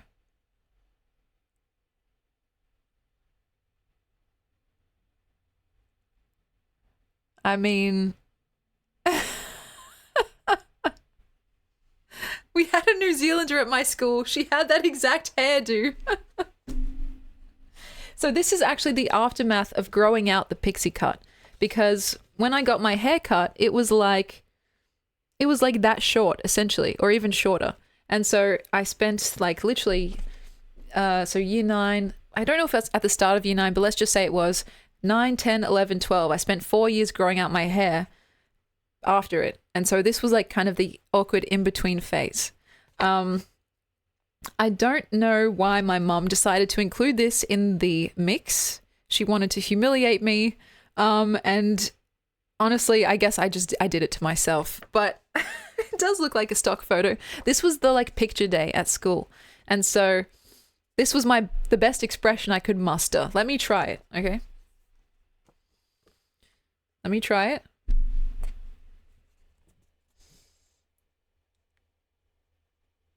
Wait, fuck.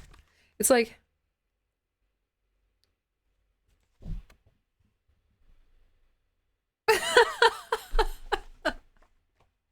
And so, yeah, that's me, guys. And also, yes, I wanted to prove to you guys, you know how in the past I've said, like, you know, I've looked a bunch of different ways in my life and I've never had a problem pulling, essentially. Like, you know, being flirtatious or like finding people attractive and like having that kind of that riz essentially back and forth. This is the proof. If I could pull looking like this, you guys, like, literally, it doesn't matter how you look, you can get the guy or girl or non-binary pal of your dreams, because it's literally, it can't be just about the outside. It can't be. News anchor type beat. Oh my god, you made me snort. Fuck me, I can't do this, guys. I can't do this. Yeah, like, how is this me? And by the way, this is not even the worst of the photos.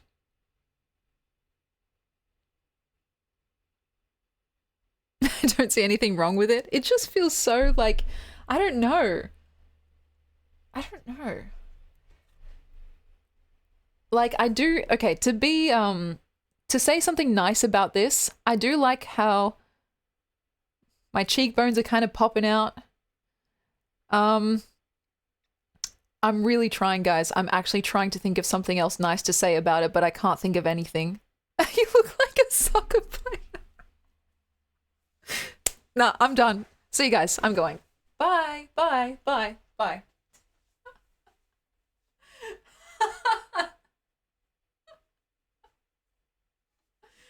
What the fuck? I can't.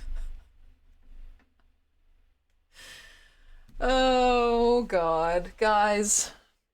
A soccer mum. Yeah, I do think that I look really, like, old in this. Like, I don't know, I look like 30 years old in this. I don't know why.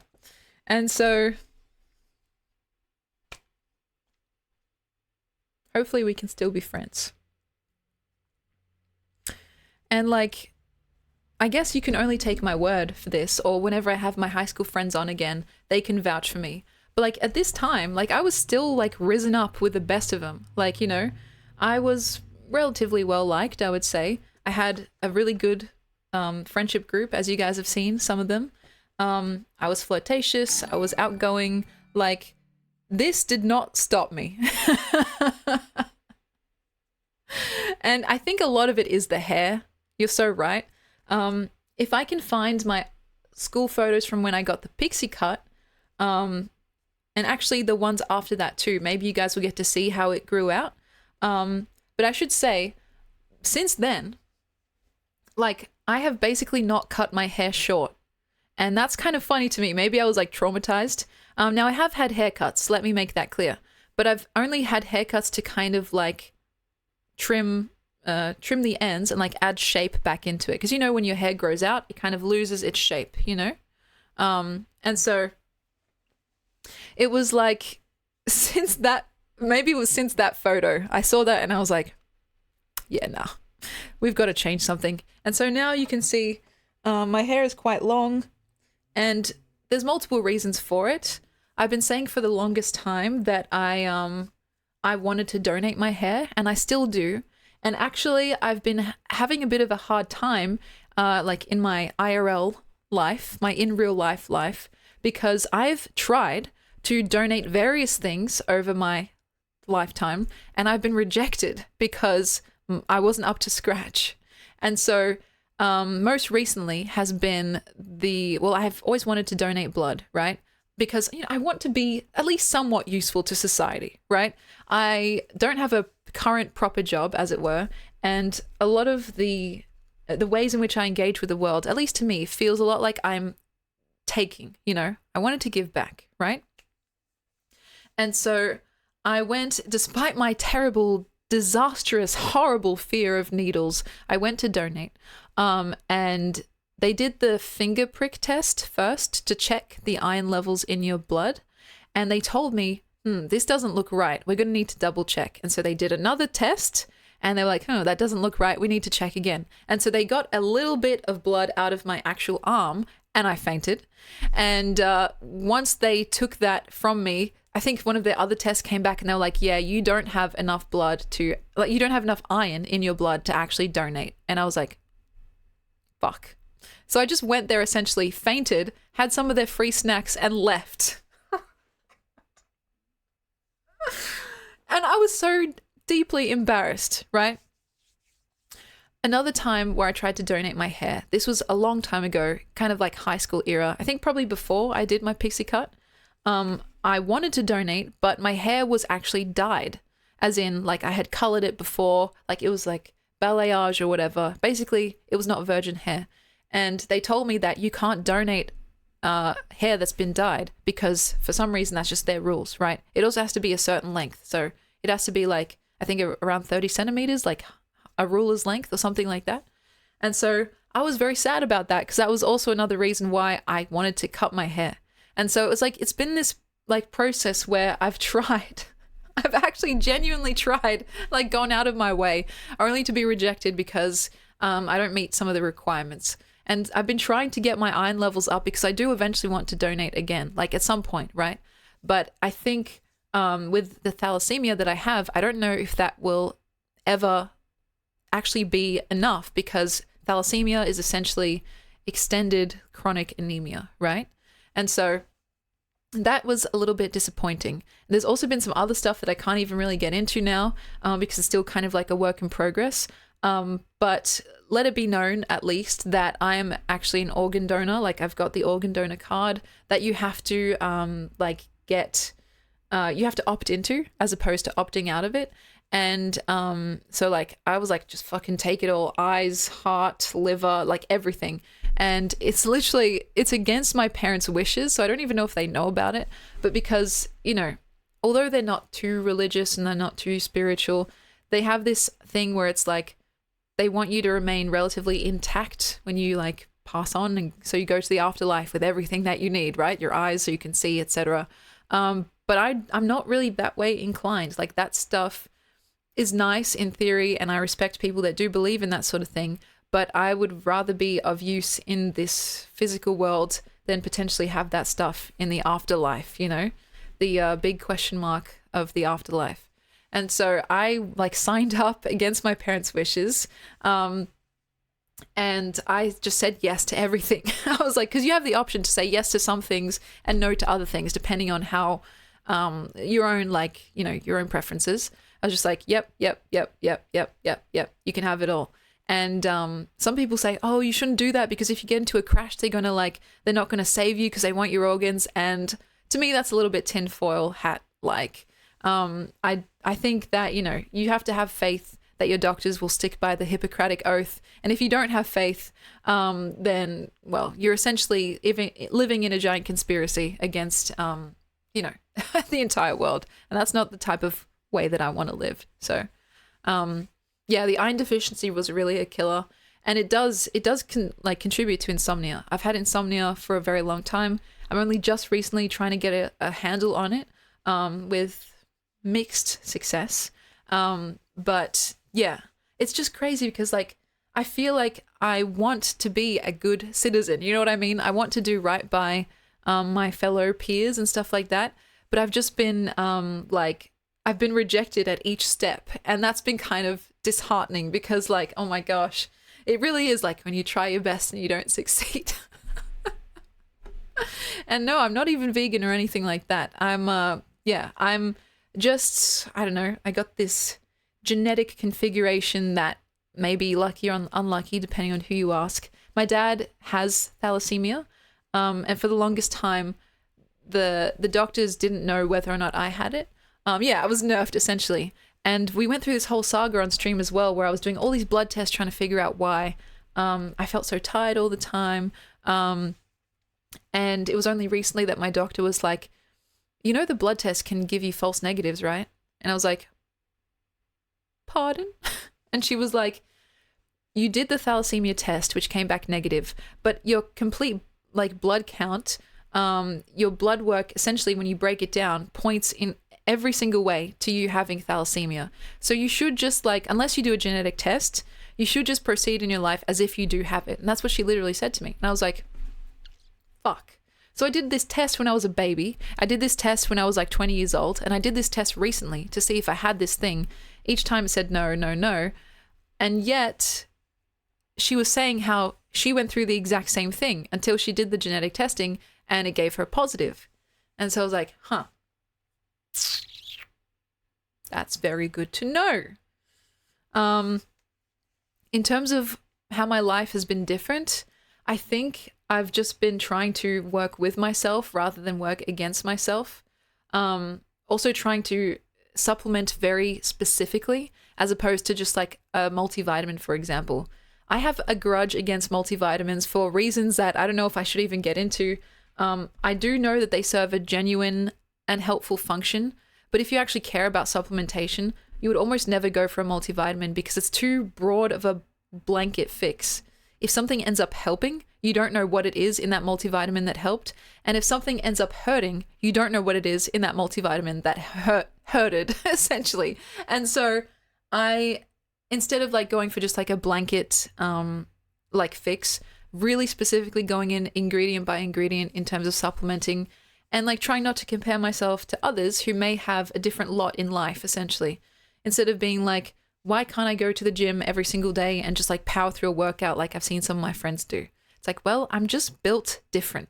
I think maybe I'm suited to more of a like low key, like low intensity, steady state cardio type beat as opposed to like a high intensity interval training thing. And so to just like, instead of hating yourself for not doing what you think is best for you, just accepting and kind of letting go of those preconceived ideas, because they're not really servicing you anyway. So why let them torment you, essentially? And yeah, with certain vitamins that are water soluble, you just pee out the excess. Then with fat soluble vitamins, you have to be careful because they store in your fat cells. And sometimes if you lose weight, those excess vitamins are then released into your system, and they can cause like issues if they're too plentiful, or like if you just overload your system in a short amount of time. And so yeah, it's a whole thing. I have a big stack of supplements that I have purchased over the years. I've been trying to get through them because I know it's not good to hoard so many, and I know that they also expire over time.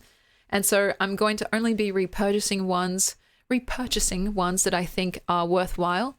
And so, of course, eating healthy is the best way. But if you also are interested in supplements, if I had to repurchase maybe 3 or 4, it would be these: magnesium, zinc, black seed oil, vitamin D, and a vitamin D formula that also has vitamin K, because you need both of them. If you have one or the other, it can lead to complications. And iron, maybe. And so those are the ones. Magnesium is right at the top of the list, and black seed oil is a little bit niche. It's kind of a bit more esoteric as well, but it's one that I really, really like. Fish oil is good. But I eat a lot of fish anyway, so like salmon and stuff like that, because I have like a Mediterranean family, Mediterranean diet, so I don't need as much of it, I think, as maybe some other people might.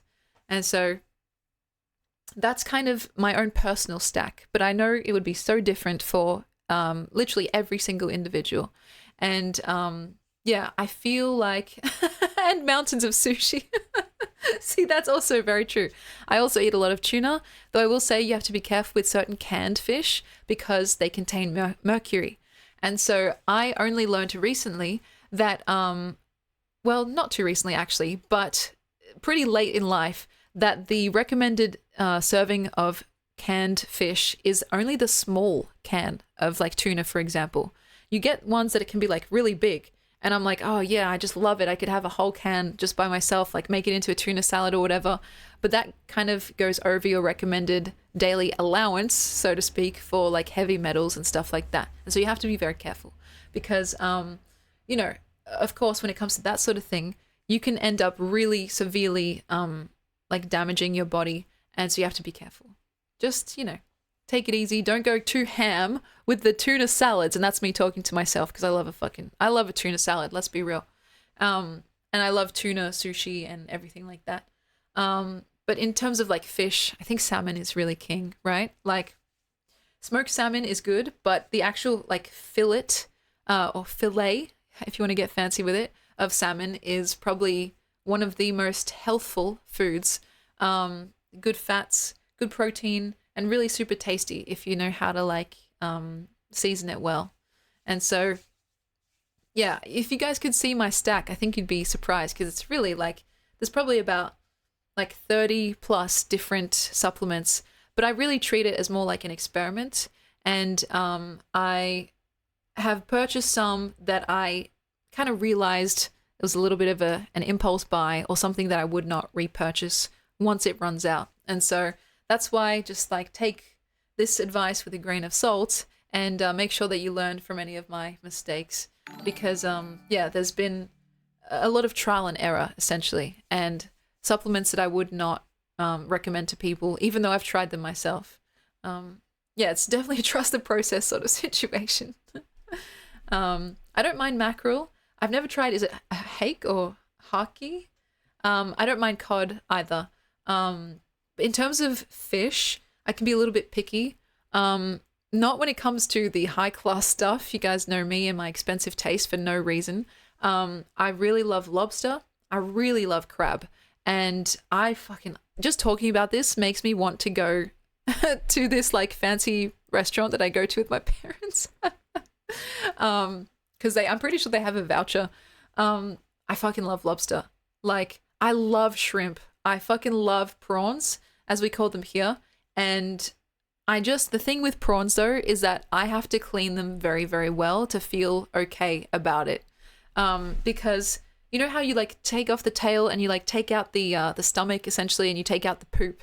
Like, I have to make sure that I see whoever does it or that I do it myself, because like I can't bear the thought of like just eating that shrimp poop. Essentially, you know what I mean? And so yeah, I really, really like shrimp, but I'm a little bit particular with it. But yeah. You have to be careful, you know.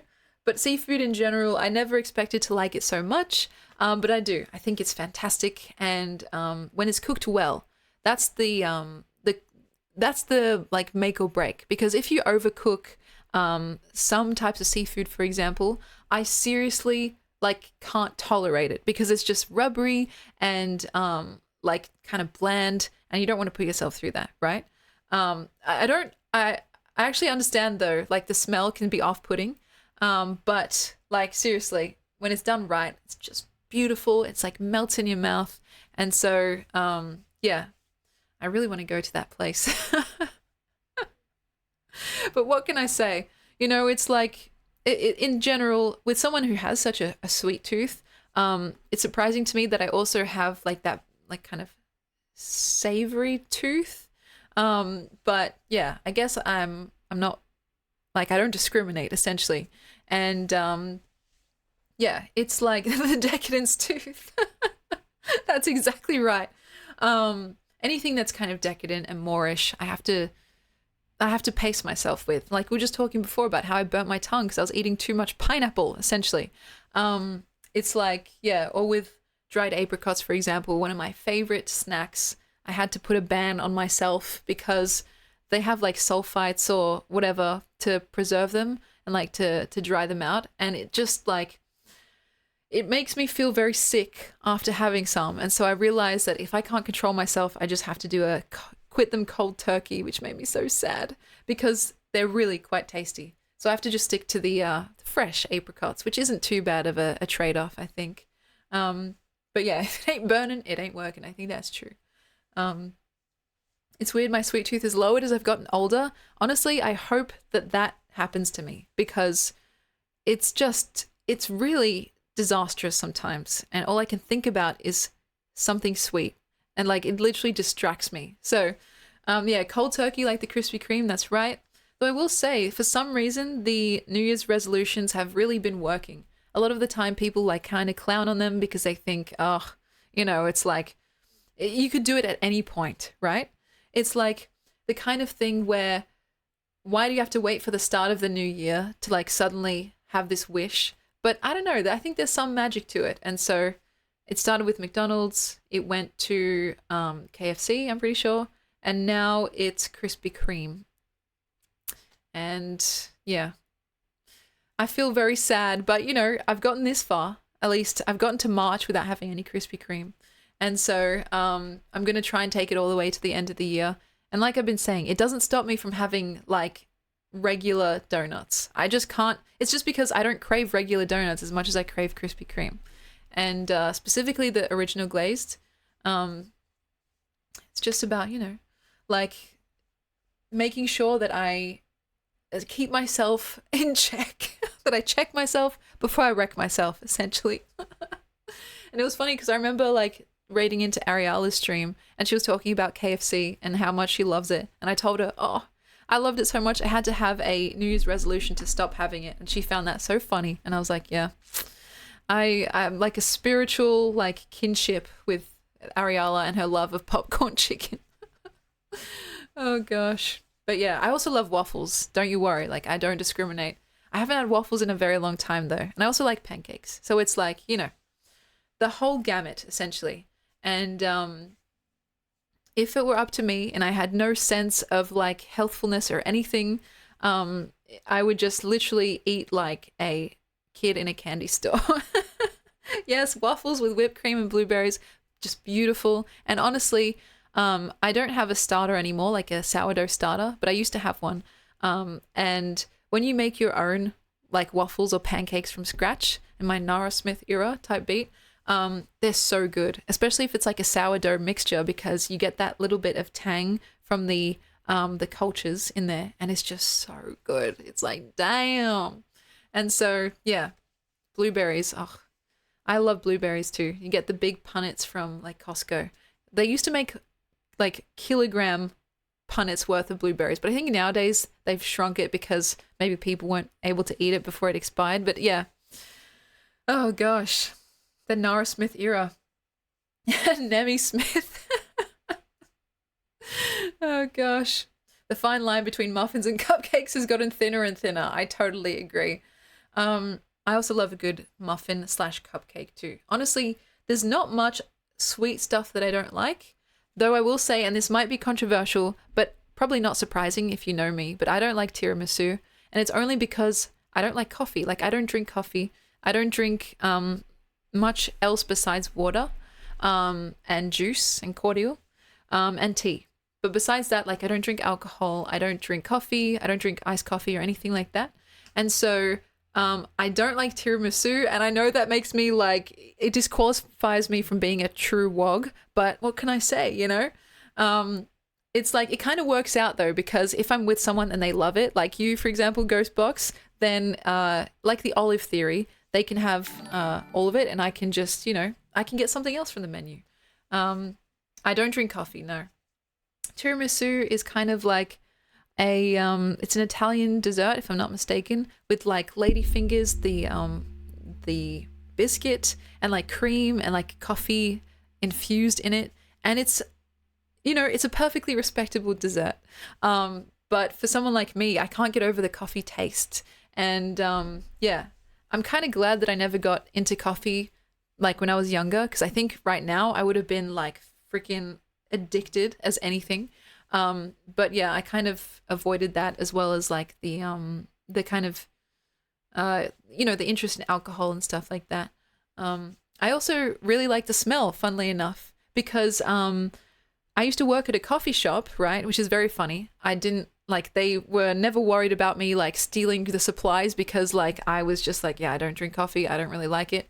Whenever I'd open a fresh bag of the coffee beans, I would actually just like breathe in deep, and I really liked it. I don't know, there was something really like earthy and musky about it, and as I put it into the actual machine to like grind up the beans, like I genuinely enjoyed the smell, but I didn't ever like taste it, or I didn't ever like feel the urge to. And so trust me, I made my fair share of hot chockies without any coffee or anything like that, and they were fine with that. They literally were like, yeah, just eat or drink whatever you want from like the store. It's like, it's yours essentially. And aromatherapy, yes, that's very true. I've heard, like, actually I've experienced sometimes when you go to like a perfume store, they have a plate of coffee beans out, and so you like, between smelling perfumes, you like refresh your nose palette essentially. But yeah, I was the perfect employee, because I also, like, back in those days, like, I didn't really enjoy eating at work because of like the lack of the ability to go and like freshen up, like brush your teeth after, or like floss if you need to. And so they had all this food there that they were like, just eat whatever you want, because it was like a grocery store slash cafe with like hot food, like pies, sausage rolls, all that stuff, right?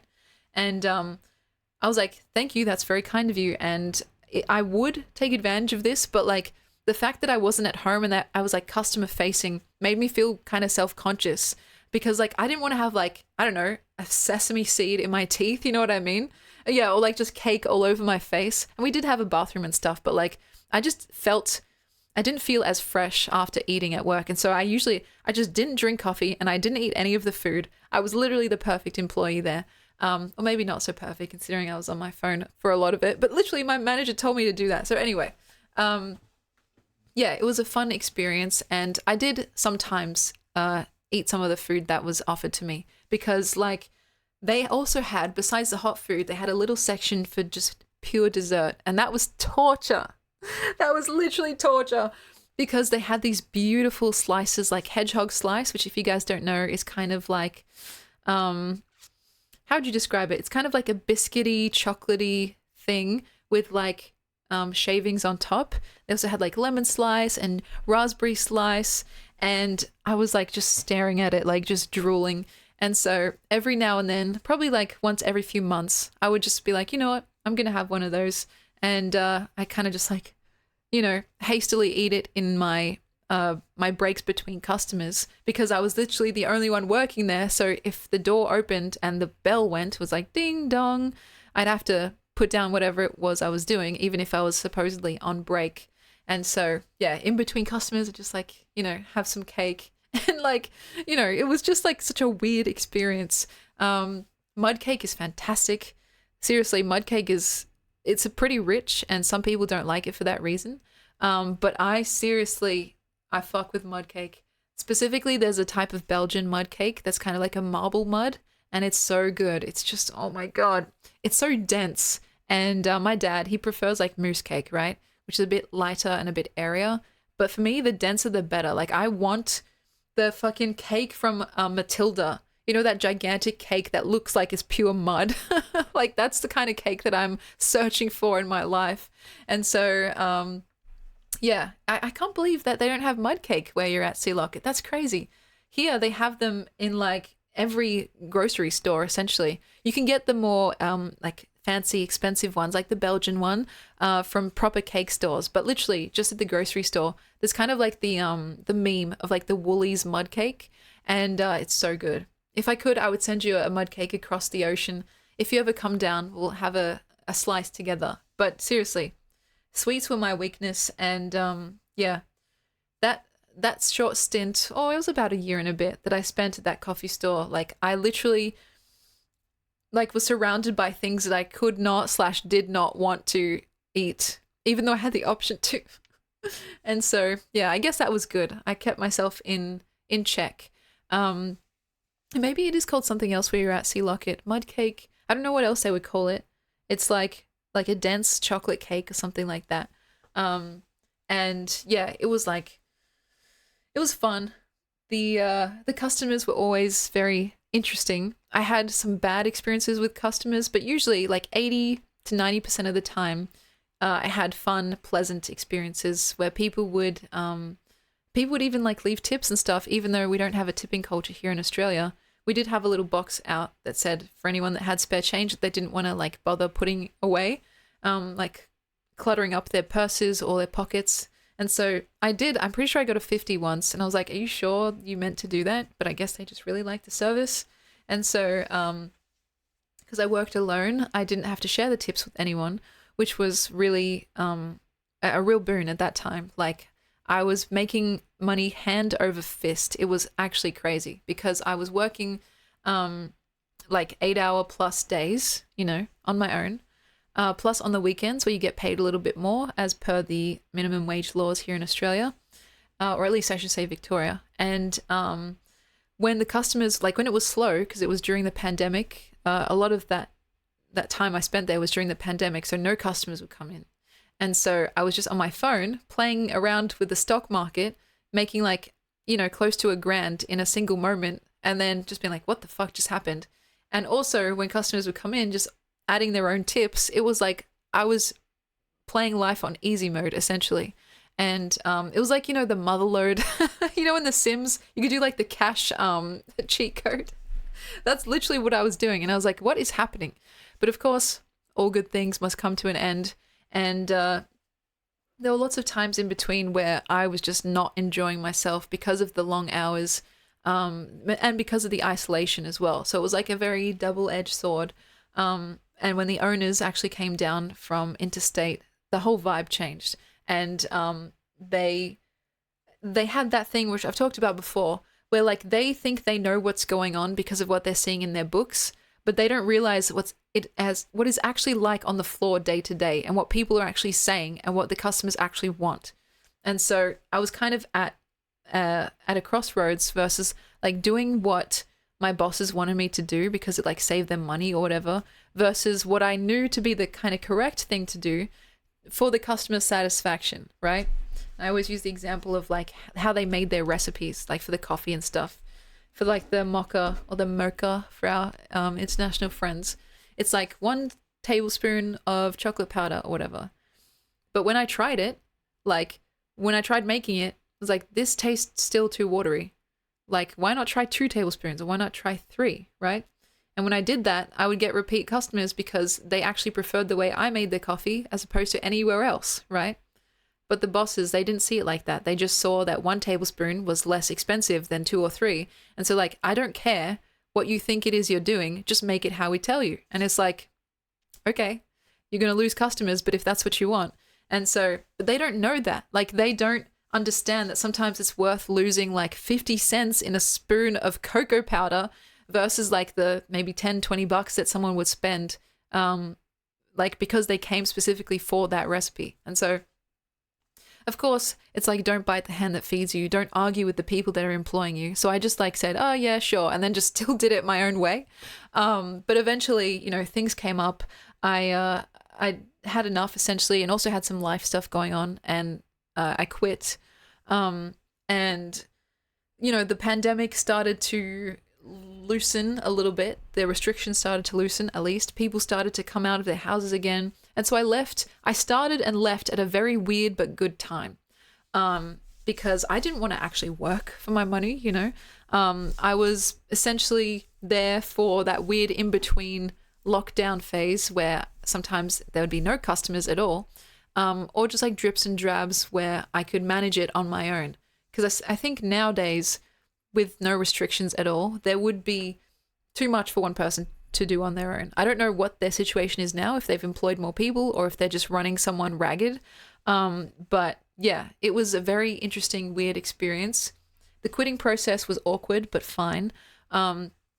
Like I said, I'm pretty sure I made up some excuse. It was like half true. I said like, oh, you know, I'm focusing back on my schoolwork or whatever it was. I've got some stuff going on, and, you know, I'll talk to my friends to see if they might want a job here. And so I was like trying to ease out of it. I gave them like a 2-week handover or whatever. Like I stuck around for 2 weeks to make sure they weren't totally out of the loop, and helped train the next person that came in. The training was funny. The person was already relatively cafe experience, so I didn't really have to tell them much. I just said, oh, this is where we keep that stuff, this is where we keep that stuff, and this is what they tell you to do, but this is what I actually do. And so I kind of gave them the option if they wanted to, or if they wanted to just like do their own thing too. Of course, like, who was I to just be like, to judge them? And so that was interesting, and I think I did relatively right by the owners, even though I felt like they didn't do necessarily that right by me. They didn't trust me, and they didn't treat me like an equal. They literally talked to me, and like most other people, like servants, you know? And it was very weird to see. It was especially weird to see like how they treated the people in the factory, which I think by their standard was like an even lower peg than someone working at the front of house, which fucking pissed me the fuck off. Like, I hated the way the people in the factory were treated. And it just seems so weird, because it's like, these are the people that literally make your lavish lifestyle possible. Like, why are you treating them so poorly? And so, yeah, it's, especially if you're in the factory, like, I can't speak to the front of house, but in the factory, it is backbreaking, grueling work. They work like fucking 8+ hours a day, and they literally throw their bodies into the machinery of this like whole operation to make it work. They break and bruise themselves to get this shit going, and they get treated so poorly. It's crazy. This was not their only business. They had a few other like franchised like kind of stores, and they also like take their products and sell it to big chain supermarkets too. So they were well off. Like, if I had to put a number to it, these two people, by the way, husband and wife, the owners of this place, this may be a bit off, but hey, let's just say I think their net worth would be around like the 50 to 100 mil. And it's kind of confronting when you talk to someone who you know is that fucking rich. Like, I know not all of it is liquid, right? But think about it. Like, when someone is that wealthy, they live a life that is incomprehensible to you. Like, it's so different to how you imagine like living that it's kind of hard to even fathom what it's like, right? And so they were like polite enough at a surface level, but it was really when it came to the matters of the business that you could see how they thought of you, really. And so, yeah, it was like a different league for real. And that was kind of disappointing because, I don't know, it just seems like it's not that hard to treat someone like a human being, like with dignity and respect and with a graciousness that, you know, is not really that much effort. And I should say, they were polite enough. But yes, they were very detached. They did not have their fingers on the pulse of like what was going on, like their fingers on the pulse of the culture, essentially. And they just knew what they saw in their books. They just knew what was more or less expensive.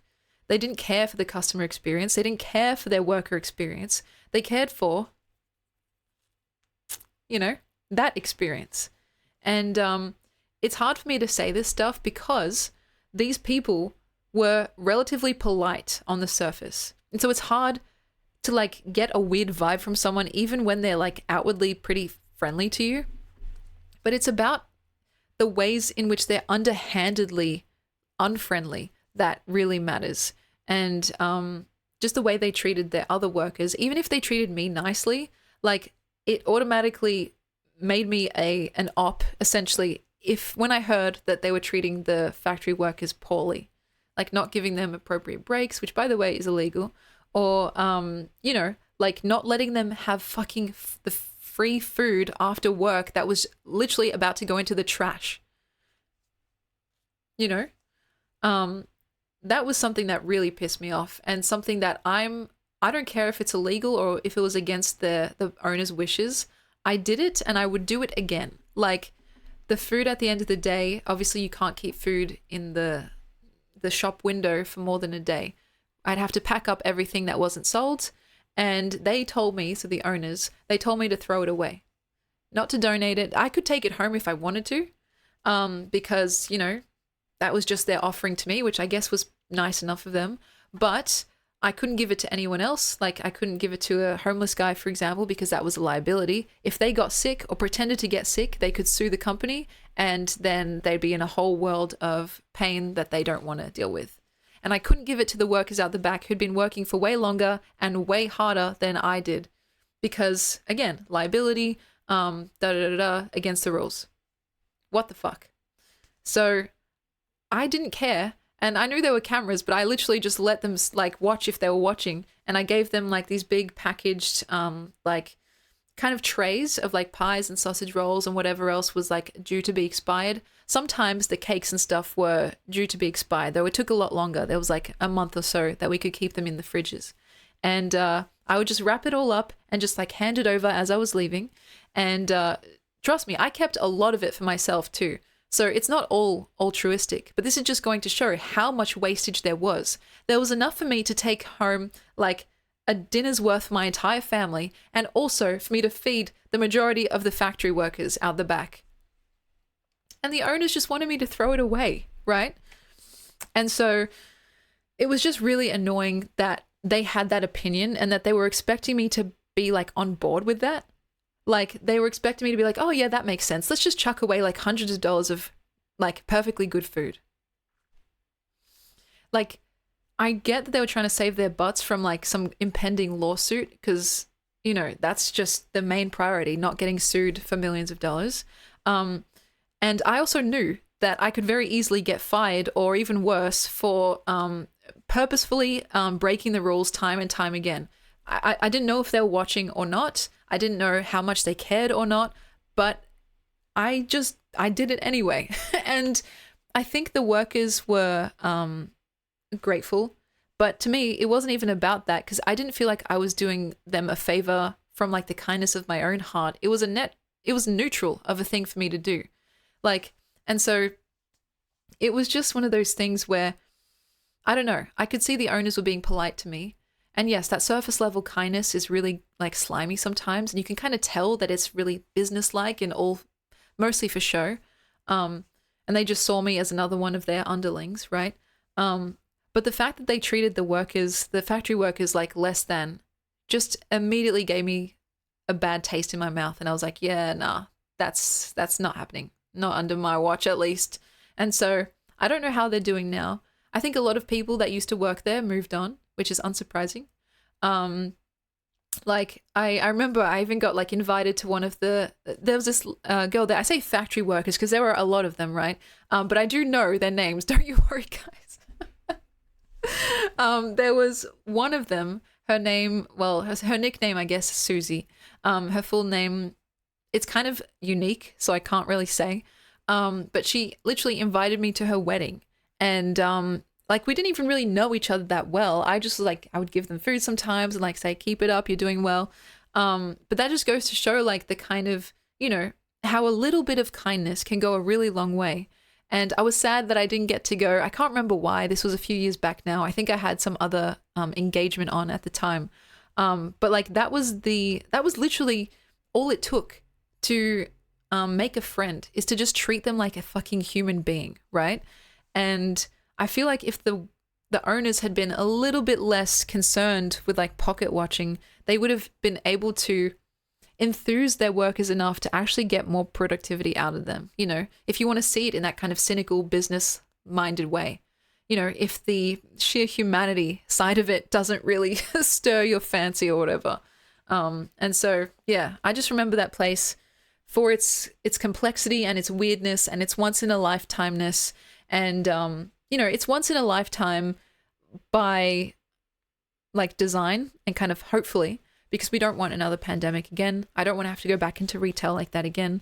But still, like, it just seems like so, I don't know, like a cautionary tale. It does sound a bit like a movie to me, but I swear this was literally my life for probably a year and a half, roughly, every single day, like Monday to Saturday. Because like I said, I was the only one working there, and the store was open every day except Sunday. And so because they had no one else that could actually work, they were just like, we need you every single day for like 8+ hours. And I was like, fuck, all right, let's go.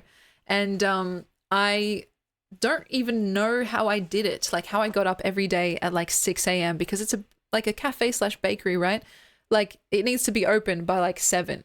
And so I would try and push it like tighter and tighter. Like how late can I get up and still make it to work relatively on time? And so like I would be there as early as possible, just getting shit ready. And it was a very weird experience. It wasn't all bad. I think in terms of like the bad versus the good, it was like 30% bad, 70% good. I was pretty much always on time. I like to be there early, which I know is like kind of a sign of like a fucking, what's the word?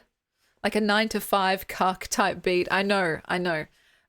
But because I was working at a bakery/cafe, people that got there, like people that went to this store, they were expecting the food to be ready by the time the store was open. So they didn't realize for that to be true, I'd have to get there half an hour before the store opened and start cooking all the food that they wanted to buy. And so I was like allowed to get there a little bit earlier and just start getting things ready. But yeah, people would come in at like 7 on the dot and be like, why isn't there pies ready? And it's like, bro, they're still cooking in the oven because I just got here too. And so, but it was encouraged to come there early and like be, like have unpaid labor essentially, because I was the one that had to field angry customers, not the owners. Like, they're like, well, if you don't want that to happen, get here earlier and just like make the pies earlier. It's like, bro, if you want me to do that, then just pay me half an hour earlier to get here like at 6:30 or something. That would mean I have to wake up at 5, but you do what you got to do. And I will say, because I was working so many hours for so many days and on the weekend, like on Saturday, I was getting paid like out my ass essentially. Sorry, excuse my French, but I was getting paid like crazy. And I was having weeks where I was clearing like probably, I don't know, 2K just from working, not counting tips, not counting what I was doing with the stock market, not counting what I was doing with selling my clothes on Depop. And so I was like making bank, gone are those days, let me just be clear. And it was like, I think that was why I stayed for so long. Besides the free food as well and the nice people that I met there, I really did end up becoming attached to some of my co-workers that were out in the back. or the one coworker from upstairs from QA, who I used to flirt with relentlessly. Yeah, 2K a week is crazy. I know, it's fucked. And so I was like, I was making so much money that I didn't know what to do with myself. And I was like, okay, I have to admit, at the time, I wasn't really spending it that wisely. I was, in fact, buying everything in sight that I could think of, that I had the desire for. I put a lot of it into my savings, of course, which is why, actually, I've been able to live on my own for so long while streaming and not feel like I'm about to have a crisis, right?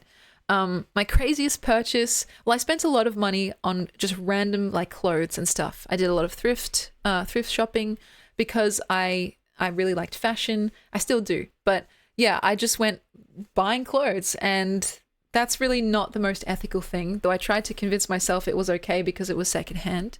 Yeah, you'd think I would have bought a computer, right? But this was before the days I ever thought of like streaming or anything like that.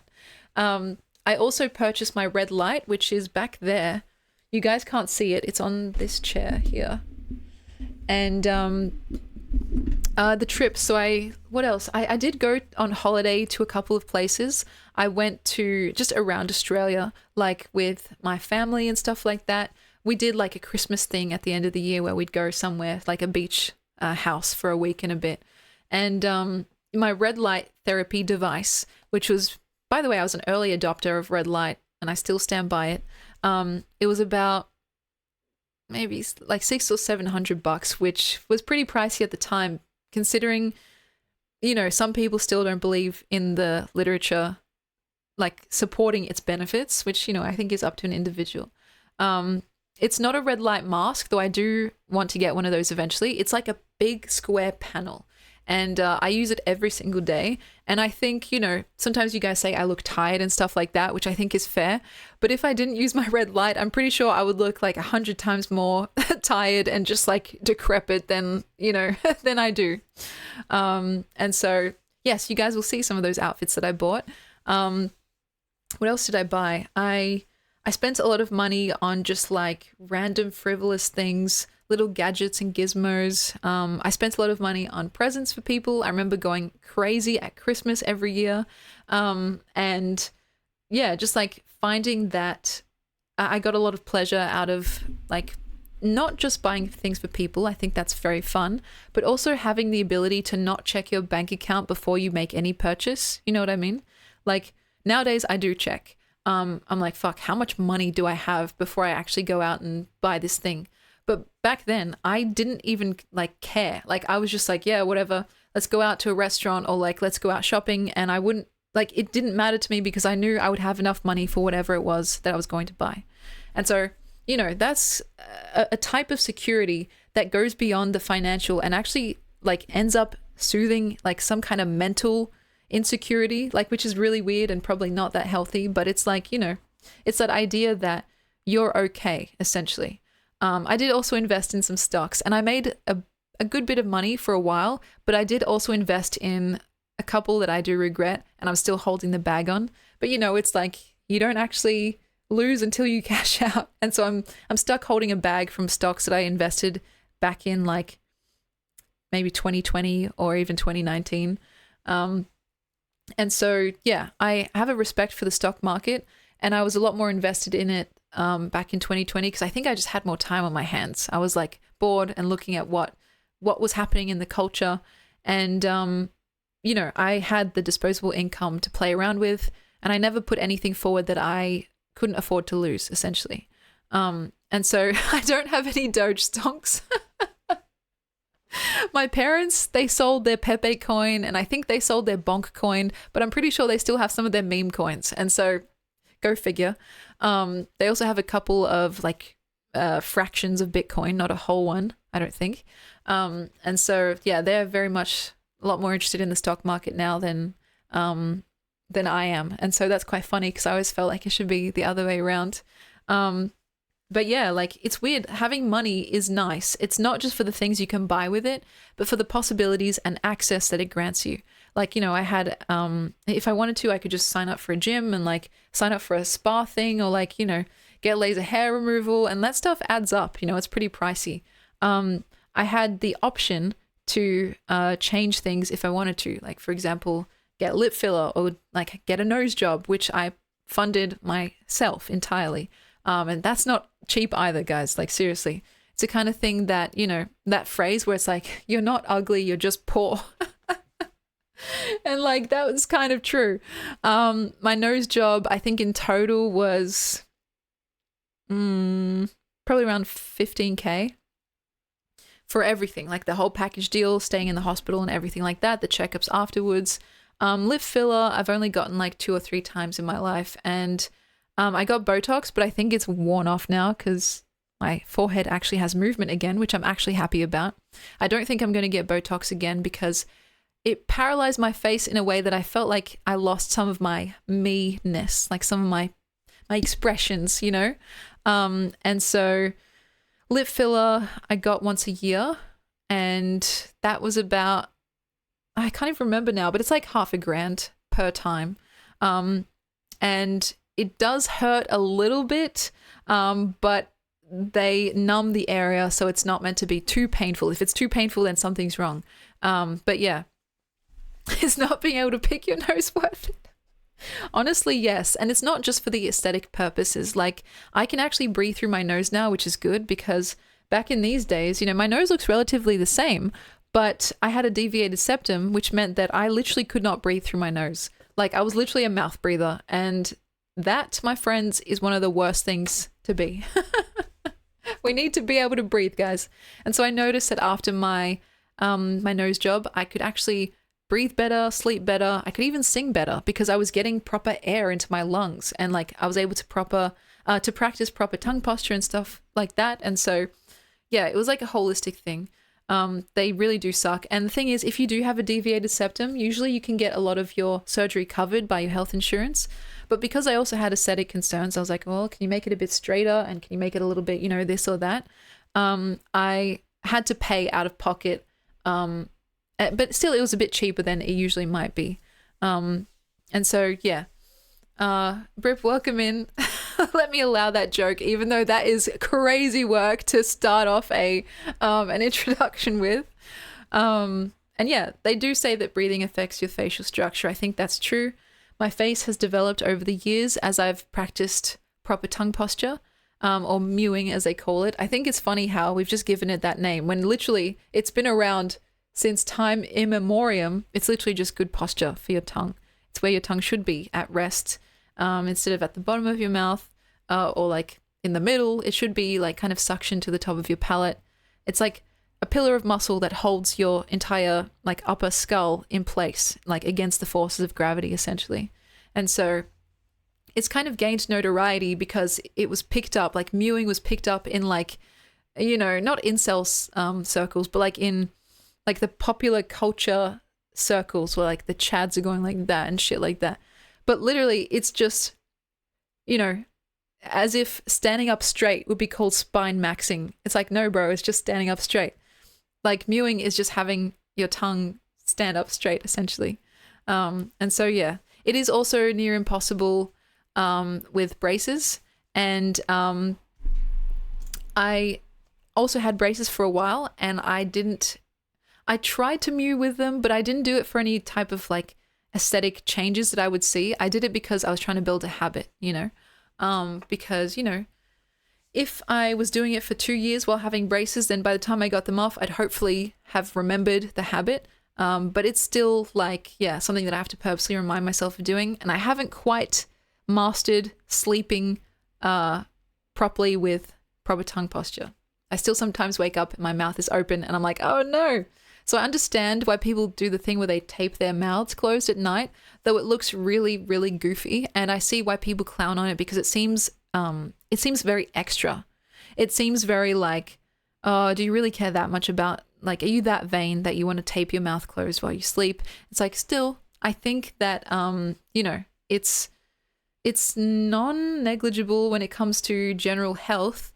In terms of aesthetics, it's up to someone's individual preferences, how much they want to go down that rabbit hole. So I haven't sleep maxed yet, but I'm planning to. Maybe I'll have to find some mouth tape or whatever it is people use. But yeah, It's weird. And like a lot of people that do like daily routine stuff, you know, that make that type of content, they wake up and their face is all taped up and they have like all these devices and like red light shit on them, and it looks really futuristic and a little bit extra. I don't think I'm that far gone. But I do see the benefits because you don't want to be sleeping like, you know what I mean?